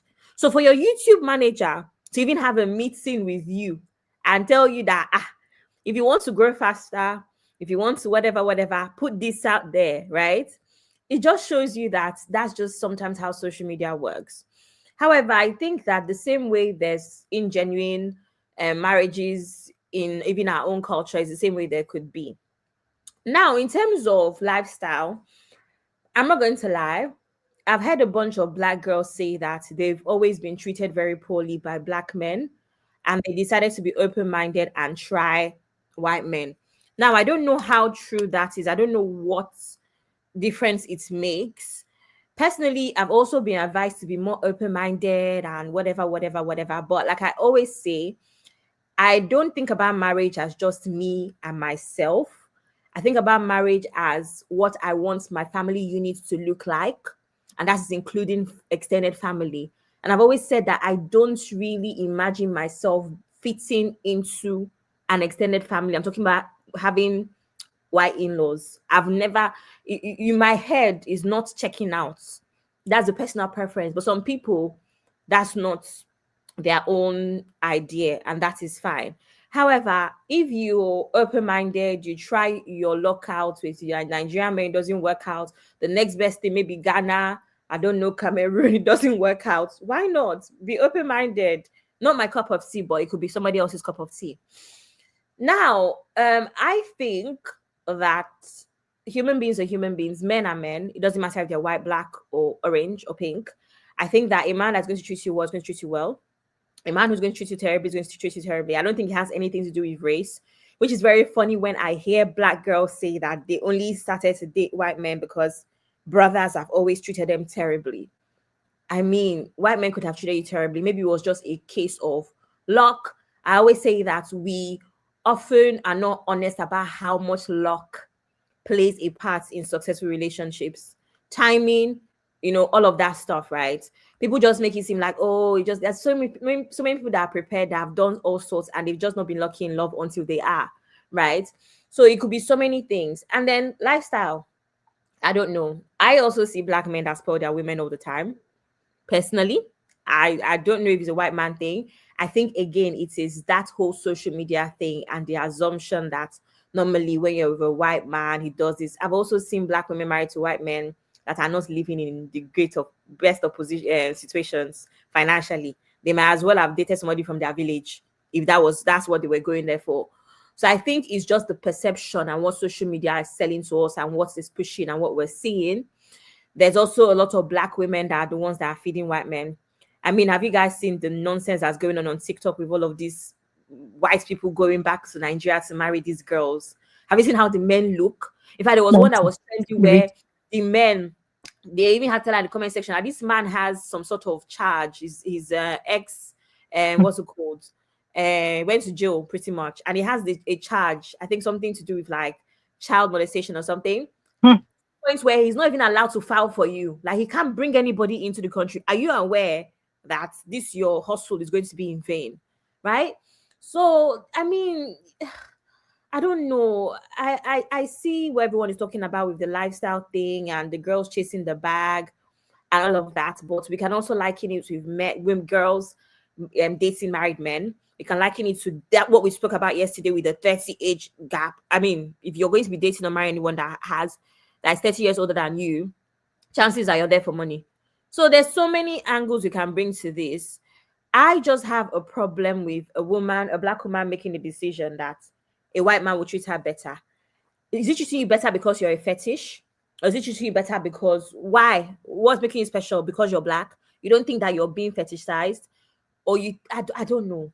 Or are you trying to explain to me now that all of a sudden white men have a better mentality towards provision? Or what? I'm not going to lie. When Uncle Ben said he's yielding to me, I don't understand it either because I don't agree. I don't agree that white men are all of a sudden going to be better than the black men that you've dated. And that will be the reason because they are white. Not because you have grown, not because you are doing better, not because your time for the man of your dreams has come. I don't agree, but I don't know what else to say. And seeing because maybe you can help me. I don't know. I don't understand. Unfortunately, you have done everything. I don't even know what to say. I mean, I've always said, find love, wherever, yellow, blue, black, white, whatever rocks your boat. But when it comes to putting down your community or your people because you just are with someone of a different color. I don't subscribe to that. I don't even, at this point, I don't know. Maybe that's why I keep saying that people are marrying for the wrong reasons. And a lot of people are marrying for the wrong reasons. They're marrying for social media. They're marrying to be able to put that person out there to make the social media money. That's the status thing for them, unfortunately. You know, just like you said about Auntie Fumi. Because when she said that, so I was shocked. I'm like, what? They would actually, you know, reach out. But of course, I'm not surprised. Do you see what's going on social media? We all see it. As long as it's vanilla and chocolate, market is going to sell. Does it make sense? No. But then after a few years now, they'll be out here after they started battering each other. And then we'll start hearing news. So, nah, I don't subscribe to it. So I really don't have anything to say. Okay, thank you, Auntie. I'm going to address these 2 comments and then I'll go around the panel. Faith said, love who you love. Sorry, love who you want to love, but don't put down your community because of your obsessive preference. Absolutely. Oh my God, what is going on? Sorry, 1 sec. I'm not gonna mistakenly end the live stream. Okay. Says VB is saying, I'm sorry to say, I know vulnerability to femicide isn't a function of race, but I'm very wary of dating a white guy. Nothing racist about it. Maybe I've watched too much true crime videos. Okay. This is what I was talking about when Black women wake up in the morning and want me to believe that they are only dating white men because they treat them better and their previous boyfriends were Black and treated them terribly, right? Meanwhile, on an average, chances are if you've had a heartbreak, it doesn't matter who you date, you would have a heartbreak, whether it's a white man or a Black man. When you see it like that, that a man has looked at you and decided that you're a Black queen, please, this is my words carefully. They've decided that you're a Black queen, you're my chocolate pie, all of those nonsense, endearing words, nonsense in my opinion, when it's interracial. Do you not think that there's a weird obsession? And do you not think that that obsession can also lead to extreme situations like this? That's my issue. So if that is the basis of your relationship, is there's more admiration and he treats you better than Black men. You're not there because I fell in love with this guy. We just clicked, right? It wasn't about his race. We just clicked. Do you not think there becomes a weird obsession and a weird, what's the word? I'm looking for a word.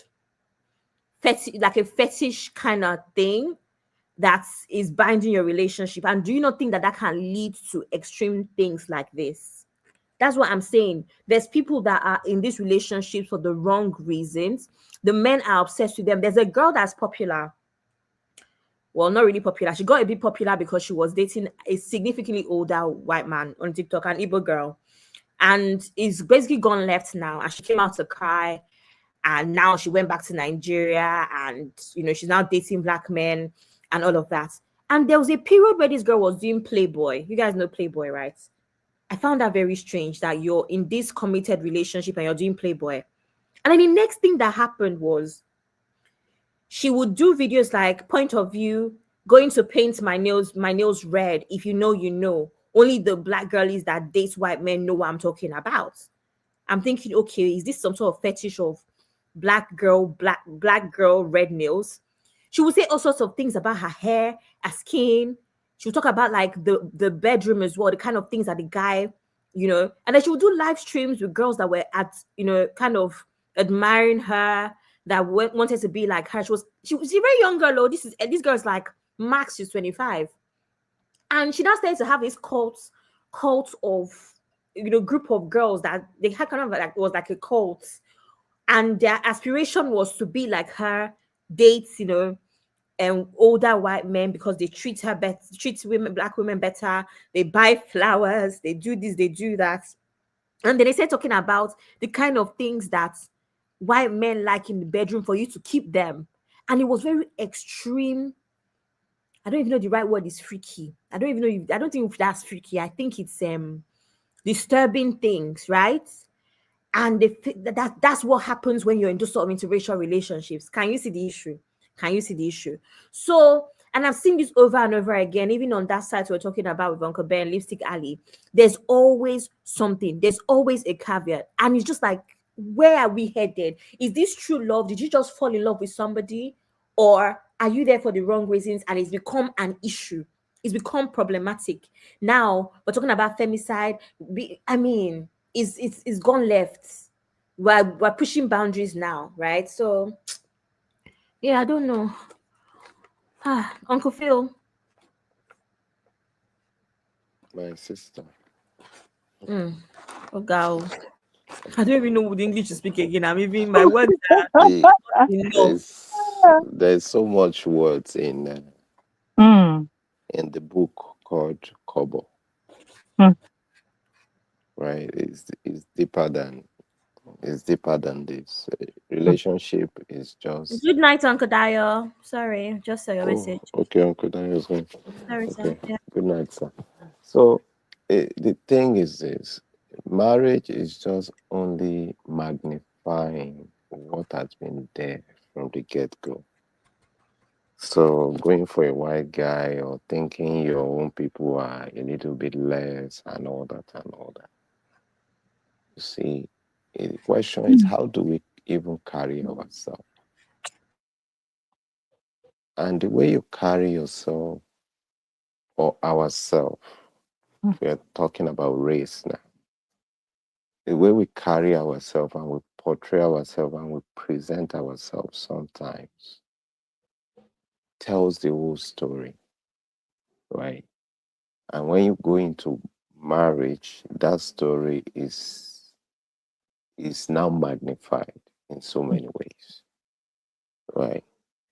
So, for instance, I mean, if you go to the Asian countries, say Beijing in China now, I'm sure they teach chemistry in their own native language. They're going to teach physics in their own native language, right? If they're going to have English language as a subject, it may be something on the side, maybe optional, right? But our own society, to a large extent, even puts down what we should elevate, right? I'm not saying every culture does not have some areas where they need to fine tune and adjust a little bit, but you don't do it to the detriment of who you are as a person when you erode your identity. For instance, I mean, our outlook sometimes, this is not to throw shit at anybody, right? Me, I prefer seeing my African women, my opinion, gorgeous. Your cornrows, your afros, embrace who you are. Embrace who you are. Don't look Asian from head to neck, then from neck down you look African. That's mixed message. Your true identity is you're eroding it. You're literally saying, I will want to be like this, right? Even though I am like this. That is what you're literally saying, right? So to a large extent, we all have to understand this. We all have to understand this. If you go to some parliaments, they come there in their native attire. Well, Nigerian parliament is doing very well with that. I mean, this House of Senate or House of Representatives, they do that. Where did this suit and tie come from? That is not who we are, right? So, I mean, it cut across on so many spheres. Now, going to marriage is going to, I mean, make this a whole blown out issue, I think we should begin to embrace ourselves. And that is the reason why someone will just be an ex-con and come into our society and woo our women. Because we see ourselves, we see these people way above us. That is the truth. I'm not saying in all situations, but I mean subconsciously,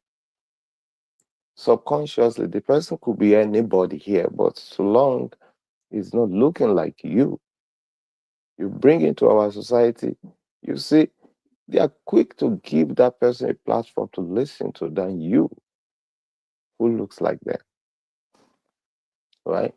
So our society needs to learn that, and our children needs to learn that, and we as parents too, we need to understand that, right? When the real talk comes up and you are not there in that family, you're marrying into a different race in that case. When the real talk is going on between the uncles of the man or the brothers of the wife, regardless now, both men and women, how do they perceive you? Because you are not just going to marry just that man. Yes, of course, you're going to marry that man, but these are people you're going to deal with. Let's even go back historically. What is their perception about us? We need to think deep. We need to understand this. I'm not saying all of them, but generationally, we know, unless we are deceiving ourselves, we know. I know the ease that comes with, okay, I'm going out, I don't have to do so much, let me just put this wig on and go. Why not put a wig that elevates our culture? Even they make fun of our hair. They say it's kinky. I don't know where they got even that English from. Is nappy that pisses Is me it off. nappy? Yeah, they use the word nappy. Even if you're going to go for anything like that, I understand. Like, okay, yeah, I don't want to sit and be weaving my hair and be this and blah, blah, blah. Doing all this Ghana weaving and doing all this stuff. Why not go for what represents you more? Right? See, and I keep saying it, I take this platform very seriously. And these are issues that we really, really need to tackle. Right? Even if we're going to sell any market, we should sell ours. We should sell our culture. We should sell our tradition. And if you marry to that family now, you're going to begin to learn all this way of life that you're not used to. They're going to introduce you to certain things that you're going to struggle with. And you don't have a choice. And you'll be going in there as, hopefully your family backs you. But you're going to have to deal with them, majority. Right? So it cuts across a lot. This story on what happened to this lady is unfortunate. I'm looking at her picture now. I mean, she looks African to me, but her hair does not reflect that. Sad. It's sad. You can still look beautiful. You don't know how our African women look when they have cornrows. Well done. Uncle Phil, quick pushback. White men prefer nice black men that are actually seem to even care more about weaves and wigs. So I hear that white men like I agree with you. I agree with you. I agree with you 100%. I agree with you. Let me now tell you the reason why. Do you know the reason why? Why, sir? Because they are, the way I'm saying it now, the way they are looking at it is they're validating those people more than their own. Stay with me on that. They're validating them more than their own.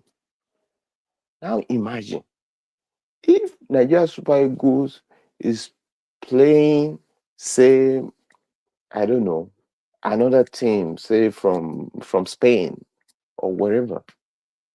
If you go to the stadium, what jersey will you wear? Is it the other team or Nigerian Super Eagles? I Jersey wear you wear? Nigerian t-shirt too. I even have them at home. My boys Yeah, even have them. My husband too. I'm just using that as a metaphor. Yeah, I'm I just get you using that now. as a Yeah. metaphor. Mhm. It's because our men are now beginning to see or validate them more than you. But then, because of maybe time and chance, or because of predominantly where our men are, we have our sisters more around, they will want to import that look and dictate that look onto our women. And don't even let me go there. Health-wise, research has even shown how carcinogenic these things are.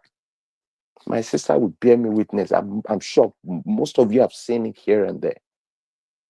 How these things are produced, how these things are causing, even they're giving our women health issues.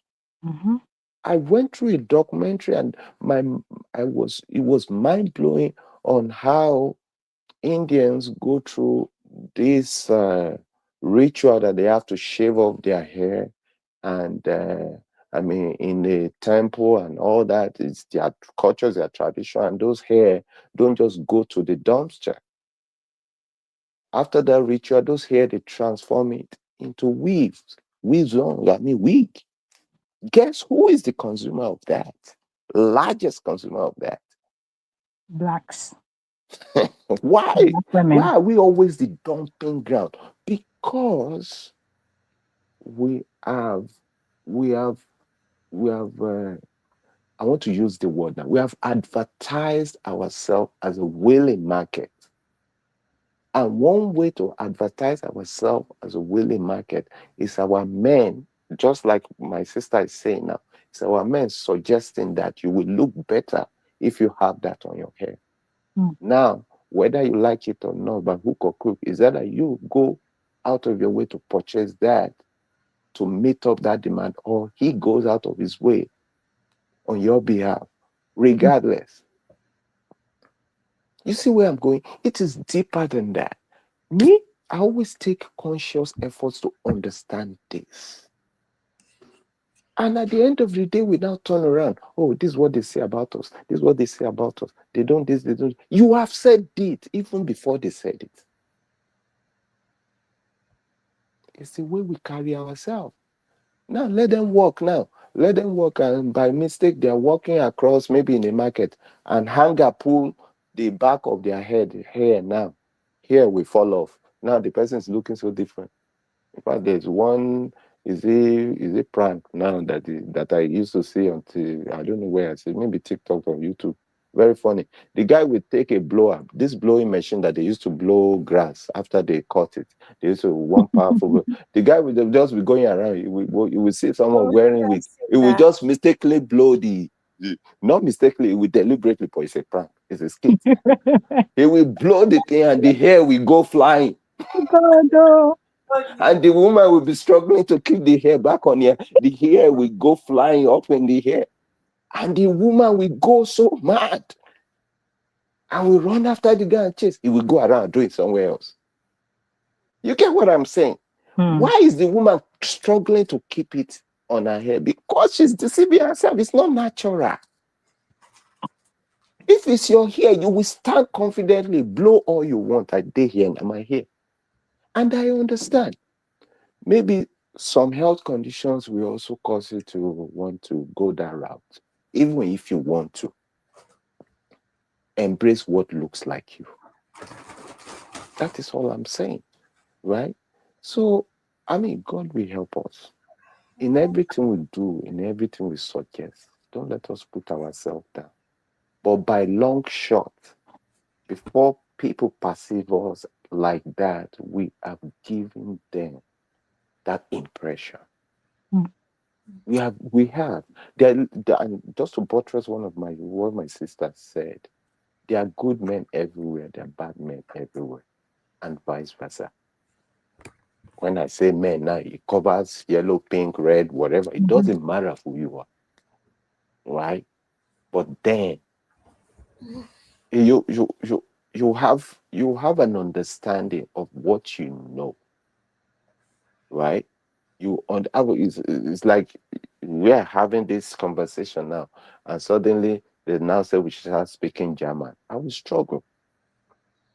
Even if I want to make my point, I will not be able to express it to the point of some level of understanding because I don't know that language. So it is when you go into a relationship. It's even relationship one should really be careful.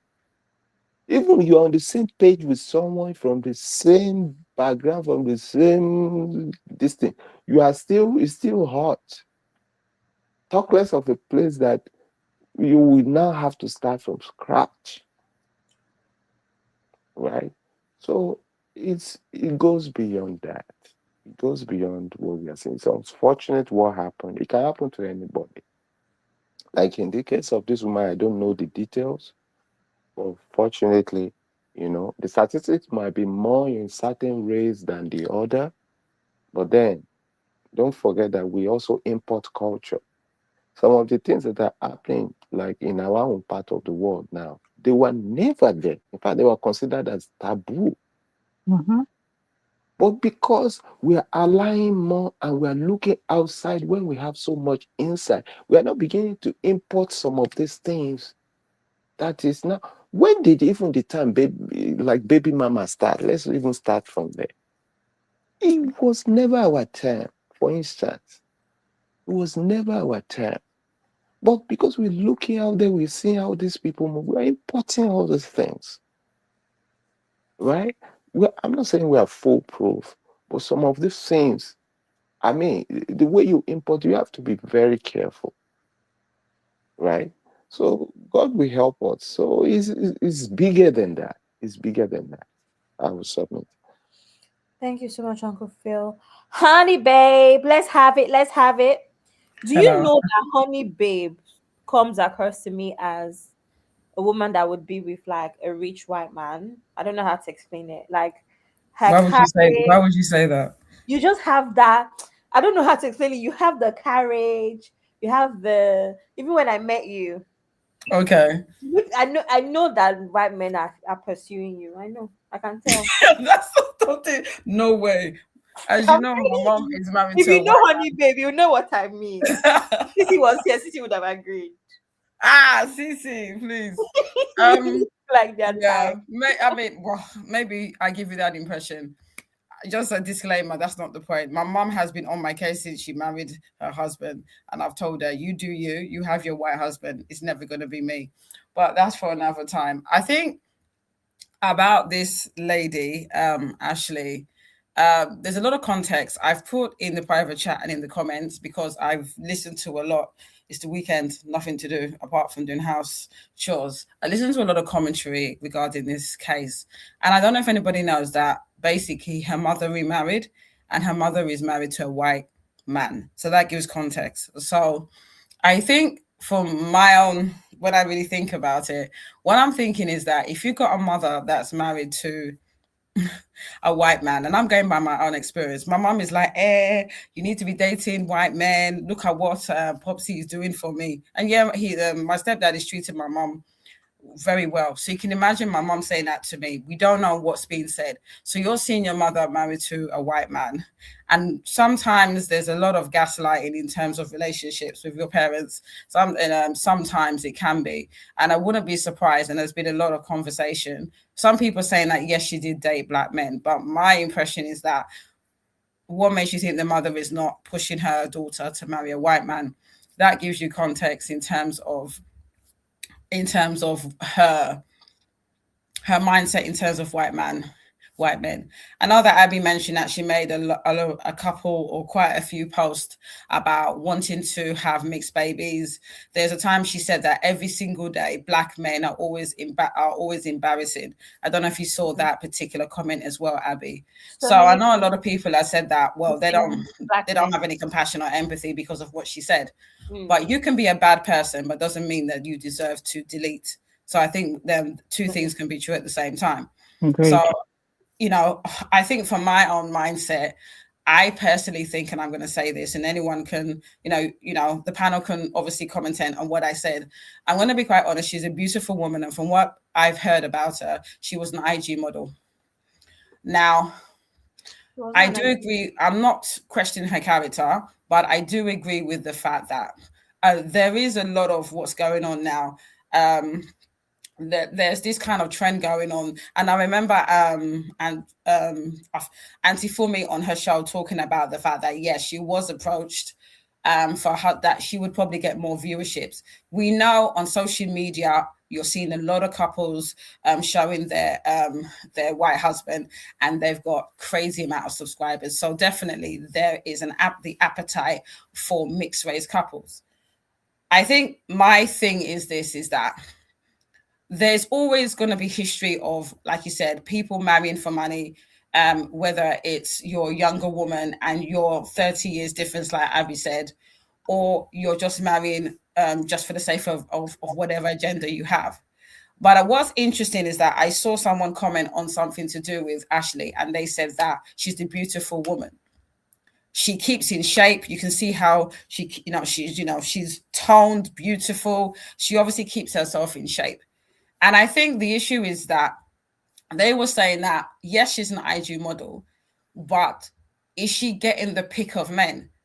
Now, the issue, what they were trying to say, I'm trying to articulate and remembering what he said, so bear with me here. But I remember him saying something to the effect of, someone for Ashley, I think the issue is that she wanted a man that had the bag. She is an IG model. So the assumption is she's hanging around with all these superstars, whether it's the NBA stars and all these, all these stars that are in sports. She didn't, and unfortunately, as a dark-skinned Black woman, you know how it is. In the same way we're talking about Ashley and her proximity to whiteness, there's a lot of men that love the proximity to whiteness as well. So most of these basketball players are not checking her. So for me, and I agree with Abby, and I don't personally think the relationship was authentic, because even the type of man that she decided to get engaged with, did you not see his pot belly? Do you understand what I'm saying? So for my mindset is that the relationship wasn't necessarily authentic, because for a beautiful woman like her, I would assume her ideal would have been a tall, dark Black man, probably an NBA star. But unfortunately, that type of man wouldn't check for her, because unfortunately, there's a lot of colorism in our community. So let's be real. So your compromise is that you date someone that has the bag. And she chose, because even when you look at Ashley and you look at her fiance, do they even match each other? I think for a lot of us, I don't think so. She's a beautiful woman, and he doesn't match up to her. So I think there's a question in terms of why do we do this? And I think it's not just in interracial relationships. I think in all relationships, a lot of us don't have the right intentions when it comes to relationships. So I'm not going to even dwell too much on her being a Black woman and him being a white man for too long, because I think that even in the same race relationships, there's a lot of unintentional things that you now get yourself into because he's rich or he's older. We do it all the time, especially in our culture. But I think for me, it's really, really sad. What is really disappointing me that a lot of people are now trying to really demonize her character. And I'm very much of the mindset that you can be an ex-worker, but you don't deserve to die. So I really don't like the way they're demonizing her, saying that, oh, she is an IG model, which is some kind of code for a certain website, blah, blah, blah, blah, blah. That shouldn't matter. I think the conversation should be is that whether you're a man or a woman, be careful who you're in a relationship with. And it doesn't matter whether you're in a mixed race relationship or a same race relationship. Women are women, men are men. And I think even my mum, I'm going to be quite transparent, for some reason she actually thought it would be easier being married to a white man. I could tell you the amount of arguments that they have all the time, trust me, because my mum is just realizing that he's completely different culturally to her. But she decided to marry him, and I love my mom. And my stepdad is great, but they are dealing with their own cultural difference 5-6 years into being together. That's something that she's going to have to deal with, and that's the choice that she made. And I'm saying this about my mom. But what I will say is that when people decide to go into relationships, even if you have this idea that, oh, he loves black women, ask yourself, is he doing it from a place of fetishism? And even if you now say that, okay, I don't believe he's fetishizing me, ask yourself the question, as much as we like to say, you marry into a family, you're marrying into a Caucasian family. What makes you think that they like you or they don't have racist tendencies? So I'm very kind of like looking at you with side eyes when black women have this idea of, oh, I don't see color. Let's just be real. Color is there and you can't get away from color. So I think it's very, very important with this trend. And it's not just white men. I'm seeing a lot of black women dating Asian men as well. And that's a whole conversation. But I think it's very, very important. And I'm not going to gatekeep anyone deciding that they want to date outside their race. All I'm saying is that deal with the alarm bells and deal with the red flags and be very, very diligent when it comes to these relationships. Because even if you're saying that at the end of the day that, oh, he's not racist, he doesn't see color, that's him. You're dealing with the mum, the dad, and I'm not saying that every person that is not that is Caucasian is racist, but just be aware that you're not just dealing with him. And there's a lot of microaggressions. There's a lot of colorism and stuff like that you're going to deal with when you're in a mixed race relationship. I watch a lot of YouTube videos about people talking about when they met. I swear it must be 80% of them say to them that the in-laws didn't like the black wife, or the in-laws don't speak to them again, or the in-laws refuse to accept the black wife. I see it all the time. So they romanticize it on, in terms of having their social media, but in reality, they are going through whatever they're going to because the parents of the Caucasian or Asian spouse, the family doesn't accept them. So I think that is something that you have to obviously deal with and really think about, is that what you want?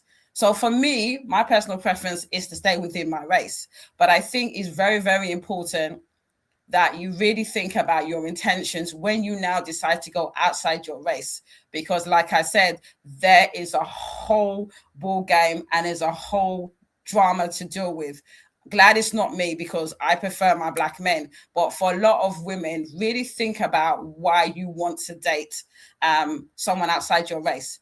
Now, if you just happen, to me, there's nothing wrong with you dating someone and you happen to like them. It's different where from the age of 5, I want to date a white man. I have a real problem with that because that's programming. And most of the time, it could be programming from your parents, because we have this mindset that anyone that is Caucasian or whatever is, we put them on a pedestal. So I think it's really, really important to really look at your intentions, look at yourself and love yourself, because sometimes a lot of people that go into these relationships is from a point of hate. Yeah, that's all I had to say. Thank you. Thank you, honey babe. There's this whole weird perception of Instagram and IG model and stuff, right? At the very hey God, it's a lot. Just because somebody has followers on Instagram does not mean that they're making a career out of Instagram. Doesn't mean they are more desirable. Doesn't mean anything. Okay, I'm telling you this 100%, right? It often doesn't mean anything, unfortunately. It doesn't mean that your DMs are packed full with men that want you because it doesn't mean anything. And I wish people would move away from that, honestly, because it is mostly not true. So I don't think because she has pretty pictures on Instagram, it was going to mean that she was going to bag a footballer or she was going to bag a basketballer, a basketball player. So I don't know why Yeah, social. that's what I was saying, Abby. That's what I was saying. Yeah, Yeah. I'm addressing it because I know what you're talking about as well. Where always whole thing of, oh, your DMs are full, Shirley, because I hear that as well. Shirley, you're not necessarily okay. And in fact, what is even happening is people not even taking you seriously and thinking you're there for a good time, right? And when it comes down to real life, like what Uncle Phil was talking about, when the weeks come off and I'm just a very, very normal girl, you have a problem with reconciling baddie with everyday everyday D with everyday girl. It's a real thing. So I think it actually even doesn't always work in one's favor, in my opinion. So I don't really like that narrative out there. It's a very common narrative, and I disagree with it. Um, what was I going to say? I saw Sister Marriott's comment about Shirley should do better. Sister Marriott, that's what we're talking about. That is where we are against interracial relationships and marriages. Because at the end of the day, if you're there for, I mean, this guy had a whole public profile with his crypto business and all. So you're seeing somebody that has raised $1 million, So at the end of the day, we're talking about the girls that are dating men. It doesn't matter if they are black men that are 30 years older. It doesn't matter if they are this kind of white men. They are dating men specifically for lifestyle. If you're dating men because you want to travel, I mean, she got engaged behind a lion, be a tiger, lioness. That proposal is not going to be cheap. So if that's what you're looking for, lifestyle, pepper them gang, kept wife. That's the new social media language. Kept wife, always kept. Other than if you want to be a kept wife, then I don't think you're looking at, oh, he's this, he's that. She was just looking at the money, and that is the issue because it actually is a real thing. So that's it. I don't think Stanatu is here. Stanatu, are you here? Stanatu. I am here. Hey. Hey. I was getting your voice ready for bed. Sister Nata, we can't hear you too well.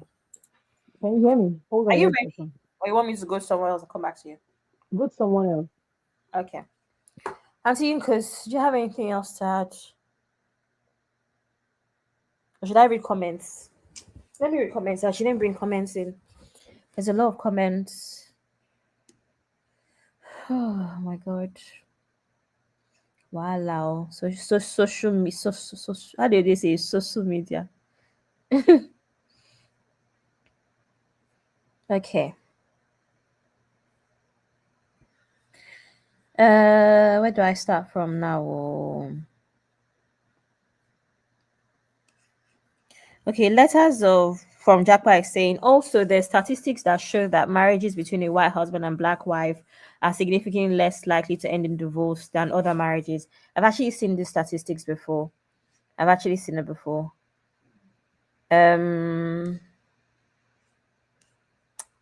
Martin is saying those days when people marry, both parents were there to assist in timely correcting wrongdoings, like a lady being frigid in the other room or assisting in putting things right early enough. They used to do that.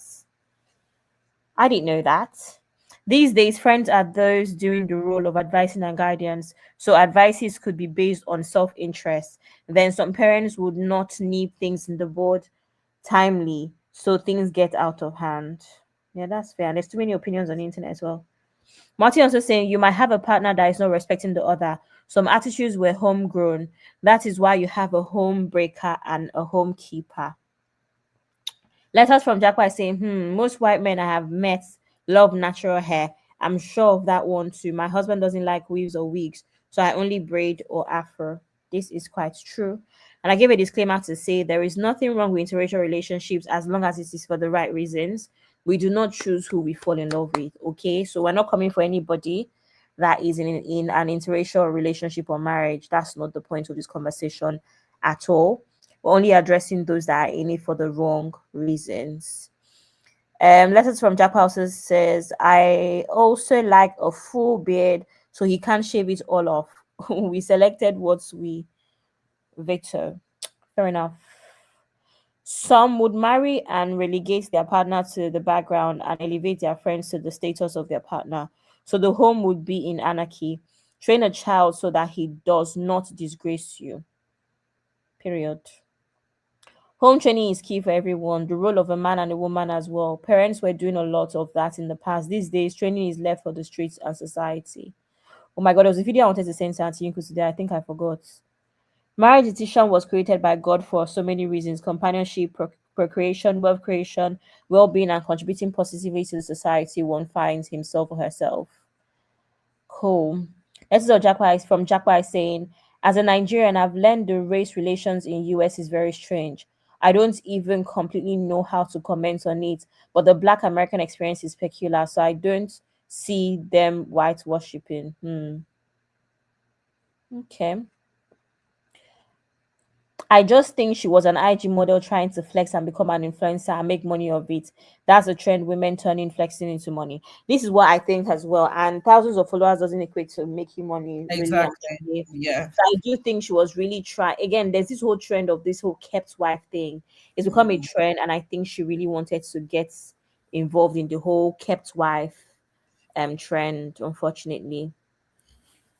Did you also see the whole thing, Honey Babe, about how he was even married to another Black woman? Yeah, I wanted to even mention something since you mentioned it. Sorry, and I'll let you go to the next one. Did you hear the post by her friend? Now, she was obviously not happy with comments about IG and her not making money. But what is interesting, sorry, I just remembered, is that she said that she was in a lot of music videos, even Drake. So I think, music videos, she was, I think it was Drake and other videos. But you see where I'm going? No one was checking her. And I come back to it, and people can, tell me if I'm wrong, and I'm happy to it. But we need to be very aware of colorism. She's a beautiful, attractive woman. If she was racially ambiguous, I doubt if she would, would go for that type of guy, because you would have, and I'm trying to be very careful. You would have a lot of Black men that would check her because she would be racially ambiguous. But because she's a beautiful, to me, to all of us, a beautiful dark-skinned woman, as much as she was hanging in those circles, don't get me wrong, LA, Drake videos, no one was checking for her. And so her choice was this man. So we need to be very aware that probably she wasn't doing that well financially. I don't know how much IG models make, not my thing. But as you said, Abby, the fact that you have 1 million or 500,000 subscribers doesn't equate to currency. Also, I want people to understand that social currency is a thing. There are girls that would, this girl, I mean, I don't, so, hey God, she could literally be in circles just for the fun of being in circles, not because she's making money off of it, right? And they're going to be smarter influencers that would monetize their platforms as much as possible, which will also mean that they stay true to themselves and authentic. But there are people that are just happy with social status and social currency, period, forgetting that that can only take you so far. Now, at some point during this live stream, I spoke about how we're not always very honest about how much luck plays when marriage, relationships is concerned, positioning, timing, all of these things. We make it seem like it's just a case of you're a good person, you're a good woman, you're ready for marriage. Not necessarily. There's a very big aspect of luck in this whole thing, right? And timing, which is why some people will get married at 20 something, get divorced before they turn 30. Others, that would be it, and that's their one marriage. Some people will get married in their 30s and they will do better, because again, at the end of the day, everything just happens in God's timing, right? We already know that. We don't have to turn this into Sunday school. My problem with people like this, not necessarily her across the board, is also going too fast. I'm so sorry. You don't have to marry a rapper. You don't have to marry a what's it called, a basketball player. You don't have to marry a footballer. You could actually literally just marry a guy that's in finance, is in investment banking, in so many other things, and still do well. There's so many women that have done that. After all, you're still doing this whole thing. And I say this all the time when it comes to lifestyle. I'm the last person I'm going to preach to anybody about having an expensive lifestyle or a good lifestyle. Last person. The problem with lifestyle for some people, and I say this all the time, is that you have role models that you do not know how they make their money. You don't know how they get the things that they get. I say this all the time. I've said it on previous shows. Your problem is that you do not want 1 or 2 Birkins. You want 20. You may be able to afford 1 or 2 within your own means if you just are saving towards it. But for some reason, you think that you need an orange Birkin. You need a yellow Birkin. Are you MCN ambassador? Why do you need a yellow Birkin? You've made your mind up and you can't afford it. So now you want a whole closet full of Birkins and Kellys. Meanwhile, on your own, by yourself, you can afford 1 or 2. Your classic bags, 4 or 5. Build. I know girls that build a collection, they only buy 1 bag a year. And this is that one 5,000 pound bag. And they keep it moving. Your own problem is that you want to do shopping spree. You want to spend 100,000 pounds at a sitting. You want to go to Harrods and splurge. Why? That's the problem I have here, because she could actually be with a hand like Honey Babe described, tall, dark and handsome guy in investment, and she will have a good, comfortable life, nice house, nice trips. The problem is that you don't want to go on 1 trip every 3 months or twice a year. You want to go on trips every 2 weeks. Why is your Oju Kokoro that much? So that's what I do. That's the problem I have. So of course she was going to go with a man like that because it's faster, it's quicker than putting her head down and just waiting things out for the right man. And in usual fashion, when men like this that don't even exactly have good intentions for you approach you, they always approach you with the wrong things. I've said this before. I'd say this about about Lagos trips as well. There are men that are flashing money at you. There are men that's and you have to wonder why. You have to wonder why. Any small thing, 10,000 pounds, 10,000. Why are you sharing dollars in Lagos? Our currency is naira. Why are you sending me money with $5,000? Send me your phone number with $5,000. Now I have to wonder why. Why that is your approach. So these are the issues. It's not about you remember we're talking about wigs the other day. We are still struggling with the 1.5 million naira wigs. Your own on your head, you are bought it for 5 million. But is there really any difference between that 5 million and the 1.5 million? It's great. Sorry, Asinkos. No, go ahead. I say this all the time. The problem is not that you cannot have nice things. The problem is that you cannot go on holiday, but you want too many nice things at a go. You can build your collection slowly. No, you want to do unboxing every week. Come out of you. I just went to Harrods. I went to the apartments in Harrods. Point of view. All of the things I did when I was in Paris. 50 boxes. You mustn't do that. You can unbox 2 boxes, A man that is doing okay, a man that has a good job will still give you that 1 box of Chanel. But your own is that you want 10. You are not going to go and follow rich Oyibo man with pot belly. Thank you. I said the pot belly. Thank you. And then talking down on the young black men that are trying their best and still giving their wives a good life. There's levels to crap. There's levels to it. Oh, I finished, please. Uncle Ben, where are you? Auntie, unfortunately, did you want to say anything? Yeah, I did. I said, unfortunately, the big picture here is that we already know that all of this stems from greed.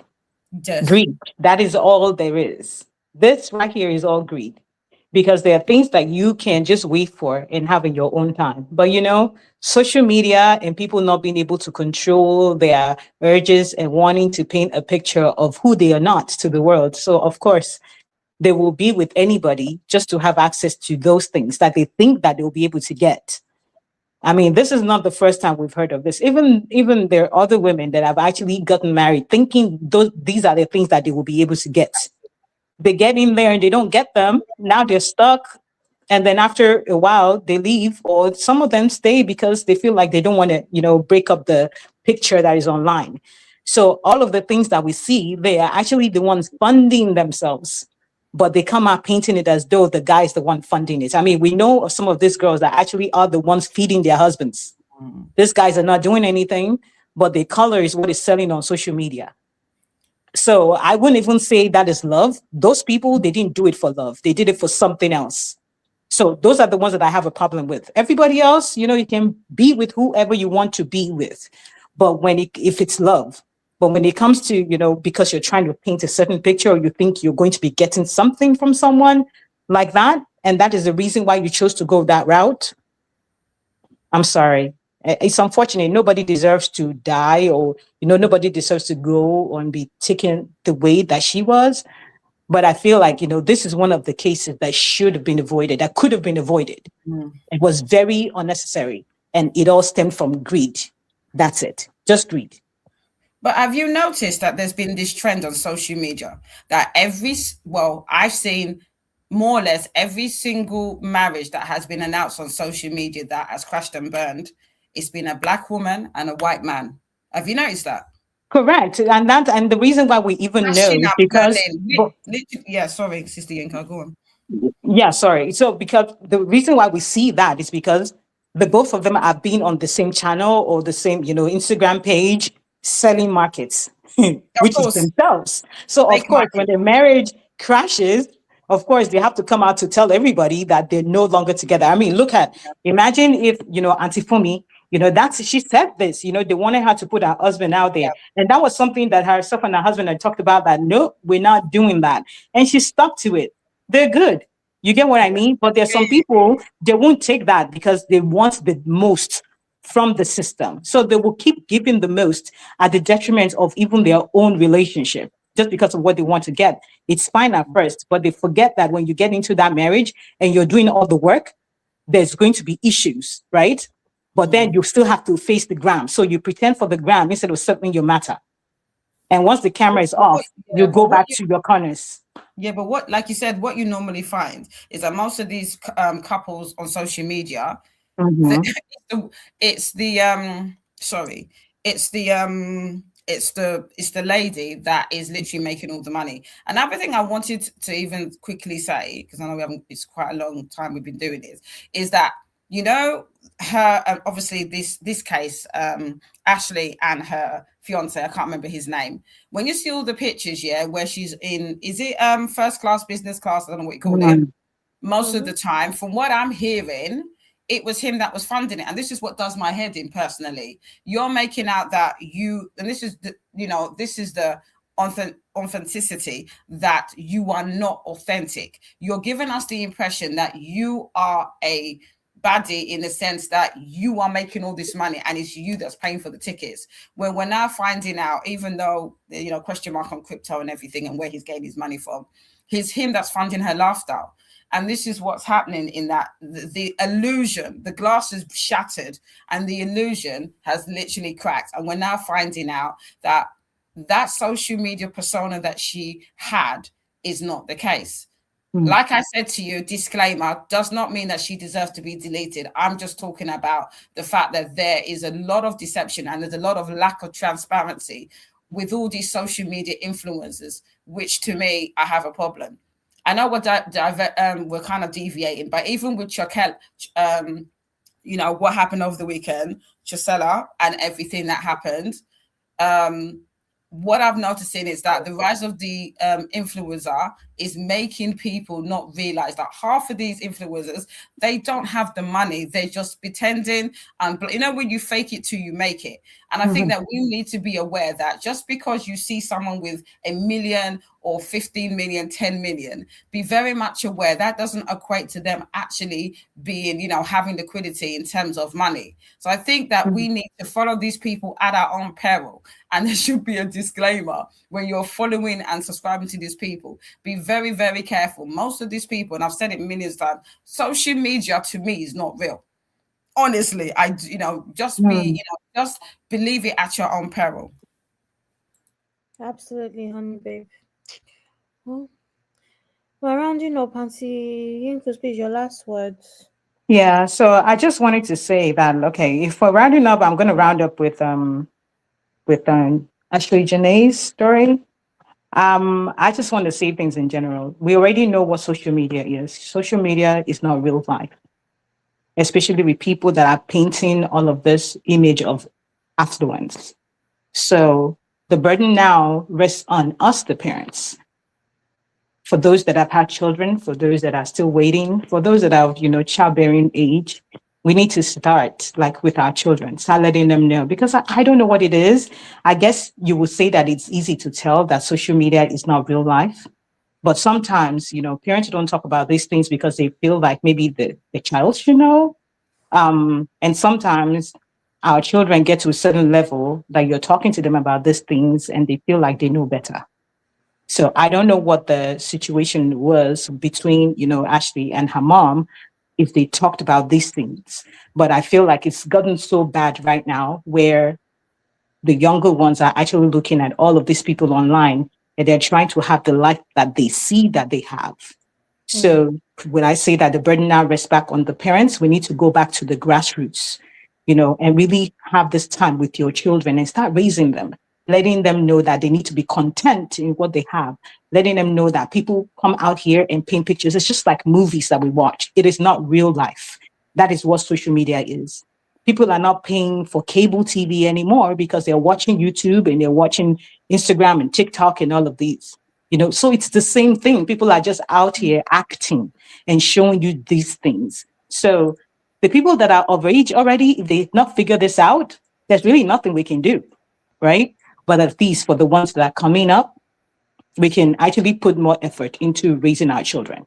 Because I don't know what you would do or how you can raise or continue to, talk to almost a 30-year-old, an almost 30-year-old person, You will hope that the street would teach them after you've spoken about it. But a lot of parents have also dropped the ball where, when the children were younger, they didn't have that much time with them.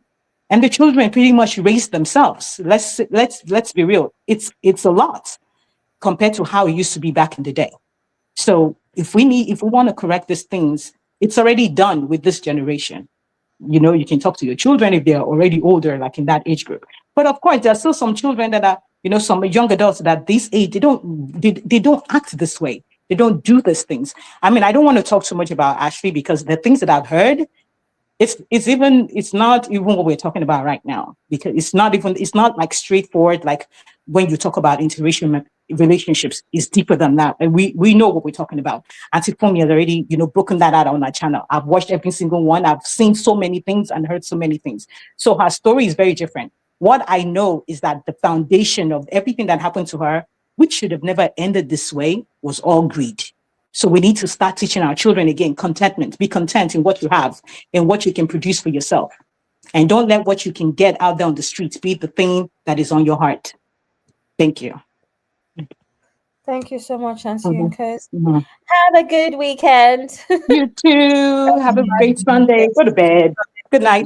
Good night. Can I quickly do my summation and then I'm going to run off? I think everything that Sister Yinka says, and I think the issue is that I've noticed, and there's a lot of parents now that just because it's hard, and me as a parent, it is hard. Sometimes you can't be bothered to scream and shout and tell these kids and discipline them. You indulge them. I've been guilty of that. So you indulge them. I don't, but you give them, I've heard of people, 5-year-olds having the latest iPhone that I don't even have. You have a lot of parents that indulge their kids. So these kids have this self-entitlement that this is what I want. And unfortunately, like Sister Yinka says, you don't talk to your children. You don't teach them right from wrong. You don't make them aware that, yes, I can afford to give you an iPhone, but you're not going to get it because 1, you are only a child, or 2, maybe 16, get a Saturday job and earn the money to buy that latest iPhone. But some of those values, we don't now pass it on to our kids. So you have a generation of kids, especially my son's age and older, where they're just self-entitled. And then in what Sister Yinka said in terms of, we don't know what the relationship she had with her mom. From what a lot of commentary has been said, and I think someone even posted a photo of her stepdad. He was white. And I very much believe, based on my own experience, the mother would be probably brainwashing Ashley or mention it or definitely saying stuff about marry a white man. I've done the same thing. So that would have given her, that upbringing would have given her the mindset I'm gonna have my mixed race babies, like Abby mentioned in one of her posts.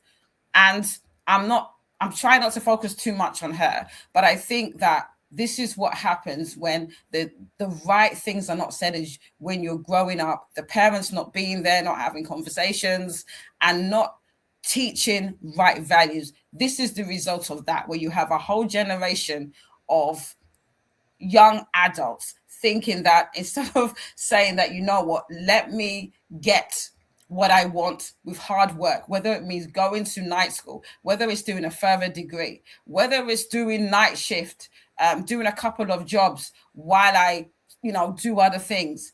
Hard work. Hard work is not instant fame. Hard work is doing the hard work that it takes 1, 2, 3, 4, 5 years, even 10 years to be a success.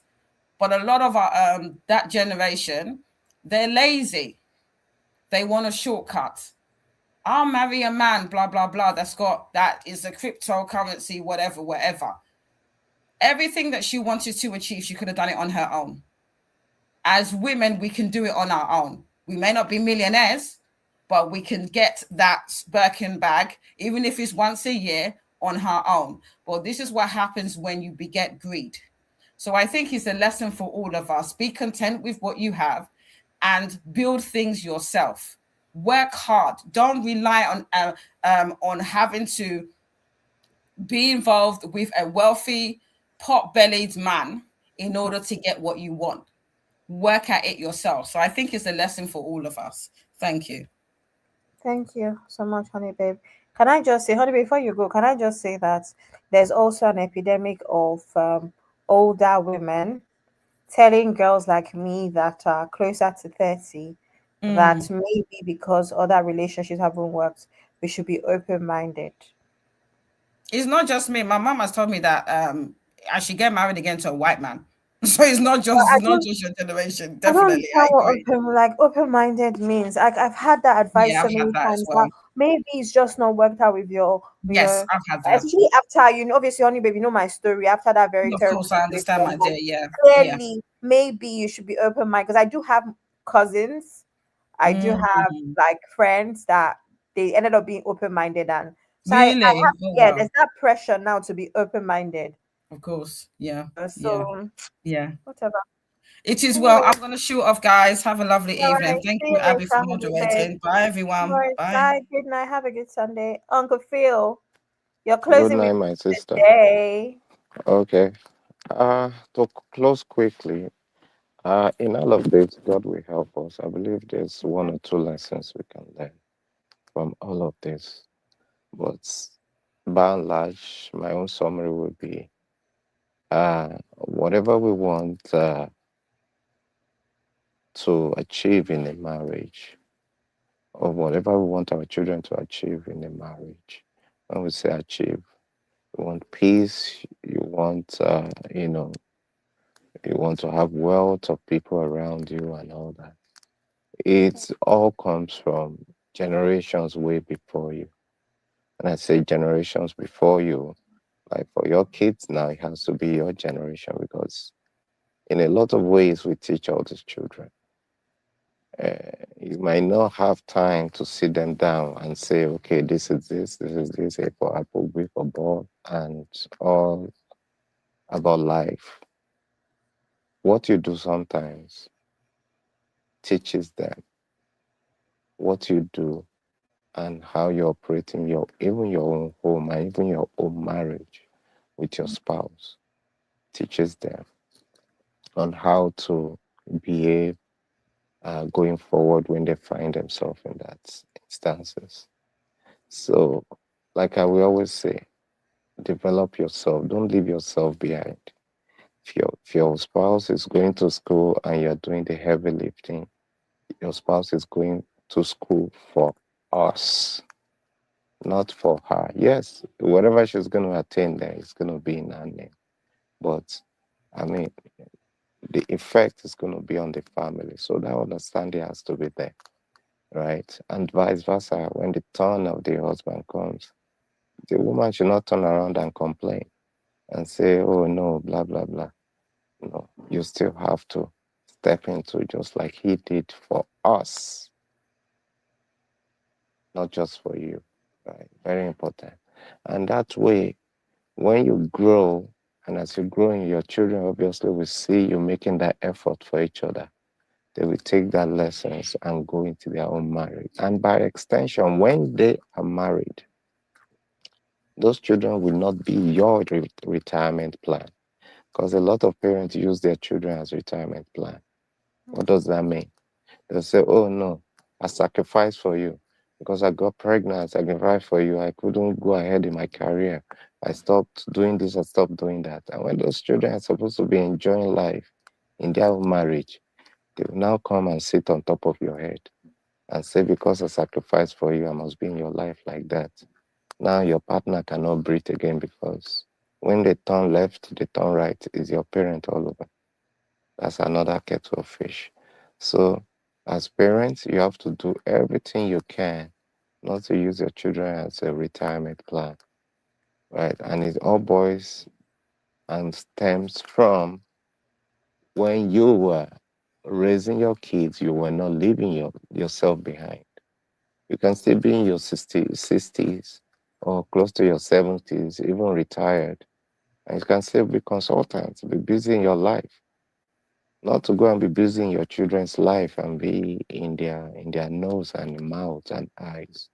You're going to create pressure on their relationship. Not that they will abandon you, they're going to leave you and they're going to cleave to their own partner.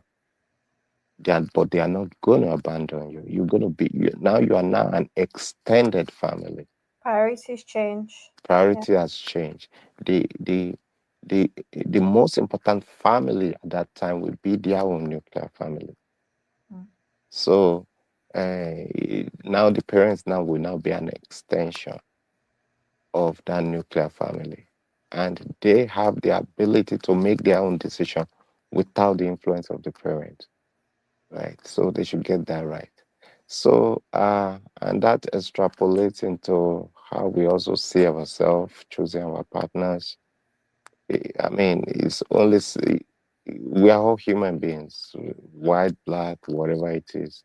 But it's a safe haven if you're within the culture that you identify and you understand, right? Because you are going to open a different kettle of debate for yourself when you're going to a space where you don't understand, right? And some of these things are not hidden. Historically, you know the story, your story with who you're getting with, right? You know the background. So your husband or your spouse may not be like that, but his family and the entire lineage that brought about his family, what do they feel about you? That's gonna put tension in that union. So you have to have that understanding, and helps you make your decision going forward. So by and large, God will help us, and also don't let us do eye for eye, right? In a relationship where you are you versus me, oh, it's me and you. No, it's us, right? You cannot basically see a text on your husband's phone and go ahead to, carry out a knee-jerk approach to whatever it is. What's wrong with communication? At least get some closure. Communicate. Oh, bro, what is this? What's going on here? He will explain himself. Wherever you go lay yourself on an altar, hoping that you're doing it to pepper another person. No, you're on the altar sacrificing yourself for whatever it is you're doing. And all these things, I go out and you, there's spiritual aspect to it. You're going out to bind yourself with another person that has equally been binding himself with whoever it is out there. All this is spiritual, it's not physical. It's beyond the physical. Let me use the word. The physical aspect is also part of it. Should the husband take her back? Well, that's his decision to make. But if you're going to stay in that relationship that you have damaged by your knee-jerk approach to whatever it is you saw, you have to stay with the consequences. Because if the husband decides to still keep you in the home, there will be consequences that comes with that. Because he will keep replaying that in his head. And you cannot come and give him a timeline on how to get out of that trauma. You have to get used to him dealing with that trauma. And if you want to remain in that home, God help you if you have children there. In my opinion, the home is already broken. It only takes the grace of God to revive that man out of that, and vice versa. It only takes the grace of God. Me, I believe in redemption. I believe in second chance. If he allows it himself for God, and yeah, I don't see anything bad in him taking her back. But obviously, it's going to come with consequences, and they both have to work on that consequence. It's going to be another drama on its own, right? So if you ask me, I don't see anything wrong where you can go into your partner's phone and know what is going on there, right? Why would your husband be giving or be supporting another lady and your wife is not aware of it? If you are giving her the head, so I would believe the man to also set her up in that manner, right? You should give her as, oh, this is what I'm doing. This lady, she needs help. How can we help her? Don't say, I want to help her like this. And that's how we open doors to some very, very, and we set ourselves up in a very bad way. How can we help her? She knows from the get-go. Even if she has a tendency of having this knee-jerk, reply to every situation, she will be learning. She will be learning, and over time, she will get over that. Maybe that in a single life, that's how she was raised, or how that's her parent is. Sometimes when you get married to people, you are each other's teacher, right? Maybe that's how your parents raised you. And when you get to marriage, you have to learn a different culture, or how to be in marriage, right? And if the husband or the spouse, vice versa, they're carrying themselves along like that, not just a lady sending you a text message and you're doing something with her parallel, sending money or sending assistance without the knowledge of your wife. That's wrong. And in my opinion, it also goes to the extent of this black tax we always say. Both of you have parents, both of you have family members. If your wife is going to assist her parent, both of you should be seen as assisting her parent. Not even assistance, or like on a monthly basis, you are just giving them something. Give your parents the impression, not only giving the impression, be seen. Be seen to be doing it that way. Daddy and mommy, this is for me and my husband. Because those are the fault lines we live in a marriage. And when issue happen, quickly it escalates. It's like building a house without a fire code. When a small fire happens like this, there's no sprinklers, there's no fire extinguisher, there's no fire suppressant, there's no nothing. In a relationship, those structures should also be built in the fabric of your marriage. So wherever the fire is coming from, either from your relative, either from your parents, either from your in-laws, the fire suppressant will step in right away and say, wait a minute, Daddy, what are you saying? Everything I've been giving you and mommy is from me and my husband. So that way, if they're bringing a fight to you or to your household, that fire suppressant will kill it right away. But when you are doing me, him, he's dealing with his family, you are dealing with your family. When his family brings the trouble, you will be on your own. And vice versa. You will be on your own. In fact, the family itself, if they have the idea that this couple are doing this for us and vice versa, regardless, husband or wife, some fights, they will not even bring it to you. Right? Some matters that will not be given you. That's why I keep preaching this. Have a one account. Giving this to my family, and giving this to your family. You will save yourself a lot of headache. A lot of headache. So, it's sad, but we keep learning, and people say do whatever works for you, but I'm just laying it out there. The pros and cons are there, right? because it says two shall become one. Why will you be in a relationship and everything is off limits? You can lay with yourself and your phone is off limits. Like that sounds contradictory to yourself, to me. What are you doing in the secret that is beyond laying with another person, flesh to flesh? It doesn't make any sense. And now an object that's a phone is off limit. People deceiving you, lying to themselves. You know. So those are some of the fire supports we can have in a relationship and going forward. I will continue to say it. It's a foolproof. So shall become one. That's what the Bible says. It shall be naked and they will not be ashamed with each other. The naked means that it could be physically, but in anything you're doing, you have to be open. So don't go and download one app that will be deleting your text message and be doing, no. You are not in a marriage. You are not in a marriage. You are just in a game, right? So I'm just trying as much as possible to touch base on all of it. So I mean, like, I'm not sure I'm missing anything, but whatever it is we are doing, let's just use our common sense. If you're doing the heavy lifting, trying to elevate your wife, let her go to school and all that, you should also be developing yourself. Try. You might not be moving at the pace at which your wife is moving, that you are assisting her, or you're doing the heavy lifting at the back end, but at least be making some movement, so that when she now gets to attains the status or the level she wants to be, and she looks at you, you are not far behind. Even if she has a tendency to misbehave, she will have hope that you will soon match up very quickly and very fast.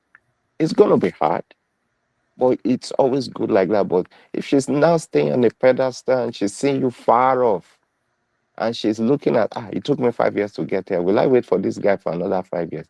Before you know it, she will be selfish. She will not have the patience. But if she looks at you, you are 1.5 years away. I mean, you have set yourself really greatly for that family. And that by that way, you're also helping her, you are helping to shape her character, and vice versa. So many things we learn in lessons in marriage. I'm barely even scratching the surface in my experience. So I will just submit there. I hope people listening will be able to pick one or two things out of this. May God help us. Amen. Thank you so much, Uncle Phil. Have a good Sunday. And you too. Thank you very much for having me. Yeah, bye-bye. Yeah.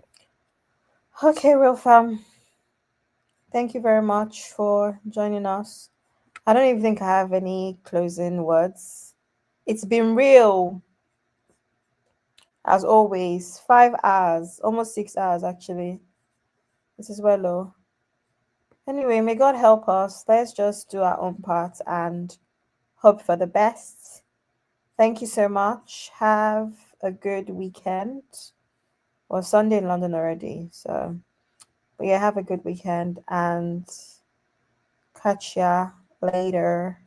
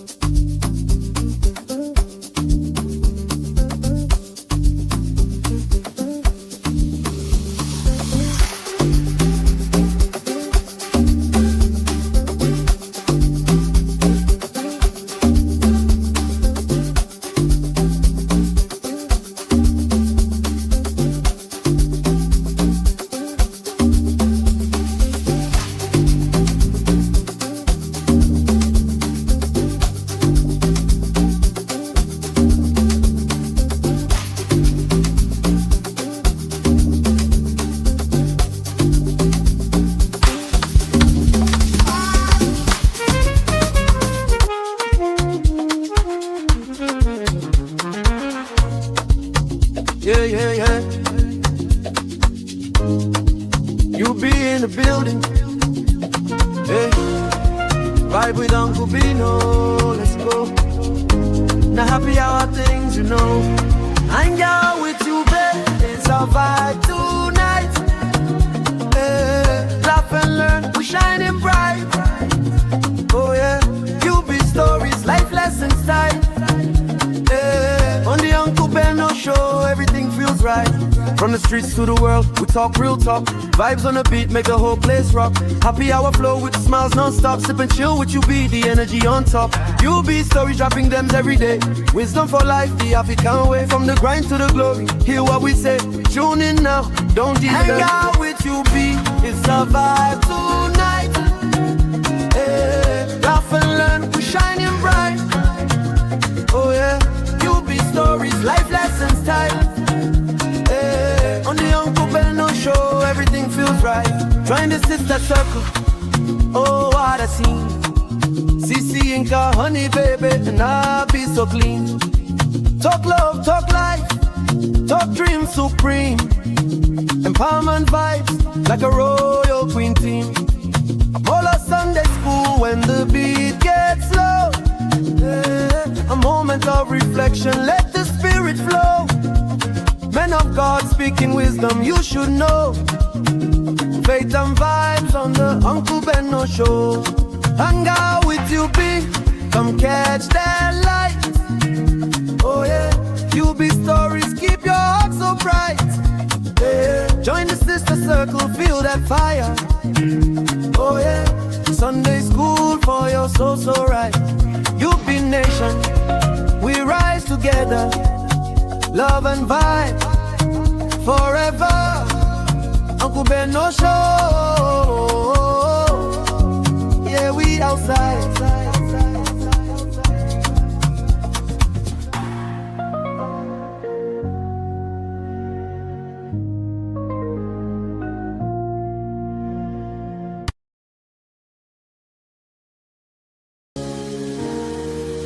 You are watching Trending Vlogs with UB.